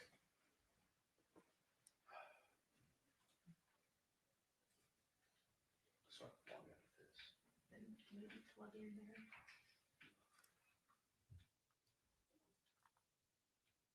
Well, let's do it this way. In preparation for this case, I asked you if you were able to determine from this where this Devyn device was throughout the night and into the morning of August 7th. Do you remember that? I do. And there are a bunch of GPSs, and we had a discussion about spot checking them and putting them in the maps. Yes. Fair to say that there is not a single location in this phone away from the Porcupine Rim address during the operative time frame I've been discussing. The time frame being 10 p.m. to 9 a.m. Yes. And this is, yeah, that's correct. Yes. Devyn device. Yes. So if you put in that lat long, it's going to show it at the Porcupine Rim.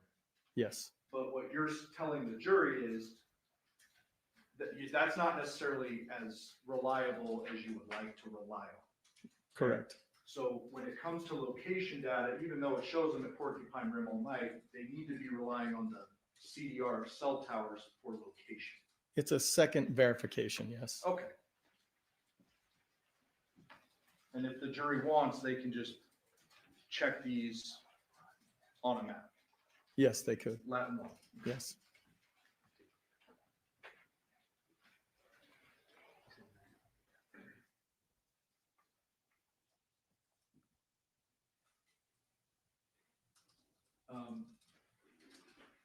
In this particular device, did I ask you to look at this device and see if you could tell whether the person who had this device was using it throughout the night into the morning hours that we've described? Yes. Were you able to see if there was active use on the phone? There was some. Yes. What was that? There was some Instagram use. There were messages, I think, sent. That's what I can recall right now. Okay.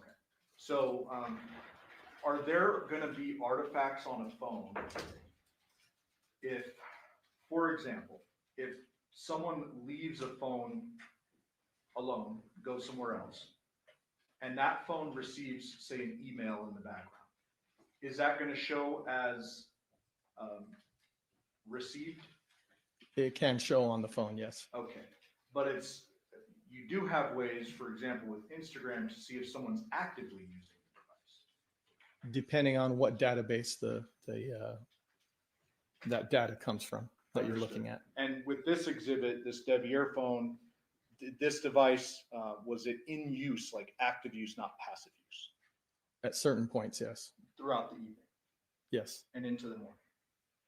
I don't recall the time frames for into the morning. Can you look at, where can I go to show you or to verify?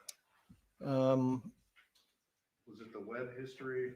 Well, these are just specific to the time frame, and we've pulled out just the messages, just the searches. So I don't. You'd have to pull up the UFDR report Okay. to see some of that other stuff. And the UFDR report is actually the whole thing? Yes. Okay, so we're gonna pause there. We're gonna have a break and we might do that a Okay. little bit later, so let's move on. Going now to exhibit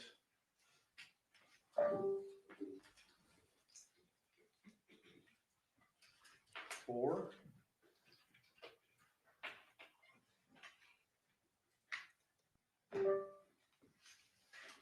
That says item number 1, Z-Fold Devyn timeline, correct? Yes. This particular device, did you actually download this 2 times? I only downloaded it once. You being your team? Yes. What was the purpose of doing it twice? Like, why would you have to do it twice? I'm not sure on why the detective wanted to do that, but I could assume. Okay, well, I don't want you to assume, but fair to say you're asked to check it once up until August 7th when the phone is seized. Yes. And then you're asked again to do it all the way up until August 16th or so? Yes. Okay. So within this folder,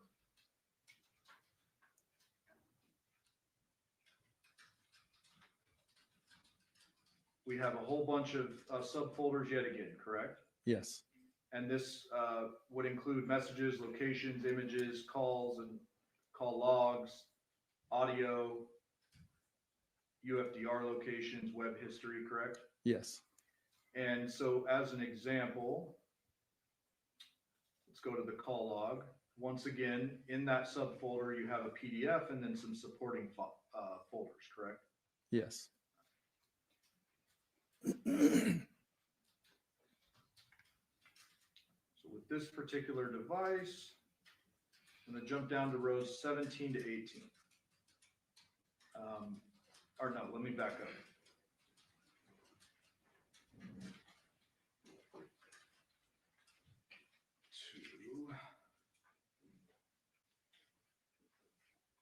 So let's start with 10:58 p.m. That appears to be an outgoing call to Devyn at 10:58. Yes. Then there's a bunch of these Michael's home incoming. Does that mean this phone is receiving calls from Michael's home? Yes. 11, 11:40, 11:12, 11:13, 11:13, 11:14. You see those? Yes. And these are missed calls. Yes. 11:16, 11:18, 11:20. You see those? Yes. Some of those went to voicemail. Yes. Some were, and none of them appear to be answered, correct? Correct. And I'm going to keep scrolling.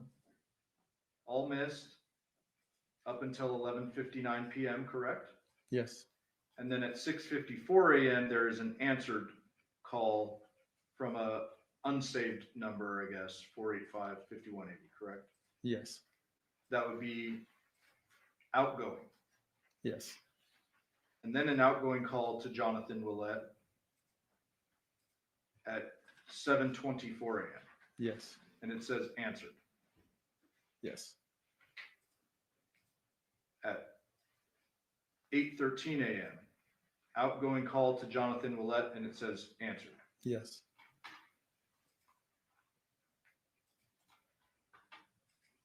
These are all the supporting files, correct? Yes. And that would be the same for any of these folders that the jury would like to open. Correct.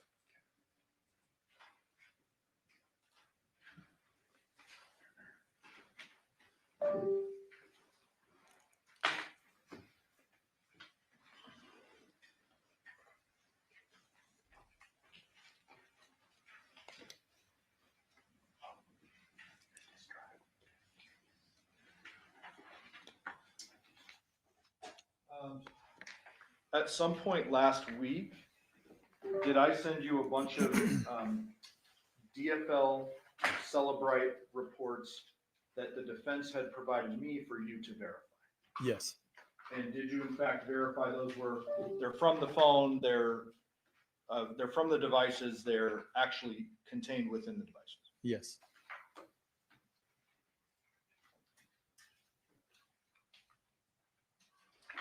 Mike, I'm gonna need your exhibits.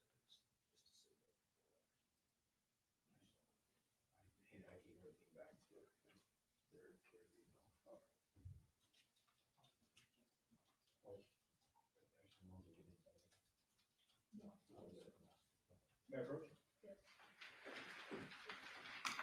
And just for the record, the things you reviewed started with defense A through Z2. And you and the defense attorney, myself, and their expert went back and verified these in the back room before trial. Yes. There are a couple of very specific items I asked you to look into. Is that right? Yes. There was a suggestion that there was a gun photo on Devyn's phone from August 7th. Do you remember that? Yes. And did I ask you to look into that and say, hey, you know, was Devyn looking at a gun photo on August 7th or creating one? You remember that? I do remember And that. did you create a separate report for that? Yes. Showing you 651.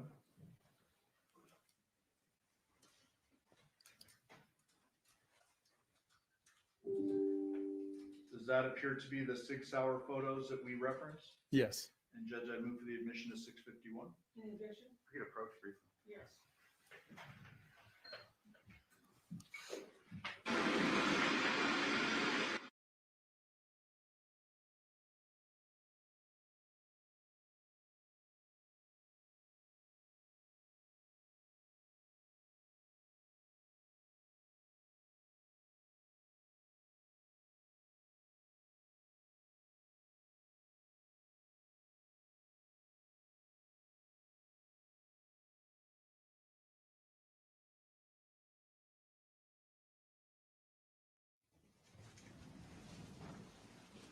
I move for the admission of 651.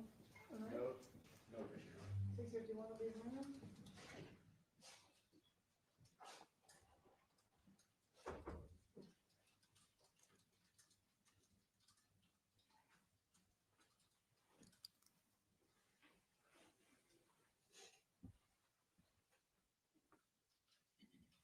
This isn't.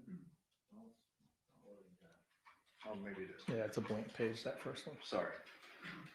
This information on the third page, what is this telling the jury? It's basically the version of the software that we used, and then the device information or the source extraction. Got it. And so these photos were what I asked you to look into? Yes.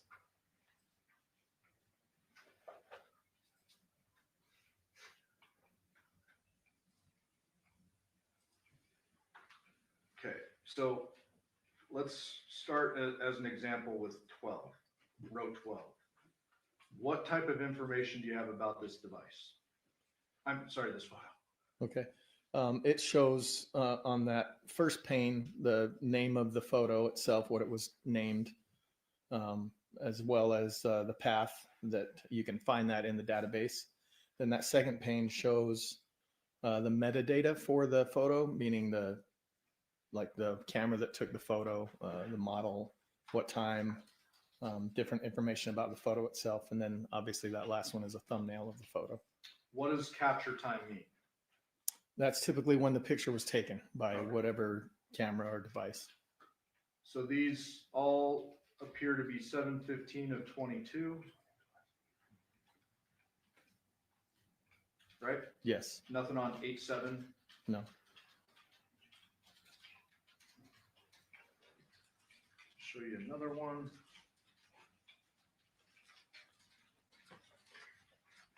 $664.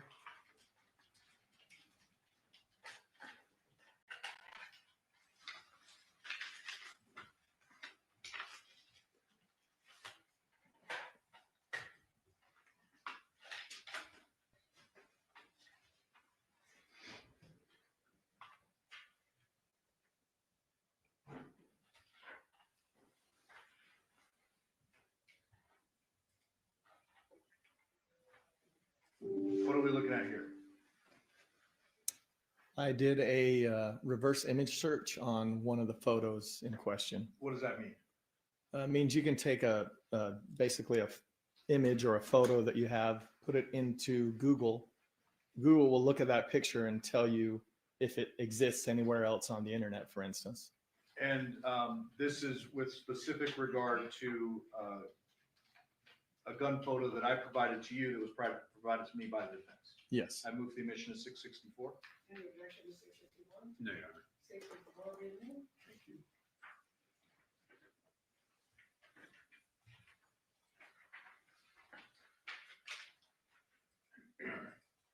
So showing you the second image there, this one is the image in question, correct? Yes. Purported to be Devyn on August 7th, but you actually researched that, correct? Yes.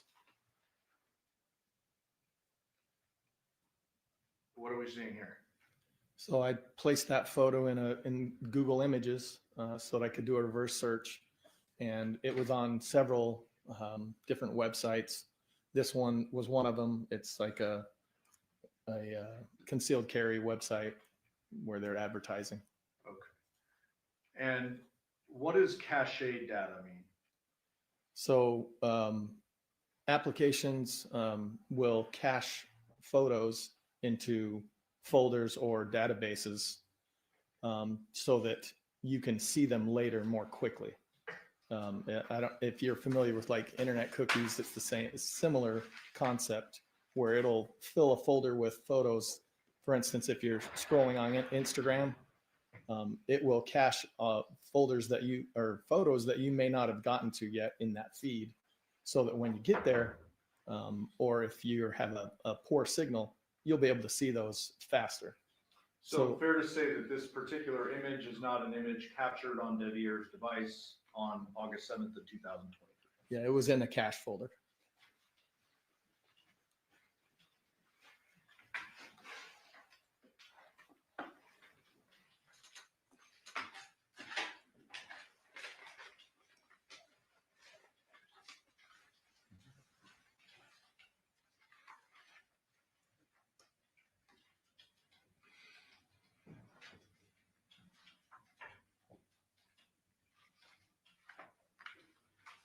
May I approach?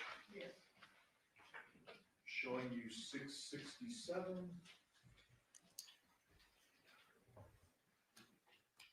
My kid would have a field day with that exhibit number. You recognize this? Yes. This is one that was prepared just in the back with defense counsel and their expert. Is that right? Yes. I move for the admission of 667. Any objection to 667? No, Your Honor. Okay, 667 will be made. Fair to say this is a text conversation between Devyn Willette and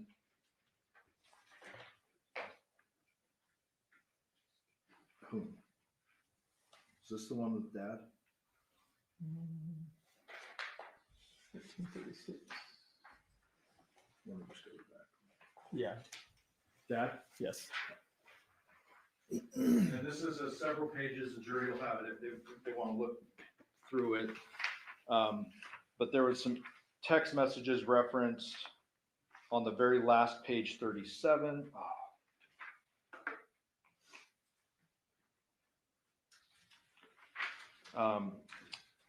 Where apparently Dad is finding out Devyn is married to the defendant. Does that look about right? Yes. And then there's a last text between them was July 2nd of 23, and it's to Devyn, Dad saying, hey. Yes.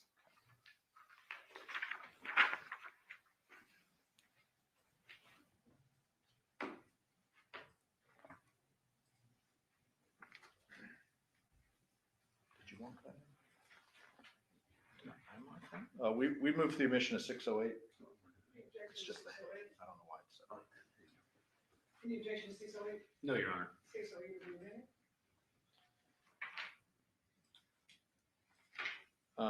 May I approach? Yes. Showing you 614. Recognize that? Yes. And is that an image from the defendant's phone? Yes, The Devyn phone? yes, Move for the admission of 614. Where's the address for 614? No, Your Honor. 614 will be murdered. That's just one of many family type photos. yes,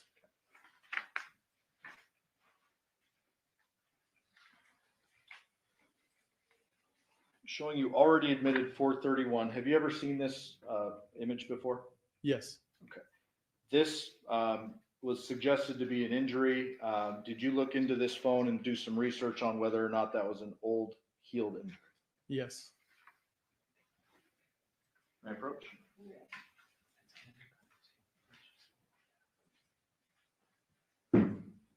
Showing you states 665.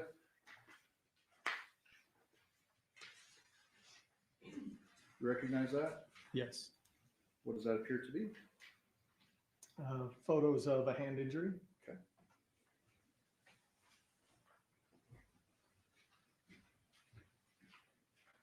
Move the admission of 665. Any objection to 665? No, Your Honor. No, Your Honor. 665 will be admitted. Putting back up 431, that was the right hand first two knuckles, the pointer finger and the middle finger, correct? Yes. I'm just going to jump to, well, let's start with page 1. You find some images where Devyn had a pretty significant injury to those fingers Yes. and the dates associated with those photos. Yeah, I can't read that on the screen. Sorry. December 5th of 2022. We've got some digger photos just to show you.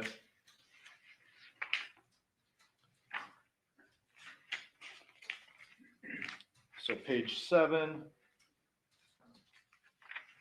page 8, see that? Yes. Fair to say pretty significant gashes to the pointer finger and the middle finger at the knuckle. Yes.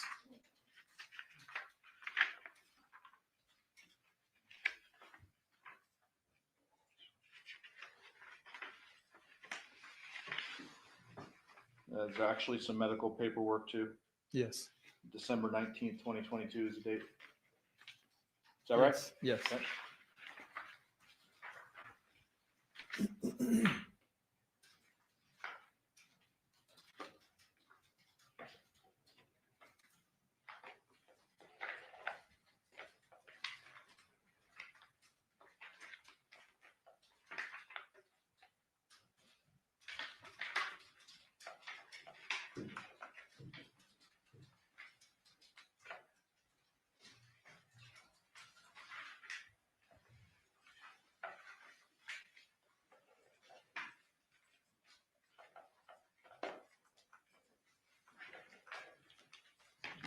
Your exhibit U.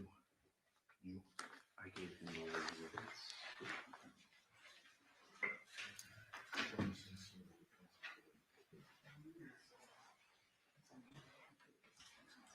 Yeah. It should be, it's, you're going to hear that. One finger all over.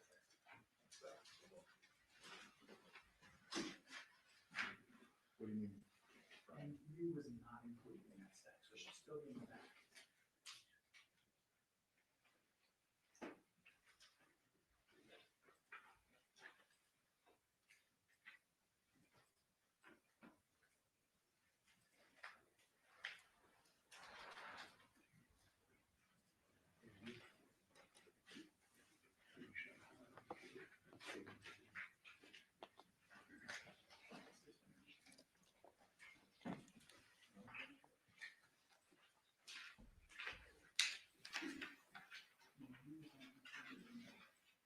It is admitted.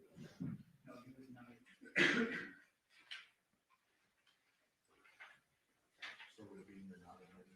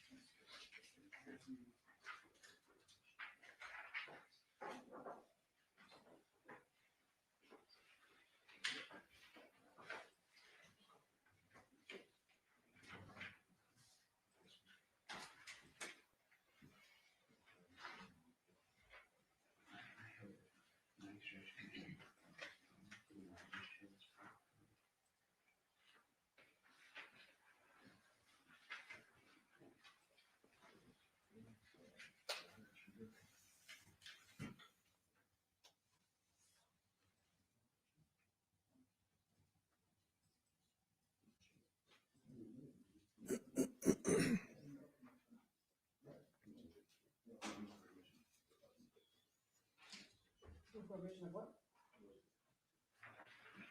What is this? L, is through you. L through U, in objection? No objection. Okay, with L through U, reason?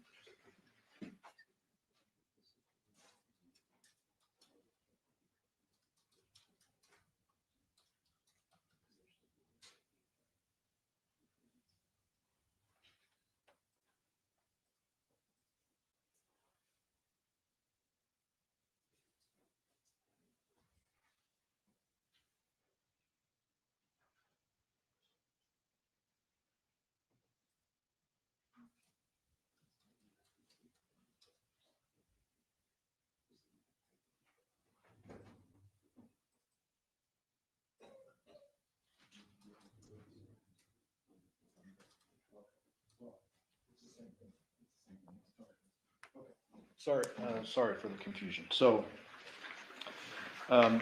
defense L through U is a conversation that I think the jury has seen part of this. Liar, cheater, liar, cheater. Yes. Who is this conversation between?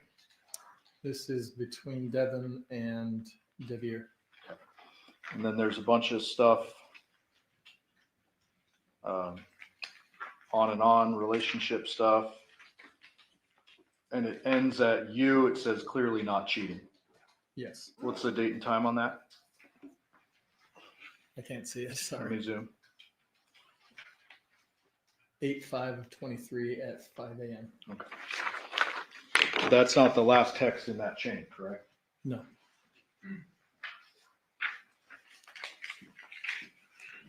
Showing you exhibit 666. Yes.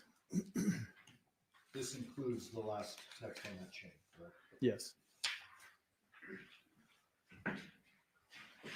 I've moved the admission of 666. No objection. 666 of the amendment? So on page 1, this is the liar cheater stuff, right? Yes. I want a divorce, a bunch of back and forth. Keep your alcohol. I'll see you when I'm off. Don't bother. It's not a bother. I really am over this. Honestly, sounds like a personal problem. Just relationship stuff, right? Yes. And then at the end, what we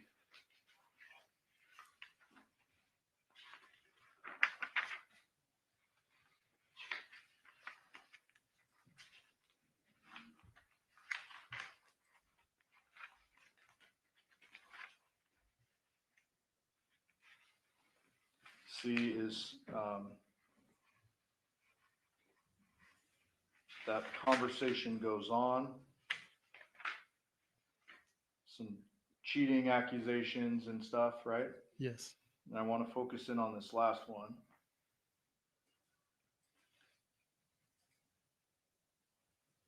What are we looking at here? It's a message sent on 8/6/23 at 10:36 p.m. from Devier to Devyn's device. Says, "See you when you get back. I'm going to sleep. Girls are in the living room." At 10:36 p.m. on August 6th of 2023. Yes.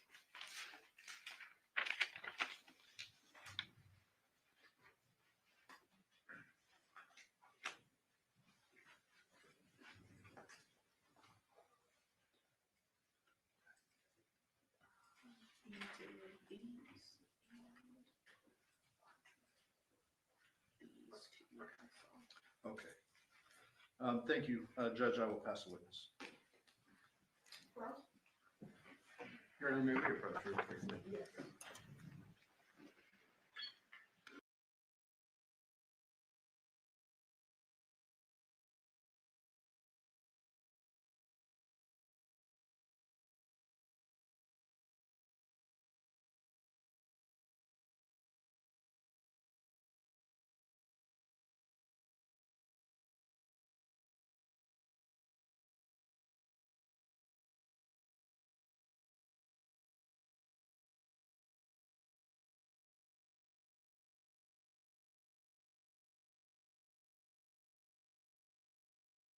All right, ladies and gentlemen, before we cross-examine this witness, we are going to take our motion.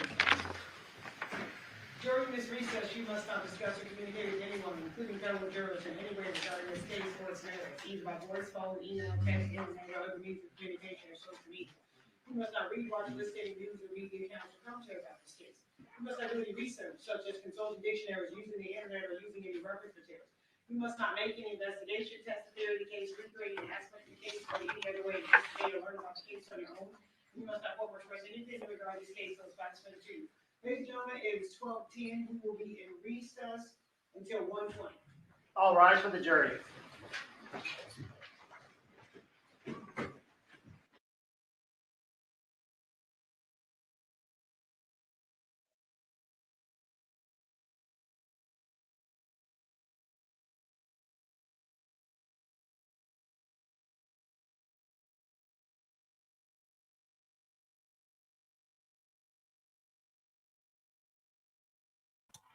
Okay, guys. I know we're not very far ahead. What time she say they were coming back? One something. Hold on. It is 12:10. We will be in recess until 1:20. All rise for the jury. Until 1:20. That's 4:20 here.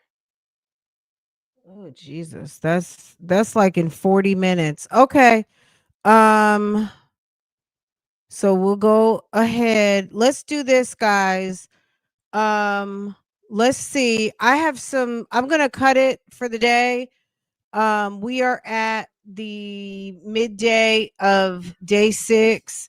Let's go ahead and shut this down. Keep it cute. And I might come back, but I really want to get caught up on Ernest Williams, maybe just 1 or 2 videos. Because I'm behind on 3 videos that have come out from phone calls from prison. So I think I'm gonna probably spend some time getting caught up on Ernest Williams, and we'll finish up day 6 tomorrow. So it's definitely by the time they start tomorrow, we'll be caught up by the time they start court. Because girl, at this pace, baby, we can be caught up, do a nice little cute 2-3 hours, have a break, and then be caught up and be on real time by tomorrow afternoon, or even, over the weekend, and be caught up for money. You know what I'm saying? Like, we got this. Anywho, I love you guys. I hope you guys enjoyed. This was fun. If you want to go ahead, don't feel any way. You're not cheating on me. There's an open relationship. Spread the love. If you want to go and get caught up real time, that's your business. Okay. I will see you guys tomorrow morning. Just make sure you come back here. Okay. So we can talk about it. All right. Okay, you guys. Take care. Love you. I'll see you tomorrow morning. And if you come back for some Ernest Williams or whatever else I'm posting, I will see you after I've had a chance to rest my mind for just a moment. Okay. All right. Take care. Bye, guys.